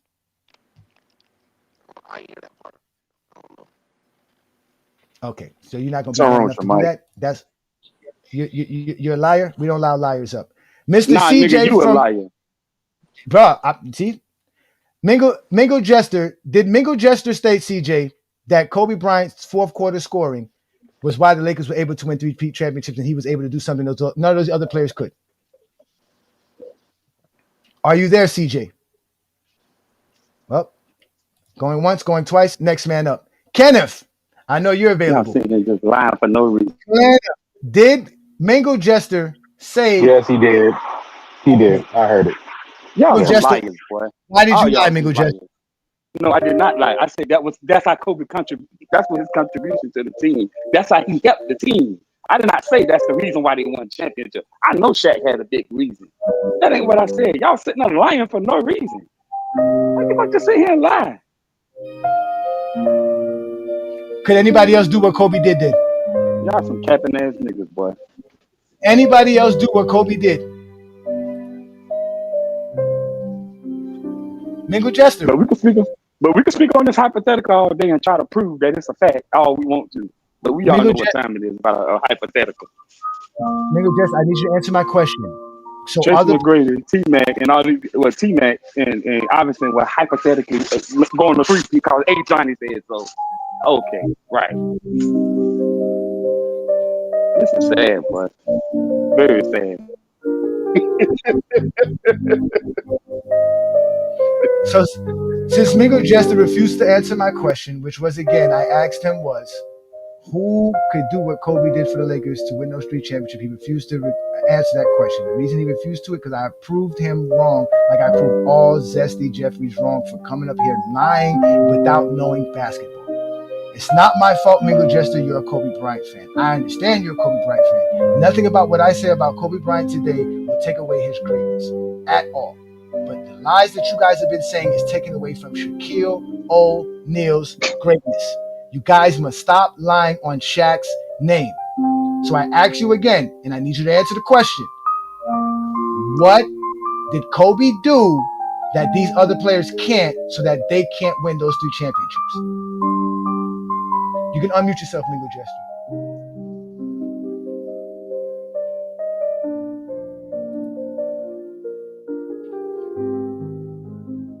I'm sorry, Mr. Handicap Man. I didn't mean to offend you. Do you speak sign language? Can you read lip? Let me break it down. If you don't answer me when I speak to you, I'm gonna put my foot in your ass. Is that clear, dummy? Boy, I am the nightmare of basketball world. I can see why y'all don't like this. I can see why I can't get a 20v1. Because imagine me sitting here, 20 other Zesty Jeffries. Could you imagine the embarrassment of being a Jordan fan and a Kobe fan after that night and witnessing something like that? Yo, this. I want to let everybody get a chance to speak, but y'all not speaking. Y'all are afraid. I don't understand this. Hey, we got a new name. We got a new name for Kobe. Johnny, we got a new name for Kobe fans. You ready? What is it? The sweet beans or zesty beans. Ooh, the zesty bean. Yo, that's crazy work, bro. The Zesty zesty beans. bean. Come on, man. Bro. Come on, man. Listen, again, I knew they were going to. That's why they hate me, because their logic is so easily debunked. Because I've heard all the lies. So you guys knew as soon as I went and found these players, they were going to tell me some nonsense about defense and fourth quarter scoring, right? Which they can't tell you defense. They're going to bring up all defensive selections. Michael Finley, Gary Payton, and Eddie Jones are all defensive players. So I don't get it. Allen Iverson led the league in steals multiple times. Vince Carter. Hold on. Hey, Ajani. Mm-hmm. How you got? Oh, no. That's Eddie Jones up there, right? That is Eddie Jones, sir. Bro, come on, bro. Ajani, you gotta stop these takes, bro. Like I know you Respect don't like Eddie Kobe, Jones. but come on, bro. Come on, It's bro. not respect Eddie Jones. They didn't win. Kobe was there too. You forgot? After Eddie Jones started, they didn't win. How you gonna have him up there? Kobe when we started saw in Eddie Jones '99. and Shaq not win? Bro, Kobe started on. in '99. They traded away Eddie Jones in the middle of the '99 season for Kobe, and what happened then? Bro, when they had Eddie Jones as the starting, when he started over Kobe, they didn't win nothing. So all of this, they would have won with it. No, they wouldn't. That's cat, Okay. bro. Eddie, all of this stuff, you didn't prove nothing. All you did was put some fourth quarter scoring stats and said they would have won, but you didn't really prove nothing. Go ahead, continue. We want to hear your cries. I didn't prove nothing. Your lies proved me right. Because like I told you, sir, Eddie Jones didn't have this Shaq. Kobe had this Shaq in 2003. Why Kobe didn't win? Answer that question, Mike. Why Kobe didn't win in 2003 with this Shaq? Why did you mute yourself, Mike? Damn. Instead of just Mike mute the mic. Mike, he muted himself. Ladies and gentlemen, Mike muted himself. He muted himself. You might as well hit the X button. Again, this is why I'm the exposer. I'm sorry, Mr. Handicapped Man. I didn't mean to offend you. Do you speak sign language? Can you read lip? Let me break it down. If you don't answer me when I speak to you, I'm gonna put my foot in your ass. Is that clear, dummy? So unlike wait, let me try to fix this. So unlike let me see here. Let me fix this here. Unlike Tracy McGrady, unlike Gilbert Arenas. Why can't I hear it, bro? What? Yeah. Now your mic is working. My audio messed up.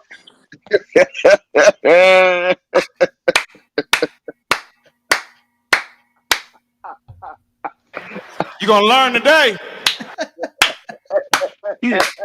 Come on, man. Yo, That's the oldest trick in the book, bro. I'm telling you, ladies and gentlemen, like I said, Tracy McGrady, Gilbert Arenas, when they out here talking to Scap Attack, talking to Low, you're not never prepared. You guys were not prepared for somebody to ask you why Kobe didn't win with 2003 Shaq. Why y'all bringing up Penny Hardaway, Yao Ming, all these other Eddie Jones? Why didn't Kobe win in 03 with Shaq? Why did they lose then? Y'all already know why they lost in 04. Y'all don't even want to go there because we don't want to disrespect Kobe. But y'all don't want to talk about what happened. Hey, Lamar, can you hear me? In 03. We can hear you. Lamont's not here. This is GOAT James Kingdom. I mean, what's your name? Ajani, can you hear me? Who's just trying to talk? Is that you, Mike? Yeah. Mike, I'm Ajani the Exposer. This is GOAT James Ajani. Kingdom. Don't ever show up on GOAT James. First of all, stop going to FYF to watch my shows.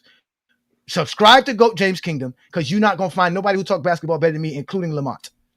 So don't do that to me, brother. My name is Ajani the Exposer. This is what I do for a living. Oh, my boss is here. So now we all got to shut up. It's crazy work. This was all cap. The problem is this could have all been avoided, right?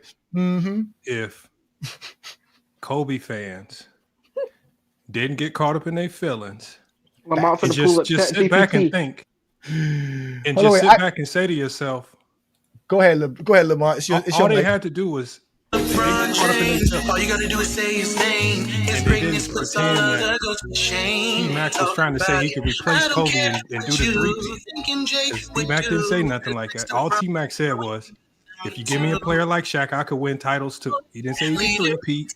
He didn't say he could outdo Kobe. He didn't say he can rank higher than Kobe. All he said was, I can win championships too. And if y'all didn't get caught up in y'all feelings and start making all these weird Kobe connections, y'all wouldn't have got ether like this. This was bad for Kobe fans. I don't understand. I don't think Kobe fans understand how bad this was. I think when they rewatch this, they're gonna see how bad it was. Because all the Kobe fans did was reflect and go to other topics, and it was bad because I thought Lowe would come up with a better argument than Kobe motivated Shaq. That was nasty right there. Kobe motivated Shaq. LeBron James, all you gotta do is say his name. His greatness puts all other goes to shame. All you gotta do is just admit that these other players were just as great and talented. And as a number 2 option, they could have did the same thing Kobe did. 50,000 Whether one championship, 2, 3, we don't know, but I almost can guarantee they would have at least won one. Which was T-Mac's entire point. Just one. Not a 3-peat, not a 4-peat, not an 8-peat, just one. And it's that one championship that seems to be the defining thing for a player. This is why Dirk is ranked so high. This is why Hakeem is ranked so high. Even if you get one, it makes your legacy looks a lot different, and that's all T-Mac and everybody talking about Rico was saying. That's all they were saying, man. Lamont, they were not prepared for me, Lamont. They really were not. So, John, real quick. Today. It was a lot of real logic I want real logic. How do they three-peat with Eddie Jones? If you Okay, hold on. replace him Can I answer this? Mike, nobody, first of all, when this conversation first got started with T-Mac, it was never about can you three-peat. I don't know why y'all keep saying three-peat. T-Mac, I said it though. That's the nice. I get what you said. Hey, I'm saying for all people like Mike and all the Kobe fans, we got to this point only because one, they cannot never accept the greatness of Shaquille O'Neal. Like they have to pretend that they don't understand that Shaq was so dominant. Hold on one second, Mike. They have to pretend that they don't understand that Shaq was so dominant that he attracted triple and double teams, which opened the door for Kobe to be a great scorer early on. They have to pretend that Shaq wasn't getting double. Like those triple and double teams don't impact Kobe's ability to score when we know. And then they try to use T-Mac as a number one option on another team where, like you said, Ajani, he's getting all the gravity, he's getting the double teams, and he's still putting up similar numbers to Kobe as a number two option. That's the problem. So can T-Mac with a lesser role get behind the most dominant player in NBA history and win championships? Yes. Could out like for example, if we switch Allen Iverson and Kobe Bryant in that 2001 team, does Kobe Bryant's skill overcome Allen Iverson and a combination of Shaquille O'Neal? Hell no. Iverson's still gonna get his 30, and Shaq gonna get his 35 and 15, and Allen Iverson gonna win championships too, and ain't nothing Kobe can do about it.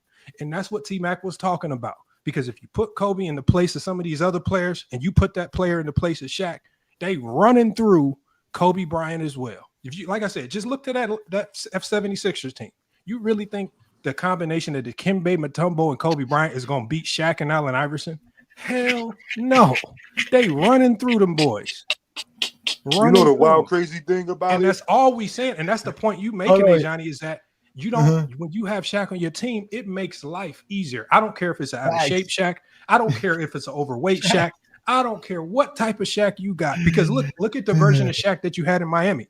That was an overweight, declining Shaquille O'Neal. And D-Wade took that and won a chip. Thank you. What you think these guys Gary doing with Payton a prime old ass. Shaq? I just, yo, Johnny. Hold on. Before y'all go again, I know there's a lot of y'all up here, but that's all I wanted to say. I'm gonna be watching. I got to get out of here. But this is a nasty show. I'm definitely clipping this one up, man. Oh, definitely. And just so I know, Goat Cast is There's watching. a lot of capper. I think Goat Cast. I'm gonna answer your question, Mike. Go ahead. Do y'all know Goat Cast podcast? Yeah, I know him. I started following him recently. Yeah, I think he dropped probably the dumbest video on this topic that I have ever seen. I'm doing a reaction to it tomorrow, but man, and Goatcast seems like a very intelligent dude. But man, oh man, his video was dumb, and I'm breaking that down tomorrow. But hey, man, Lamar, check your DM. Appreciate you. Before y'all go, I gotta answer Mike's question. Mike asked me a question. I'm gonna let Twin Man go, and I'm gonna let Juan Boy go, and then I'm gonna let David go next because David is a content creator, and I gotta let him up next because he's been patient as well. So, Mike, to answer your question, let's just start off with Eddie Jones. The reason Eddie Jones could win is because, for one, Eddie Jones is a solid defender. So you're not gonna lose anything on the defensive side. Not only that, Eddie Jones could shoot the basketball. He will create space for Shaq by being the guy who you have to protect on the three-point line. As you can see, he shoots 38% from three-pointer. So not only could he create his own shot, rebound, pass, steal, block, do all the things that Kobe was doing at that time, but he would be able to do it with the, like I said, the leisure of playing alongside Shaq and the triangle offense of Phil Jackson, who's also going to motivate Eddie Jones. Okay, let's start from the top. You already admitted Allen Iverson. They're winning 3 or more. Allen Iverson and Shaquille O'Neal are going to win championships and go party and come back and win championships. They might have won 5 straight championships between 2000 and 2004. And he's going to stay after 2004 plus Shaq. They would have won all kinds of championships. Same thing with Vince Carter. Without a doubt. That's why the star is there, because they would actually win outside of 2004 because they all could do the same things. They can score in the fourth quarter. They can play defense, and they can play alongside Shaq without feeling like their game is taken away from them. Now, Iverson can't shoot like the rest of these guys can, but we know Iverson can create plays. But you gotta give Iverson something if he's playing along Shaq.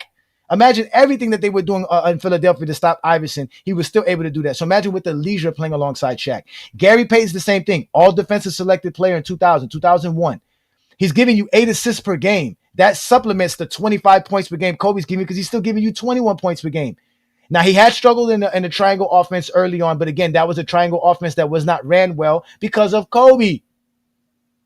Then you have Jerry Stackhouse. Again, Jerry Stackhouse was a baller, ladies and gentlemen. He's probably the most inefficient shooter of all these teams, of all these players here, but he's playing alongside Shaq. He can also be the fourth quarter guy, dig down on defense, sit in his chair, help do some hustle plays, and help Kobe and them help Shaq and them win some more championships. Now he may not last like 2005, 6, 7. It might just be to 2004. So I can see him winning there. Same thing with Michael Finley. Michael Finley won a championship with the Spurs, playing with a lesser role. So imagine if he has to play his role with Shaq. He's gonna win as well with Shaq. Let's not even talk about Ray Allen. You can't even double team Shaq with Ray Allen's on the floor. Ray Allen's gonna have so many open threes. Ray Allen's gonna dominate. I already gave you Eddie Jones. Allen Houston's probably the worst defender on this whole scenario, but he's the best shooter in this whole scenario. So there's no way in the world you're going to have him stand there and Shaq is not going to be able to dominate when he's on the offensive side. The Lakers will supplement their defense and efficiencies with Rick Fox, Ron Harper, Derek Fisher, Robert Horry, Horace Grant. Like they had a team full of, that's why they got those veteran players, Dennis Rodman's. Phil Jackson's not stupid. Then you got Paul Pierce. Without a doubt, Paul Pierce is winning championships with Shaquille O'Neal. And they're winning beyond the 2004 season. Because Paul Pierce don't care about being no sidekick. If he could win with almost a decrepit KG, he's definitely winning with a prime Shaq. And Jalen Rose is your guy's best option. I'll give you that. But I tell you this, Jalen Rose is similar to Eddie Jones, but he's better passer. He's probably even as good as Eddie Jones on the defensive side. But again, he would work well with Shaq because he would play his role, do what he's supposed to do to help the Lakers win. He's not going to be upset. So he's another one that could win 3 championships because, again, you're playing alongside this Shaquille O'Neal. So with that being said, sir, I answered your question. I'm going to let Twin Man up. And if you have anything to ponder, hold on to it and wait till these gentlemen are done. That way you can speak. But what's good, Twin Man? Thank you for joining me, brother. Hey, what's up, bro?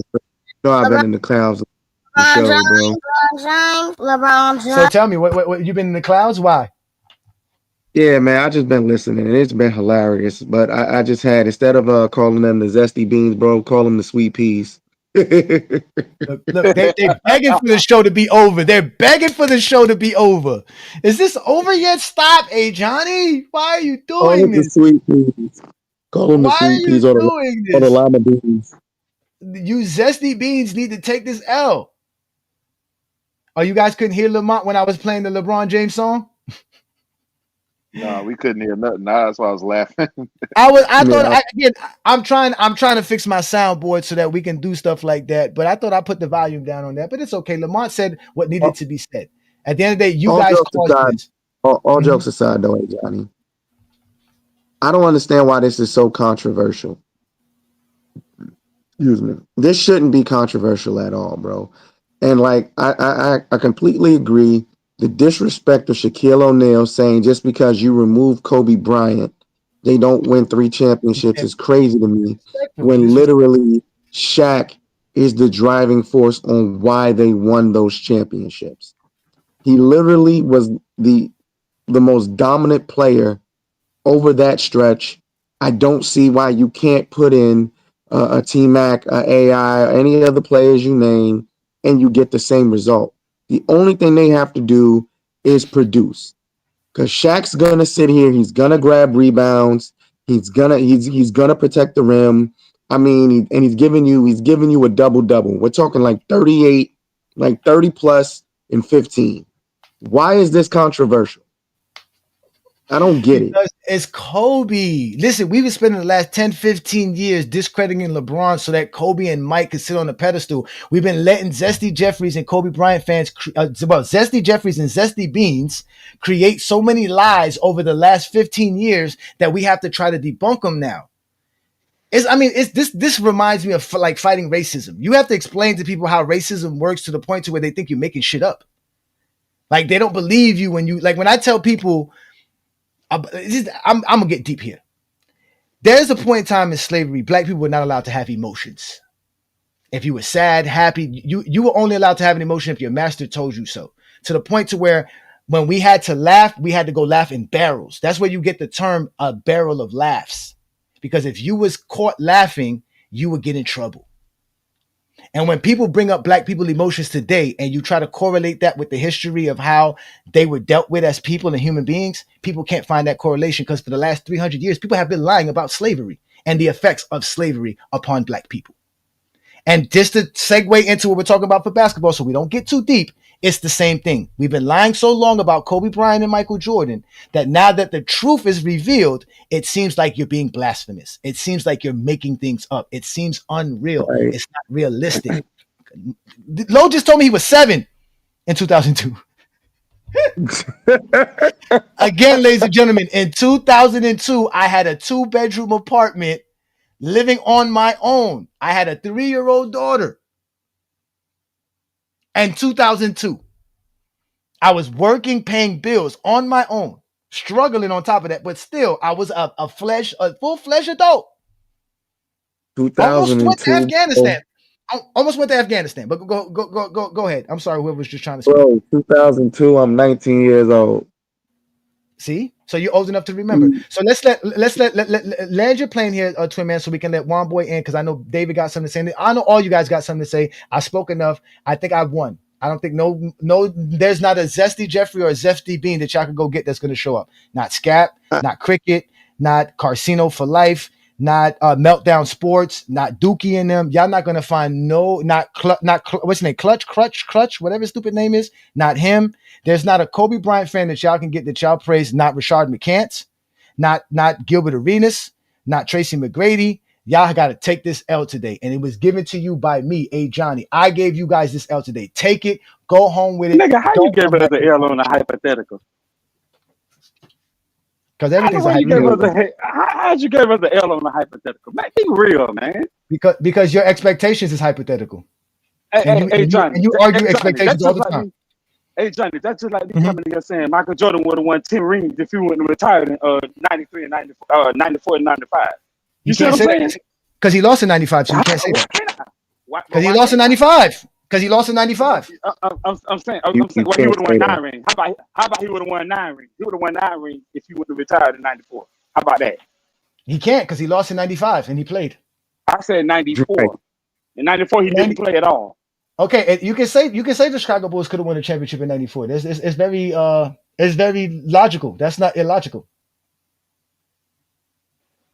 And there's nothing wrong about that hypothetical. There's nothing wrong about that hypothetical. Okay, let me ask you the question is. Oh wait, I'm gonna prove to you how this is just a Kobe Bryant fan trying to deflect the conversation by telling us hypotheticals should not be discussed. It is. It's hypothetical. No, Mingled Jester. Who's the better running back? Barry Sanders, Emmitt Smith.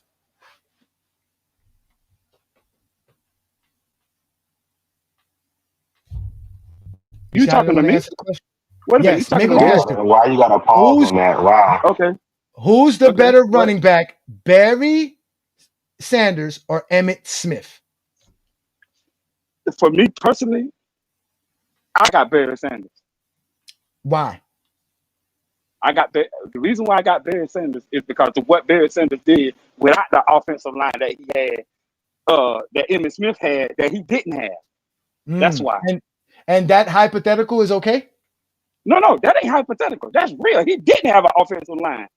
That ain't no hypothetical. It didn't have an offensive line. Mingled Jester. Your hypothetical is that Barry Sanders would have the same stats as Emmitt Smith because of the offensive line. That ain't what I said. That's not what I said. That's you just not said what that. I said. You just said if he didn't have that line, that he did it without that line. So your hypothetical is that with a line, he would have been better. That's what you're saying. Say that, though. No, that ain't what I'm saying. I'm saying what I'm saying. That's exactly what you're saying. That's exactly what you're saying. No. I'm saying he produced the stats that he produced with the offensive line that he had. That's what I'm saying. So Mingo Jester, so question: hold on, guys, I got this. So would Barry Sanders have the same career if he ran behind Emmitt Smith offensive line in Dallas? That ain't my argument, though. So you're trying to make an argument that I'm not making. You did make that argument because you said that he had the line that he had. His career is his career. Emmitt Smith had more yards, more touchdowns, more championships. How is Barry Sanders better than him? Right. He shakes and bakes better. Shakes and moves around better. I I don't think he really understands from the moment he said Barry Sanders, he already gave a hypothetical. I'm going to sleep, man. I got to be up early, bro. Thank you. And with that being said, Mingled Jester. Wait. Gotcha, bitch. Because the reason they fall for this trick, Lamont, is that they swear they have a foolproof argument because their only argument is please stop hurting my feelings. So let's let Juan Boy answer. I can let David. Ajani, Please go ahead. come on. No, that's facts. Go ahead, Juan Boy, please. So we can get Now, David because David's impatient. The hypothetical with the Barry Sanders thing, you know what I mean? Like, I don't know why he set himself up for that. And then he gave the perfect answer as to why Barry Sanders had less success than Emmitt Smith, which can also translate into Nigga, how y'all gonna try to make an argument that I didn't make? I'll let you talk. That ain't the argument that I made. Y'all trying to make Yes, you did. You basically said the offensive line he had was why he wasn't better than Barry Sanders. So you think that that ain't what I said. So you think he would be better if he didn't do that? That's not what I said, though. So what Y'all makes trying to him make better? an argument that I didn't make. That ain't what I said. You said offensive line. You brought up offensive line. I said Barry Sanders still produced. I said Barry Sanders still produced the stats that he produced with the offensive line that he had. But it wasn't better than Emmitt Smith. Okay. But it wasn't better than Emmitt Smith. But it wasn't better than Emmitt Smith. Now you just finish it. But still, you going by stats, right? I know you going by stats, You right? just worded it different. Now, Yes, because you're not. Now, What are you going by? know- What are you going? That he had a bad Barry offensive Sanders- No. I'm just saying Barry Sanders is just a better running back. Period. Because of what he produced. Because of what he produced with the offensive line that he had. He didn't produce more than Emmitt Smith. You might as well say he did because of the offensive line he had. Why? Because that's the hypothetical. That's the hypothetical. After what you just go ahead, please go ahead. After what you just said, Mingle, that can also correlate with the same scenario with Tracy McGrady. You take Barry Sanders and put him behind one of the best offensive lines in the Dallas, and far from coaching and ownership and how together that team was, Barry might put up, and I'm gonna tell you why. I'm gonna give you some context. Barry might be more productive than Emmett, because Barry was faster than Emmett, just as strong, more athletic, and he was a workhorse. Now, we can say the same shit if you want to take T-Mac and switch him with Kobe. The Lakers are one of the greatest franchises ever, and they have arguably the greatest coach in basketball history. So if Barry Sanders would do better behind a better offensive line, what make you think T-Mac wouldn't do better under one of the best arguably the greatest organization in NBA history? Yo, good question. But check this out. Lamont said it best. This is actually great right here. Answer this, Mingle Jester. By your logic, then that means T-Mac and Iverson were better than Kobe because they were able to produce on the worst team.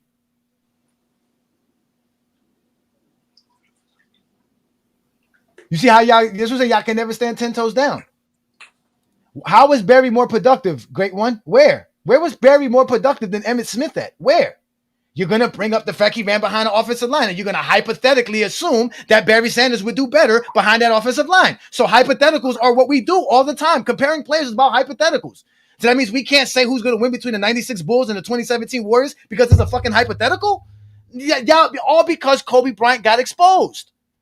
Then it's not really Kobe, like Lamont said, it's you guys' fault. It's you Zesty Beans' fault for lying on Kobe and getting emotional, all because all Tracy wanted to remind y'all is that he could win championships if he plays alongside Shaq, and y'all will be talking about him differently. But because he didn't have that opportunity, y'all are calling him the first round loser. Y'all are disrespecting his career. And then on top of that, y'all are disrespecting Shaq. As if Shaq needed Kobe Bryant to win 3 championships when he's out here balling, doing things like this. He doesn't need Shaq. He doesn't need Kobe. Like, I can do the same thing y'all doing with Emmitt Smith and Barry Sanders for T-Mac and Kobe. If T-Mac was playing alongside Shaq and all that other stuff, he would do the same thing. Kobe. You just proved our points here, Mingle Jester. You just did. Thank you. You just another one just proving our points. Like still proving our points. And where's this other Zesty Jeffrey that was up here saying something slick, talking about this is how LeBron James fans argue, but won't step up and hit the link and try to make a claim for what tonight's program's about. All you guys do is talk out your mouth. I didn't make up nothing. Come prove me wrong, Mr. Mean Green. The Mr. Mean Gene. Come up here. The link is here. But you're gonna cower. Now let's let Go ahead, David. I'm sorry, David. I know I keep saying I'm gonna bring you back up. Go ahead, David. Please, I apologize. Oh no, bro, you're good. I was just enjoying. I was enjoying that fry because I was frying that nigga. But no, like this is what we talk about. The whole just to add on to the hypothetical thing, and you said it best with the whole expectation thing. Like literally, this is what we do every offseason. Every time a massive move happens in the offseason, we're literally having expectations and hypotheticals based on what the new offense, based on what the player has joined in the offseason. Like literally, we're literally doing that right now because we're in the season, because we're stuck having to do that because the season hasn't started again. Like we're in the offseason right now, and just when I scroll through Instagram alone, everybody and mama is talking about how the Rockets look like they're going to be the new team that's going to be dominating next season in the West because they got KD. Like, the Mavericks just got D'Angelo Russell. So now people think the Mavericks about to be something in the Western Conference this upcoming season. All this is hypotheticals. We do this all the time. But just like you said, bro, it's only because it's Kobe. And then, like I said earlier in my video, I said, like, people are acting like Kobe didn't choke a 3-1 lead. Y'all getting on T-Mac for his first round losses. Last time I checked, Kobe Bryant showed a 3-1 lead while being the best individual player. Because in 06, I believe Kobe Bryant was the best individual player. You at the 81 points, 62 and 3/4. Who's doing Kobe-like stuff? Who's doing that in 06? Nobody except Kobe Bryant. And you get in the playoffs, and then you tap there in a game 7 and have 2 points in the second half. Mind you, this was after a game 6 where Kobe Bryant had 54 points. So you can give me 54, and then the next game come out here and give me 2 points in the second half. Or how about after Shaq left in 05, we missed the playoffs. 06 blew a 3-1 lead. And then 07 got bounced out in the first round again. And then before the 08 season even starts, Kobe Bryant's demanding a trade. But y'all getting no TMac for not winning with Yao Ming. What are we talking about?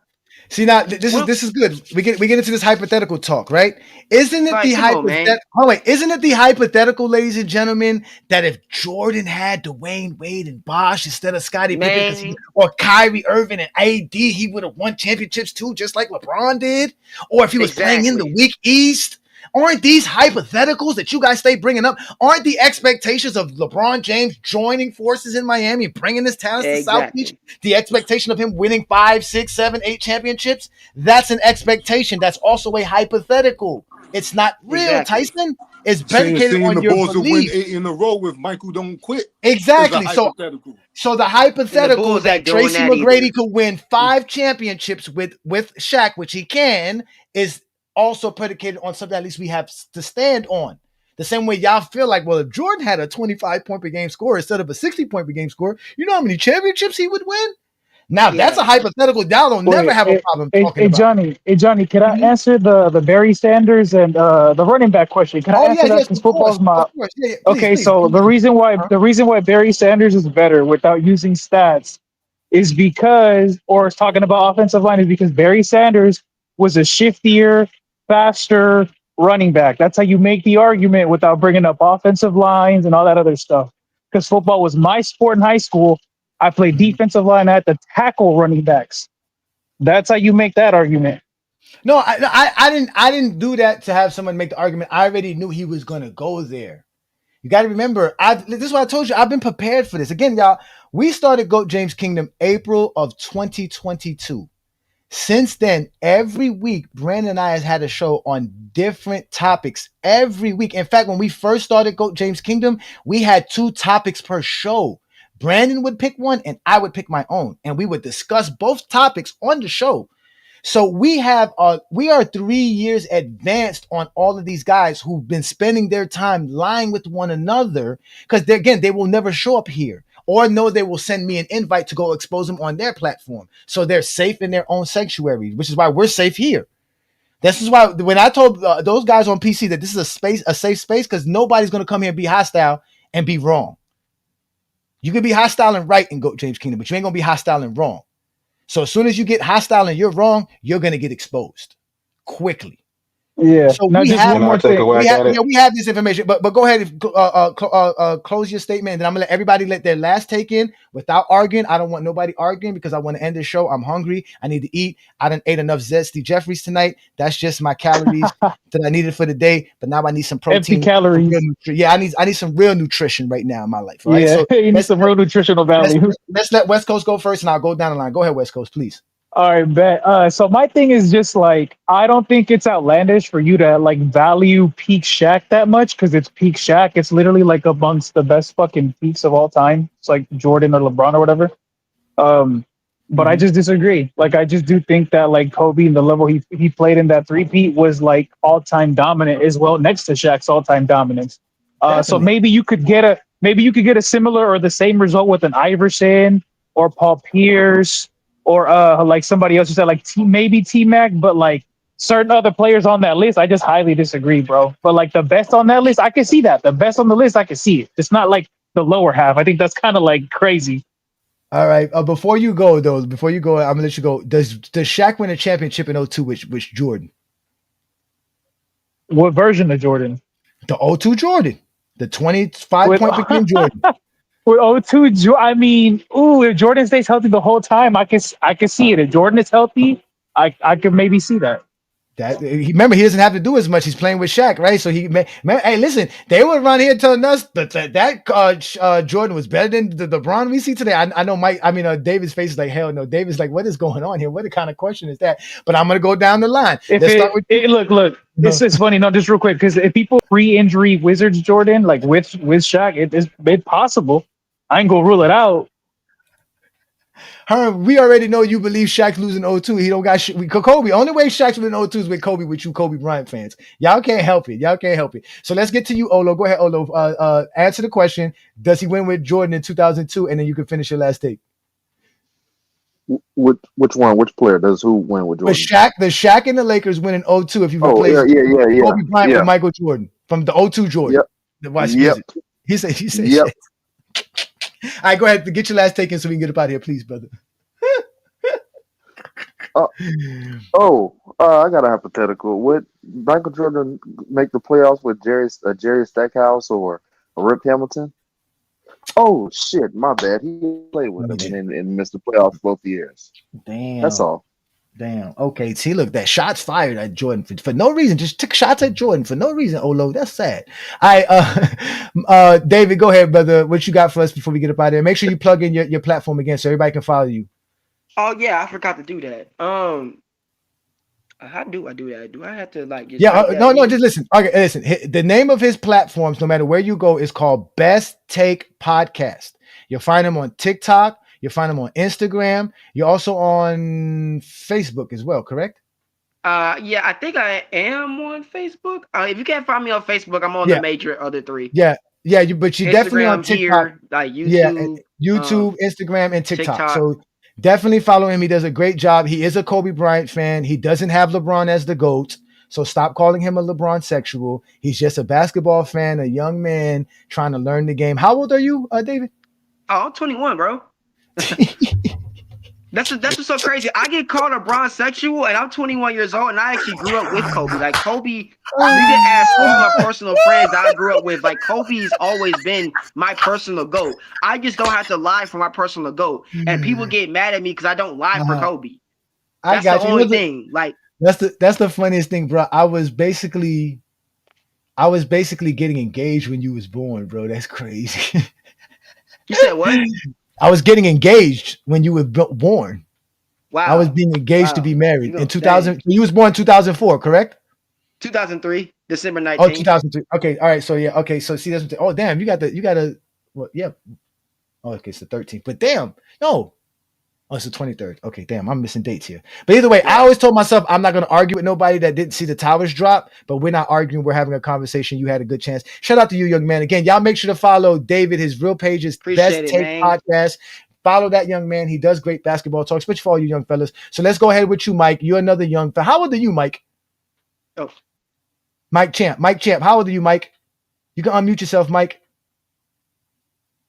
Are you there, Mike? These dudes be on other channels while they on this channel. Like these dudes be on one show, scrolling through other shows, talking to other people on other shows. Kenneth, get your last word in, brother. Yeah, thanks, man. Great show. I mean, I think maybe you went like some of the names you listed on there was a little bit too extreme. I can see TMac and but when you talk about Eddie Jones played with Shaq. They didn't go nowhere. They couldn't even get to the championship, Mm-hmm. So now, I come at it from a different perspective. I do feel Kobe Bryant is overrated. Okay. And I'll have that conversation. The young brother right there, I actually agree with a lot of the stuff he said. He actually forgot about 2008 when they coughed up that big lead to the Celtics in the championship, but that's another conversation. But anyways, let me say this about Shaq. Shaq is dominant, but I think a lot of his dominance when he started really, really taking over the league, all the great centers was gone or old. Ewing, Olajuwon, Mourning had that, I think, an issue with his kidney. Who am I missing? Robinson. Even in 2000 when they won their first championship, Tim Duncan didn't play. He got hurt. So I mean, again, that doesn't take to undo what you were saying about Kobe, because I do feel like, again, if I saw that list, some of the guys Allen Iverson, could they win a championship? Yeah, but could they have sustained that? No. I don't think they could have sustained that just because of the mentality that both of them had. I think once they won a championship, Allen Iverson would have checked out. I just don't see it. But a lot of the stuff you were saying, like, I respect you. And again, as a Jordan fan, right, I do respect a lot of the stuff that you say. And even the stuff that you say that I feel is outlandish. You make strong points. I'll give you that. So have a nice night, bro. Yeah, I appreciate it. Thank you so much, Kenneth. Again, listen, I don't show up here, ladies and gentlemen, to give you guys my biased takes, my personal takes, because you guys don't know me. To be honest with you, the only guys that I give my subjective takes to are guys that I respect, that I can talk to. I go on Chill Towns Live. We have conversations all the time on a Sunday afternoon with the gentlemen that I do with. But I already have learned that for me to have the conversations that I need to have in basketball, I need to be objective, because y'all going to ask me for proof. Y'all going to ask me to prove things. Perfect example. The gentleman here, I'm going to let you go, Juan Boy. You're going to get the last word here, Juan Boy. He says here, show me one instance where TMac closed the series, played big in the fourth quarter. See, this is what they want to do. They want you to bring up something that's not a hypothetical to say that Kobe's better. But if we go to 2001, Tracy McGrady averaged 6.4 points in the fourth quarter in that season. Kobe averaged 6.9. Kobe shot 43.7%. TMac shot 43.5%. TMac shot 40% from the three-point land in the fourth quarter that season. Kobe shot 25% from the three-point land in the fourth quarter that season. So T-Mac could definitely do that. And if we go to the next season, 2002, same players. We bring them up. Tracy McGrady, 6 points per game in the fourth quarter. Kobe, 6.1. Kobe shot 40.5% in the fourth quarter in 2002. T-Mac shot 45%. Kobe shot 22.7% from the three-point land in 2002 in the fourth quarter. T-Mac shot 37.8%. Now, this is T-Mac being guarded as the number one option and team strategizing versus him. Let's go to 03, which is Kobe's best season. T-Mac led the league in fourth quarter points in Kobe Bryant's best season alongside Shaq at 8.6 points per game in the fourth quarter. Now, I'm sorry, he didn't lead the league. He led guards. He was the number one guard in fourth quarter points. He averaged 46.7 field goal percentage and shot 35% from the three-point land in the fourth quarter. Kobe was behind him with 7.6 points per game, but he shot 41.8% and shot 31%. So this is Kobe playing alongside Shaq and not and producing less than T-Mac. Let's just go to the last year that Kobe had Shaq. Kobe was the number one guard. This time he shot better than T-Mac, and this time he actually played better than T-Mac in the fourth quarter. So it took Tracy McGrady to get to 2004 before you can find Kobe playing better than Tracy McGrady in the fourth quarter. Stop lying when you guys don't go do your research. This is why every last one of you Zesty Beans got exposed tonight, including Low. And this is why you didn't go run and get nobody else after Low, because Low is your savior. So shout out to Low. Peace and blessings, brother. Much respect to you, but you did a disservice. You talked about motivating Shaq. That's nonsense. So, Juan Boy, let's get your last word in here so we can get up out of here. Man, great show, man. You know it's always great when you get to expose dudes for their feelings who claim to be basketball fans.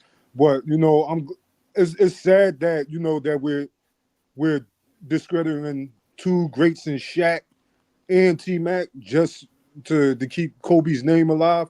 Where the conversation was never to discredit Kobe in the beginning. Kobe was great. You know what I'm saying? But you know what I mean? There was that he came in during that era where the two guards had similar games. You know what I'm saying? Like I said, they didn't get to play for Shaq and Phil Jackson under the Lakers organization. So their careers didn't go, they didn't have a good career trajectory. But that doesn't take away from their greatness. Any one of them could have done that with Shaq. All the guys that he named, because they're playing under a system. They're going to buy in. Kobe didn't want to buy in. So I think this is going to make great content because it's going to push you, Beely, and y'all to be even more creative as far as making content, because, you know, the basketball world is in the world of chaos. And if I got faith that anybody could, you know, shed more positive light on it, is you guys here, Go Jays Kingdom and Lamont over at FYF. Yeah, indeed. Shout out again. That's why we do what we do. They brought up the numbers. They said show playoff numbers, knowing that Tracy McGrady didn't play enough playoff games. You're going to go off of a 4-game sample and say Tracy McGrady can't play in the fourth quarter. I gave you seasonal, what he did for the season. That's enough sample size to know that he can play in the fourth quarter, and he's doing it without Shaq. So stop trying to find ways to discredit T-Mac because Kobe just didn't do nothing different. And my favorite, Zesty Jeffrey, who loves to stay safe in the comments, curious, those T-Mac numbers, what was those plus minus? No, those were his fourth quarter scoring numbers. Wasn't he playing in a weaker conference? He wasn't playing alongside Shaq.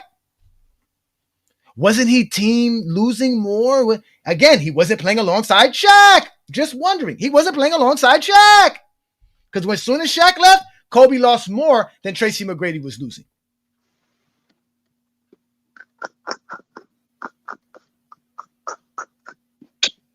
Literally had the same playoff success and everything as T-Mac.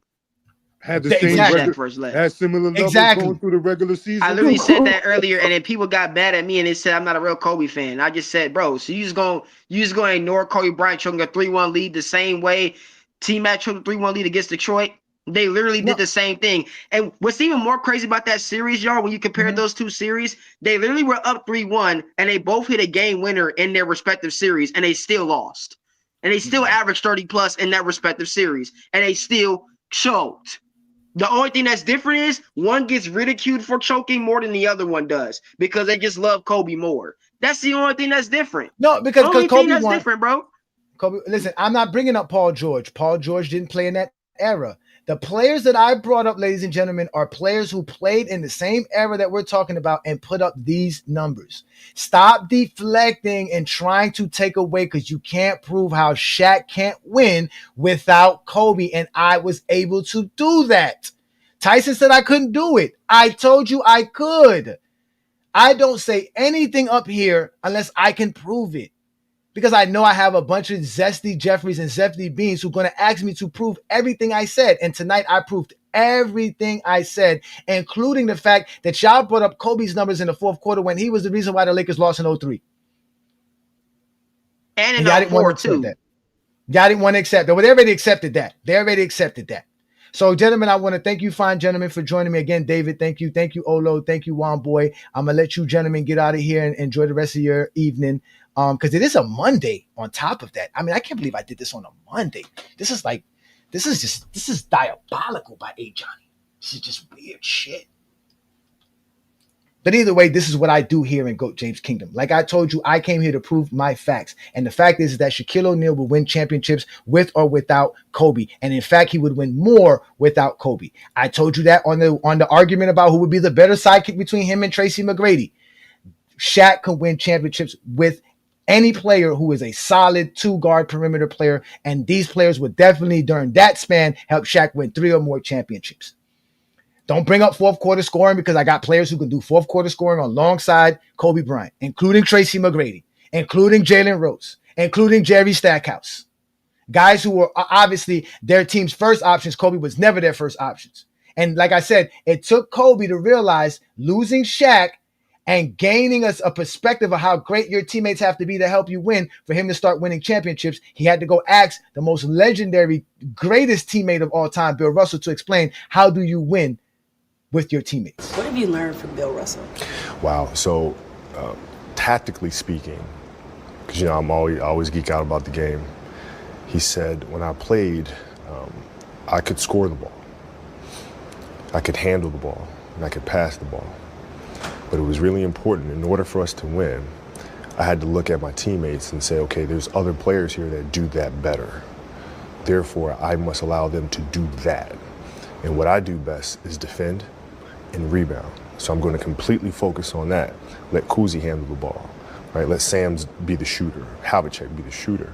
And I thought that was a very, very insightful thing that I used in how I was able to go on and win those 2 championships post-Shaq. So you heard him. The post-championships before Shaq was because he learned how to play with his teammates. When Kobe decided to let Shaq be Shaq during this span here, between 2004 and 2004, they won 3 championships. It wasn't until Kobe got his head too big into himself because Shaq was out here praising him. And that's why he thought in 2003 and 2004 that he could be the leader of the team. But Shaq wasn't ready to relinquish it. Shaq just wanted Kobe to know that he believed in him as well. So when Shaq was telling Kobe this, Kobe should have never took that and thought that Shaq was giving him the team. Take that jersey and put your own jersey on, player. About time now? Yeah. How? Baddest duo ever, Superman and Batman. 3 rings. Sacramento who? Who? What? Rick who? Hi, Tara. Hi, Tara. Crazy. So like I said, with that being said, ladies and gentlemen, Shaquille O'Neal is one of the greatest forces we've ever seen in NBA history, and he definitely would have won more championships. Kobe messed it up. Shaq has his faults. Shaq should learn how to be a better leader. That way he didn't have to push Kobe to the brink of wanting to get rid of him. But again, those are the facts, ladies and gentlemen. And that's why tonight's program, all of you guys going to stop disrespecting Shaq and leave it alone. Kobe's a 5-time champion, a 3-time sidekick champion, and Shaq is a 4-time alpha dog champion. So we're going to leave it at that. And with that being said, ladies and gentlemen, I want y'all to know that we are running a promotion for this Friday Night Exposure episode. If you are interested in joining us on Friday night for this contest, we will have a special contest where you guys are going to have eligibility to win any one of these 3 posters. You have this poster here if you're a LeBron fan.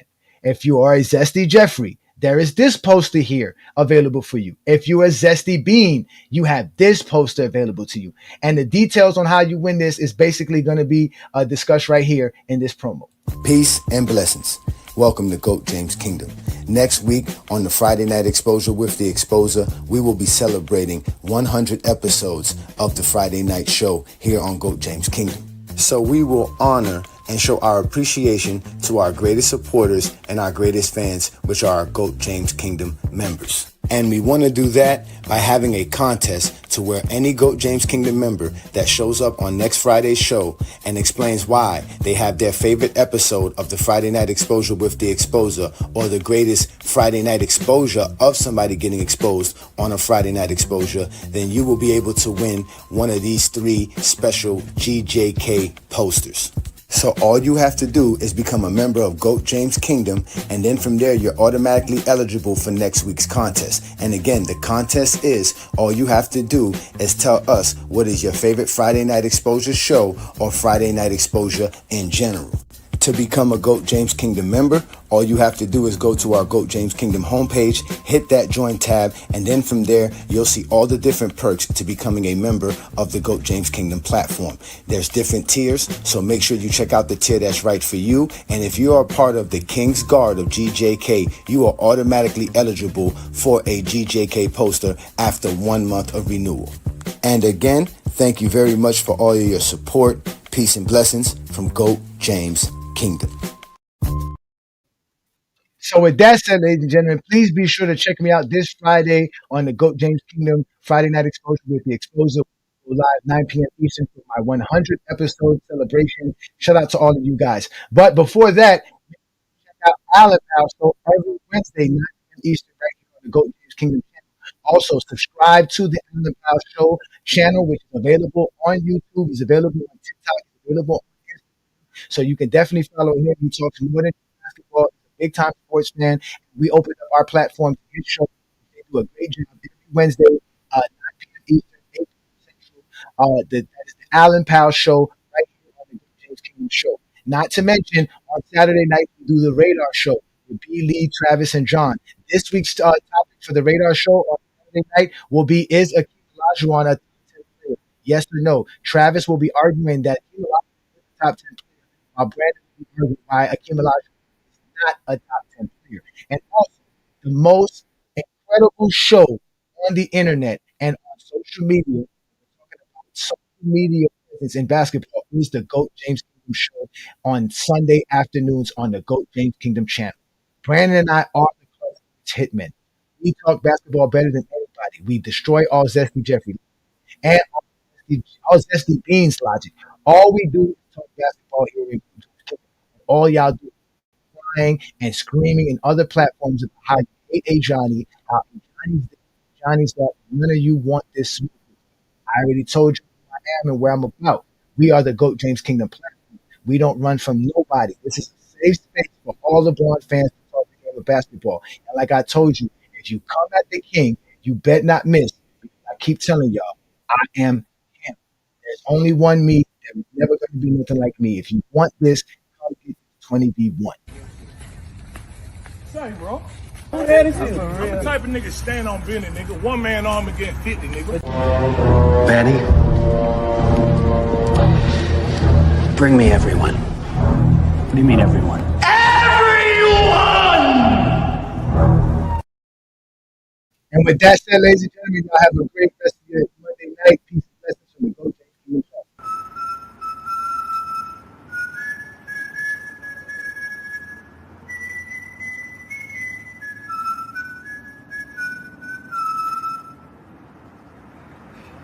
Hey, yo, lesson here, babe. You come at the king, you best not miss.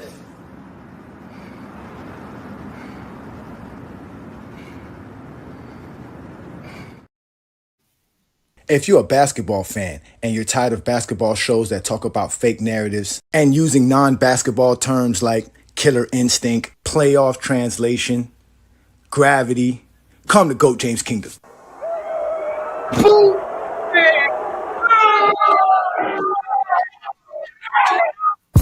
Welcome to GOAT James Kingdom, where basketball lives forever. You get to enjoy B. Lee and Ajani talk basketball every Sunday noon Eastern Time right here on the GOAT James Kingdom channel. Support by subscribing and also check out the membership at GOAT James Kingdom.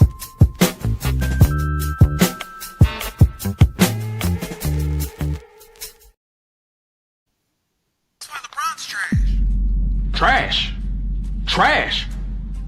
LeBron Ramon James Sr., born December 30th, 1984 at approximately 4:04 p.m. Eastern Standard Time, the greatest human being blessed among us mere mortals? 4 rings, 4 MVPs, the league scoring record, and he got more records than MJ and Kobe combined. Loving husband and devoted father of 3. Don't you ever disrespect my basketball daddy, you understand me? You know what? Log off, uninstall the game, and tell your mama to ground you, cause your mouth is reckless. Go disrespect LeBron James. Oh, I cannot believe you. I hope you break your ankles next pickup game, little nigga. Lakers in 5. Baby! You disrespect LeBron again.